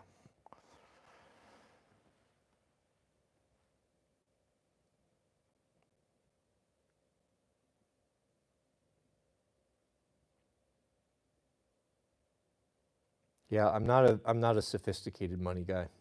It's not my interest. And you can't compete with those guys. Buy and hold good companies. You'll probably be fine. Is cryptocurrency going to be the 666? Maybe the phone is the 666. The Black Mirror, who knows? There's been a lot of speculation about the 666. But there will be, one thing that we do have in prophecy that's very clear, that in the end times, God's people, the remnant, are going to be ostracized from society. I think that it'll be very similar to what we had in COVID. Those of us that didn't want to wear the mask, those of us that didn't believe the narrative, that didn't trust the vaccination, we were a very small group under tremendous pressure by the majority in this country. Tremendous pressure. It will be very similar to that, but worse. You will have, the good book tells us that whatever it is that's taking place, if it's a worldwide pandemic or financial ruin, somehow the powers that be will convince the population that it is God's people, this remnant, these few people that remain faithful to God, those who keep his commandments and have the testimony of Jesus Christ, that they will be persecuted, that their ability to buy and sell will be removed, that they'll be hunted from their homes. They'll have to flee to the mountains, to the woods, that the entire world, the whole, even friends and family will turn upon them and hunt them and see them as the reason for all of the problems of society for some reason, whatever that means. We saw some of that in COVID.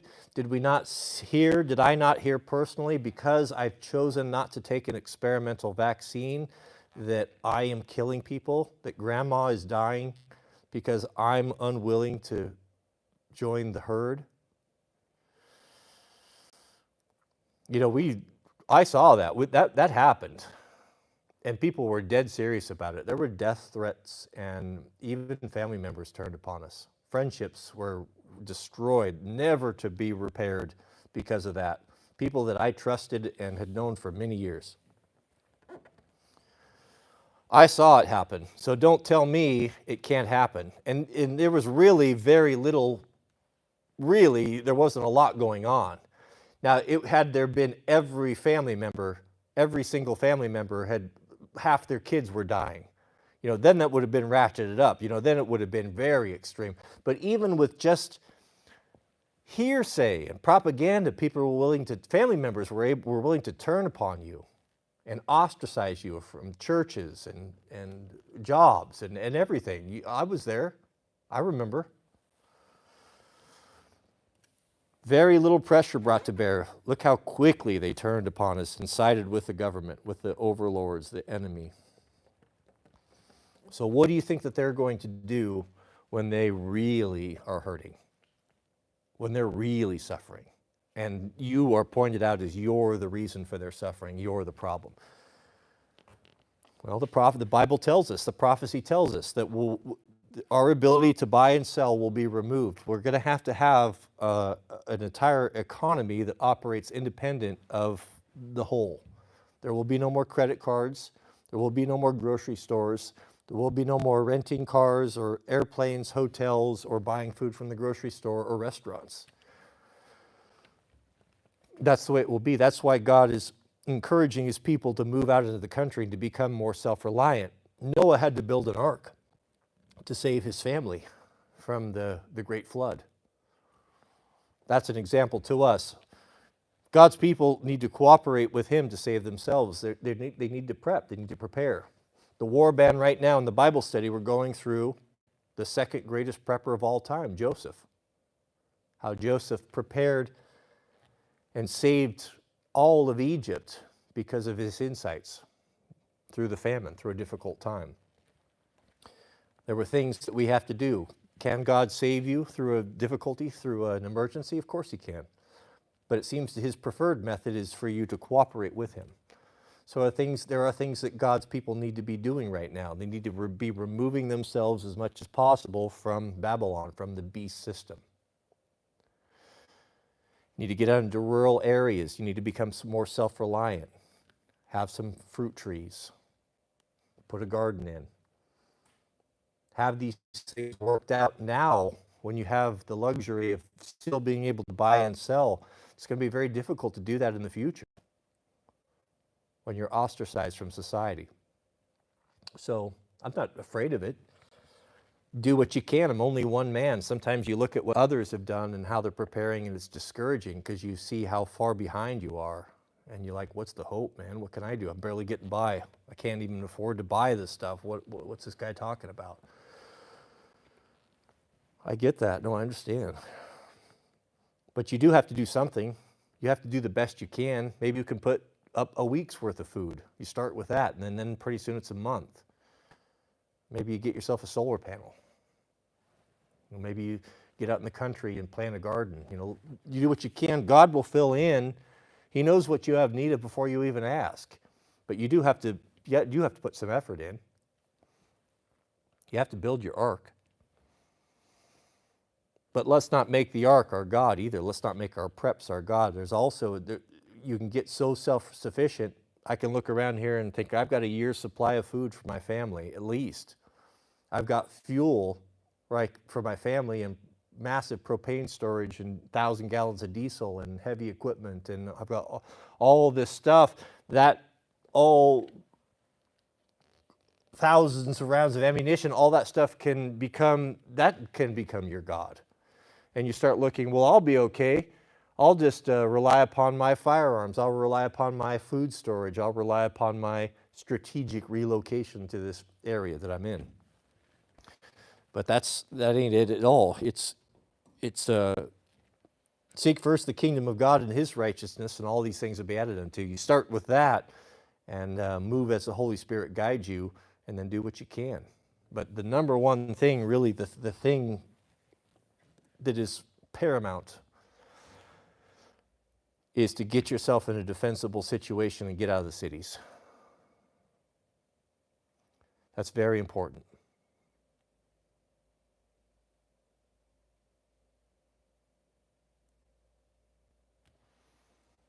And look to your water. Look to your water. And you need a war band too. You need help. You need friends and community. We have a super chat from Just Dave. Thank you for your generosity, David. David writes, Francis is the Antichrist, and the USA is the second beast, and tells the world to worship the first beast, and that is the Roman pagan church. Well, that certainly is the understanding of the Adventist. No, I understand all this. I've heard this perspective, and yeah, I don't disagree. I can't say that I disagree with you. Yeah, I don't disagree with you.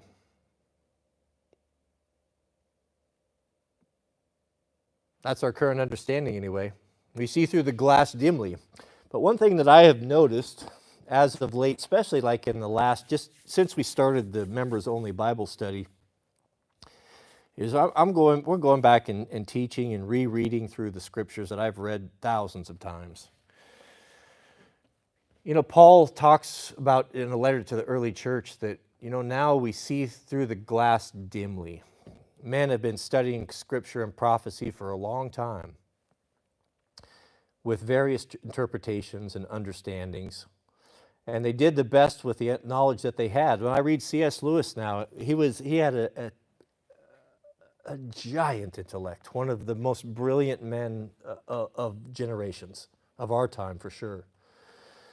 And even him now, looking back, and I am a student of his work and have read everything that he's done multiple times, I see where he was in error in his understanding of Scripture, but also he had an understanding at the time.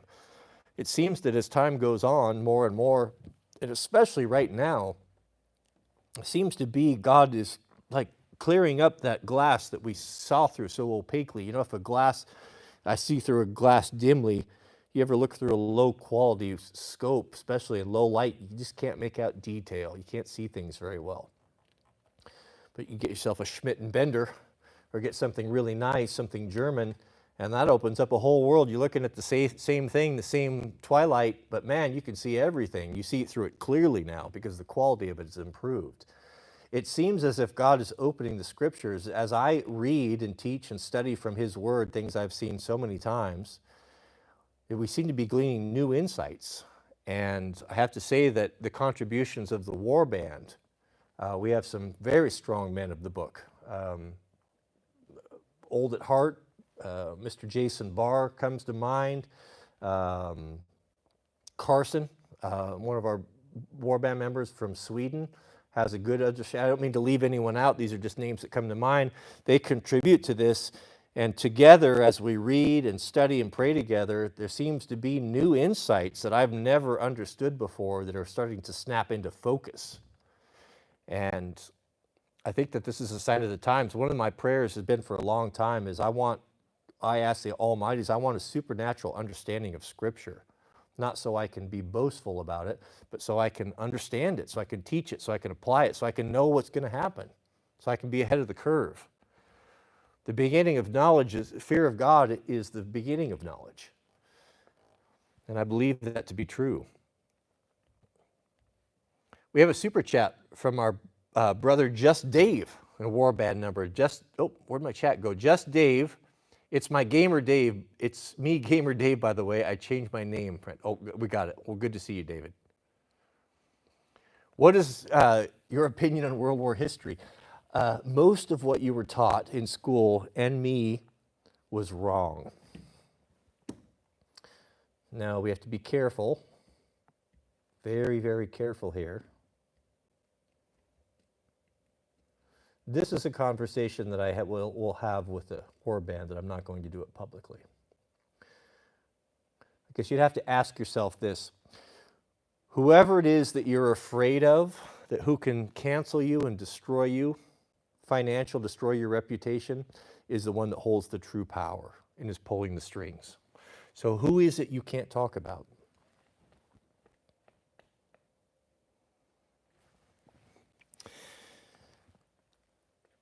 Why were they burning all those books? What books were they burning? Why was a people so upset about another people? That's what you need to go in and find out.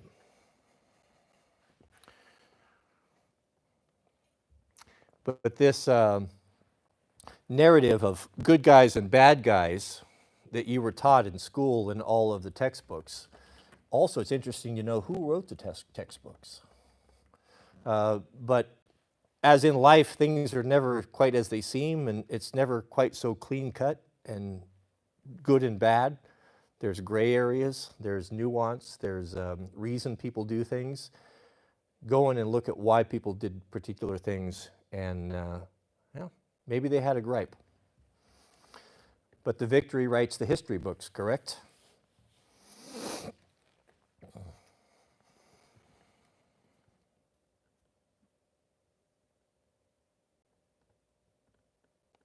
Yeezy spoke the truth.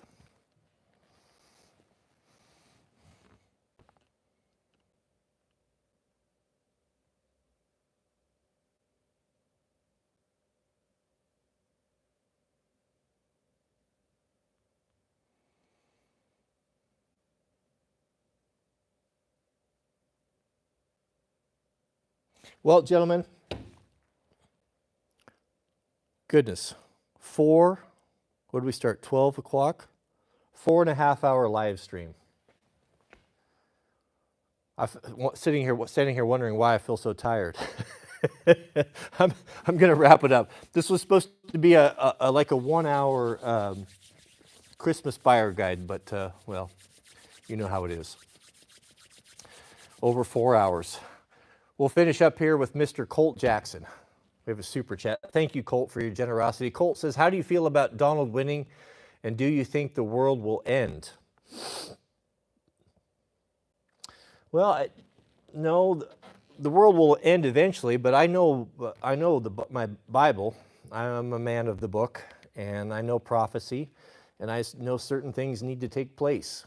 God is not going to do a gotcha. As we read through the patriarchs, we start to see that God doesn't do anything major without really warning his people through visions and dreams, through the sending of prophets, through many different ways. And there are things that need to take place before the second coming that have not been fulfilled according to my understanding and the understanding of most serious Christians. How do I feel about Donald?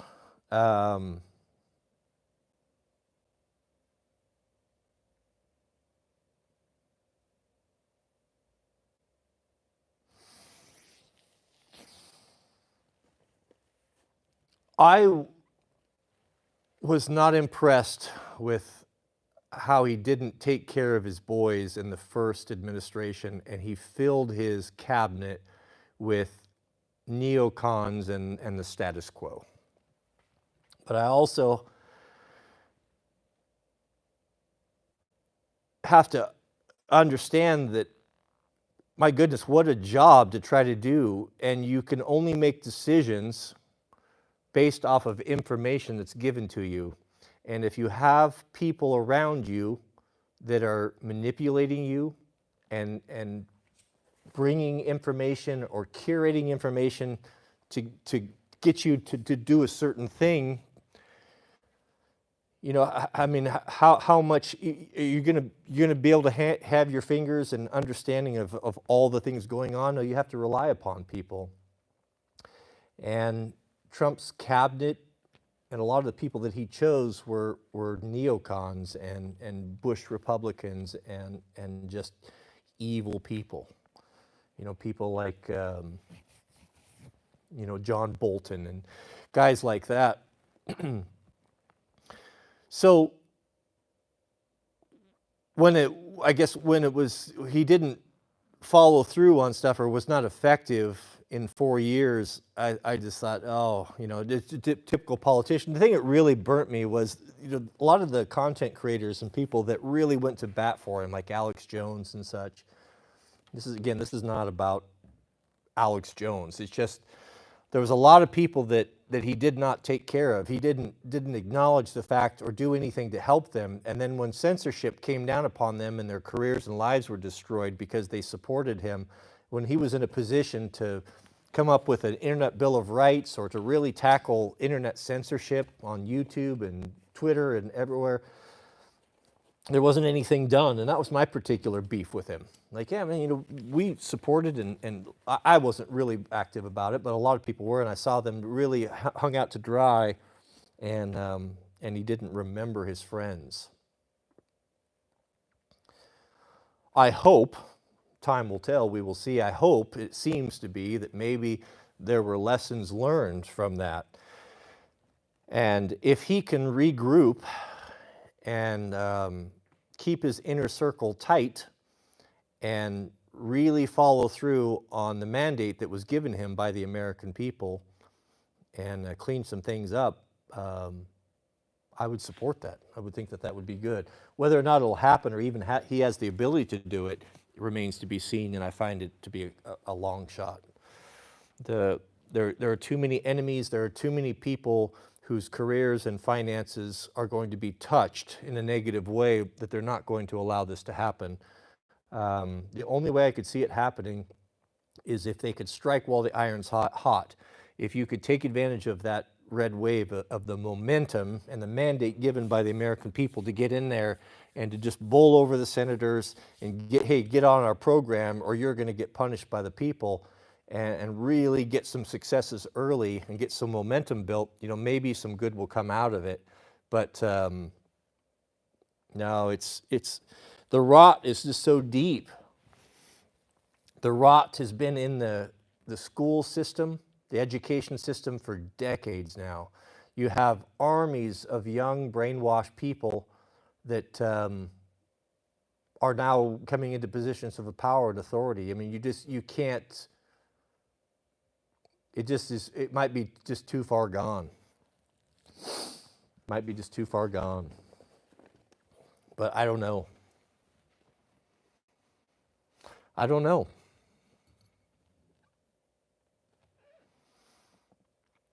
But I guess we'll close with this.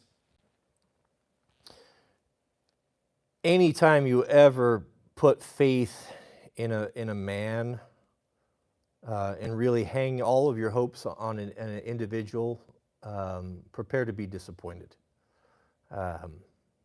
He's not God.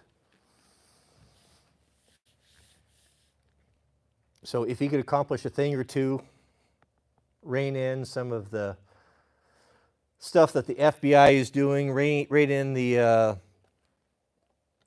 I don't know.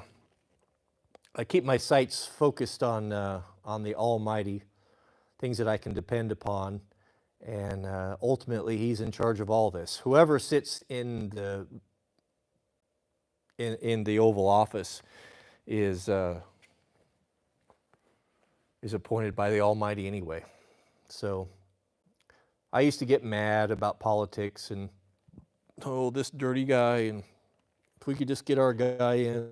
But then I started to understand, actually quite recently, is that it's not the position anymore for the man of God, for the Christian, to rail against politicians, because in so doing you're fighting against God, because he's ultimately, the buck stops with him. He puts up kings and he takes kings down. He sets up authority, and all of this is done by his hand. Now, it's not because we have an evil man in the White House doesn't mean that God made a mistake and chose a bad dude. Sometimes, that's why it's so important to know your history and to know the story of the patriarchs. Many times when God's people turned away from him, he would allow or even rise up an enemy to come and to capture them, and to sack and burn their cities, and to carry their children and wives away as slaves and captives. Not because he didn't love them, but because they had wandered so far away from him that they were running the risk of being lost forever. And that he would, whom the Lord loves, he chastises. America perhaps got so far off the track that we had to have some really bad leadership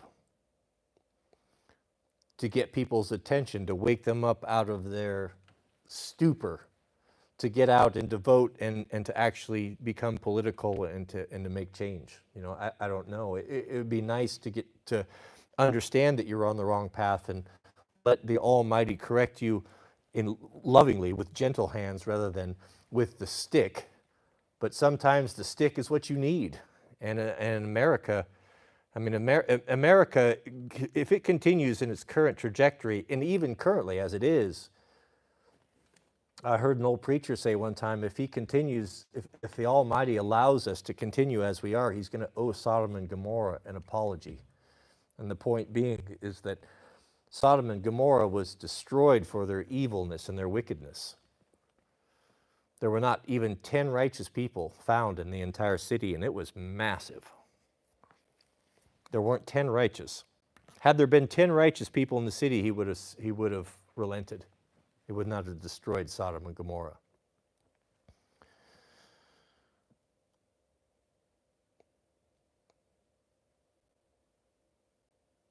So America is going to have, the other thing that I wonder sometimes is that all of the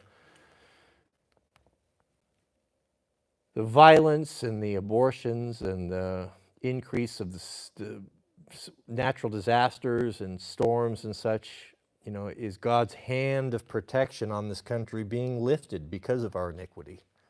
Do we need the stick? Do we need to be chastised to kick off a reformation? This is just when you read through the kings of Israel and you see the ebb and flow, the rise and fall of the children of Israel, and how they would return to God and then retreat and back and forth, and how this went on, how he would work with them, he would chastise them, he would punish them. But he would always tell them, return to me and I'll make you whole. None of this is necessary. But you want to do your own thing, I'll leave you to your advice, I'll leave you to your fate. So he says that I am the same yesterday, today, and forever. I changeth not.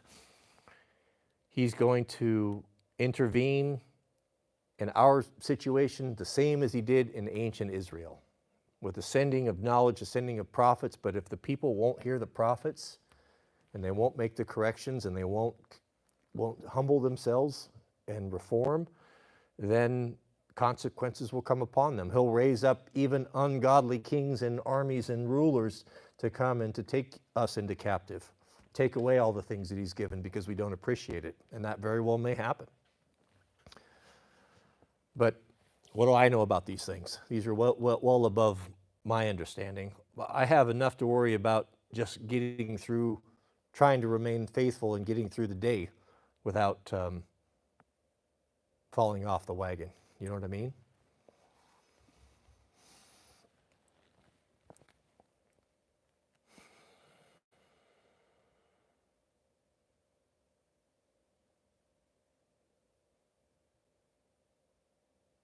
Yeah, no, we need reformation. Well, we can cry about it, but reform you, what you can do what you can do, what you can control, and that's your own actions. Start with that before you start worrying about the problems of society.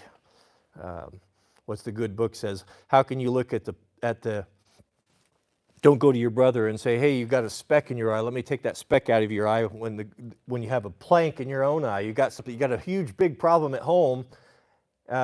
Your marriage is in tatters. Your relationship with God is non-existent. But you want to get involved with your neighbor's divorce or his drinking problem when your whole house is in chaos and out of order. You know, look to yourself first. Get yourself sorted out. Come correct, and then maybe you can be of use to the Almighty.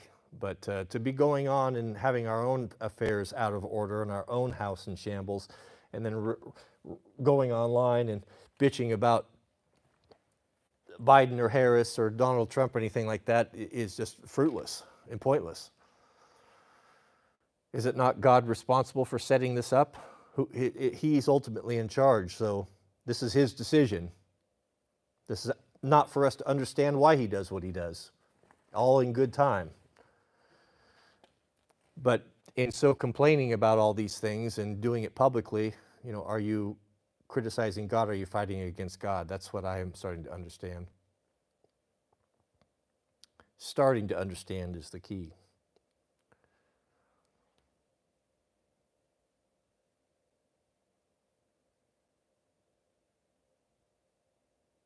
Thank you, Wyatt. Appreciate that kind offer. Well, maybe we'll see you up there one of these days. I haven't been up to Baker, but I usually ride down south.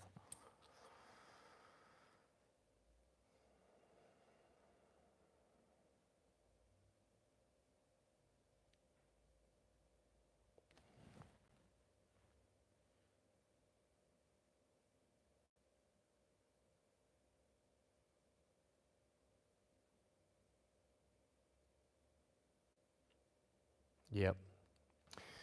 Toby summed it up. Crying about it helps nothing. God has a plan, and we have instructions on how we are to conduct ourselves, and that's been maintained in the 66. And if you'd like to hear the unvarnished Word of God from the Scripture and not the knowledge and wisdom of man, then join our live stream. Become a member of the War Band, and narrow be the way and few be that find it. But the few be that find it are there. And I'm grateful for that. May God bless you and your families. Please keep us in your prayers. Thank you for the 4.5 hours of live stream. Thank you for your time. May God bless all of you. Please pray for us. We will be praying for you. And we're looking forward to seeing a few new members tomorrow for the War Band live stream. And Lord willing, we'll see you over there. Thank you all.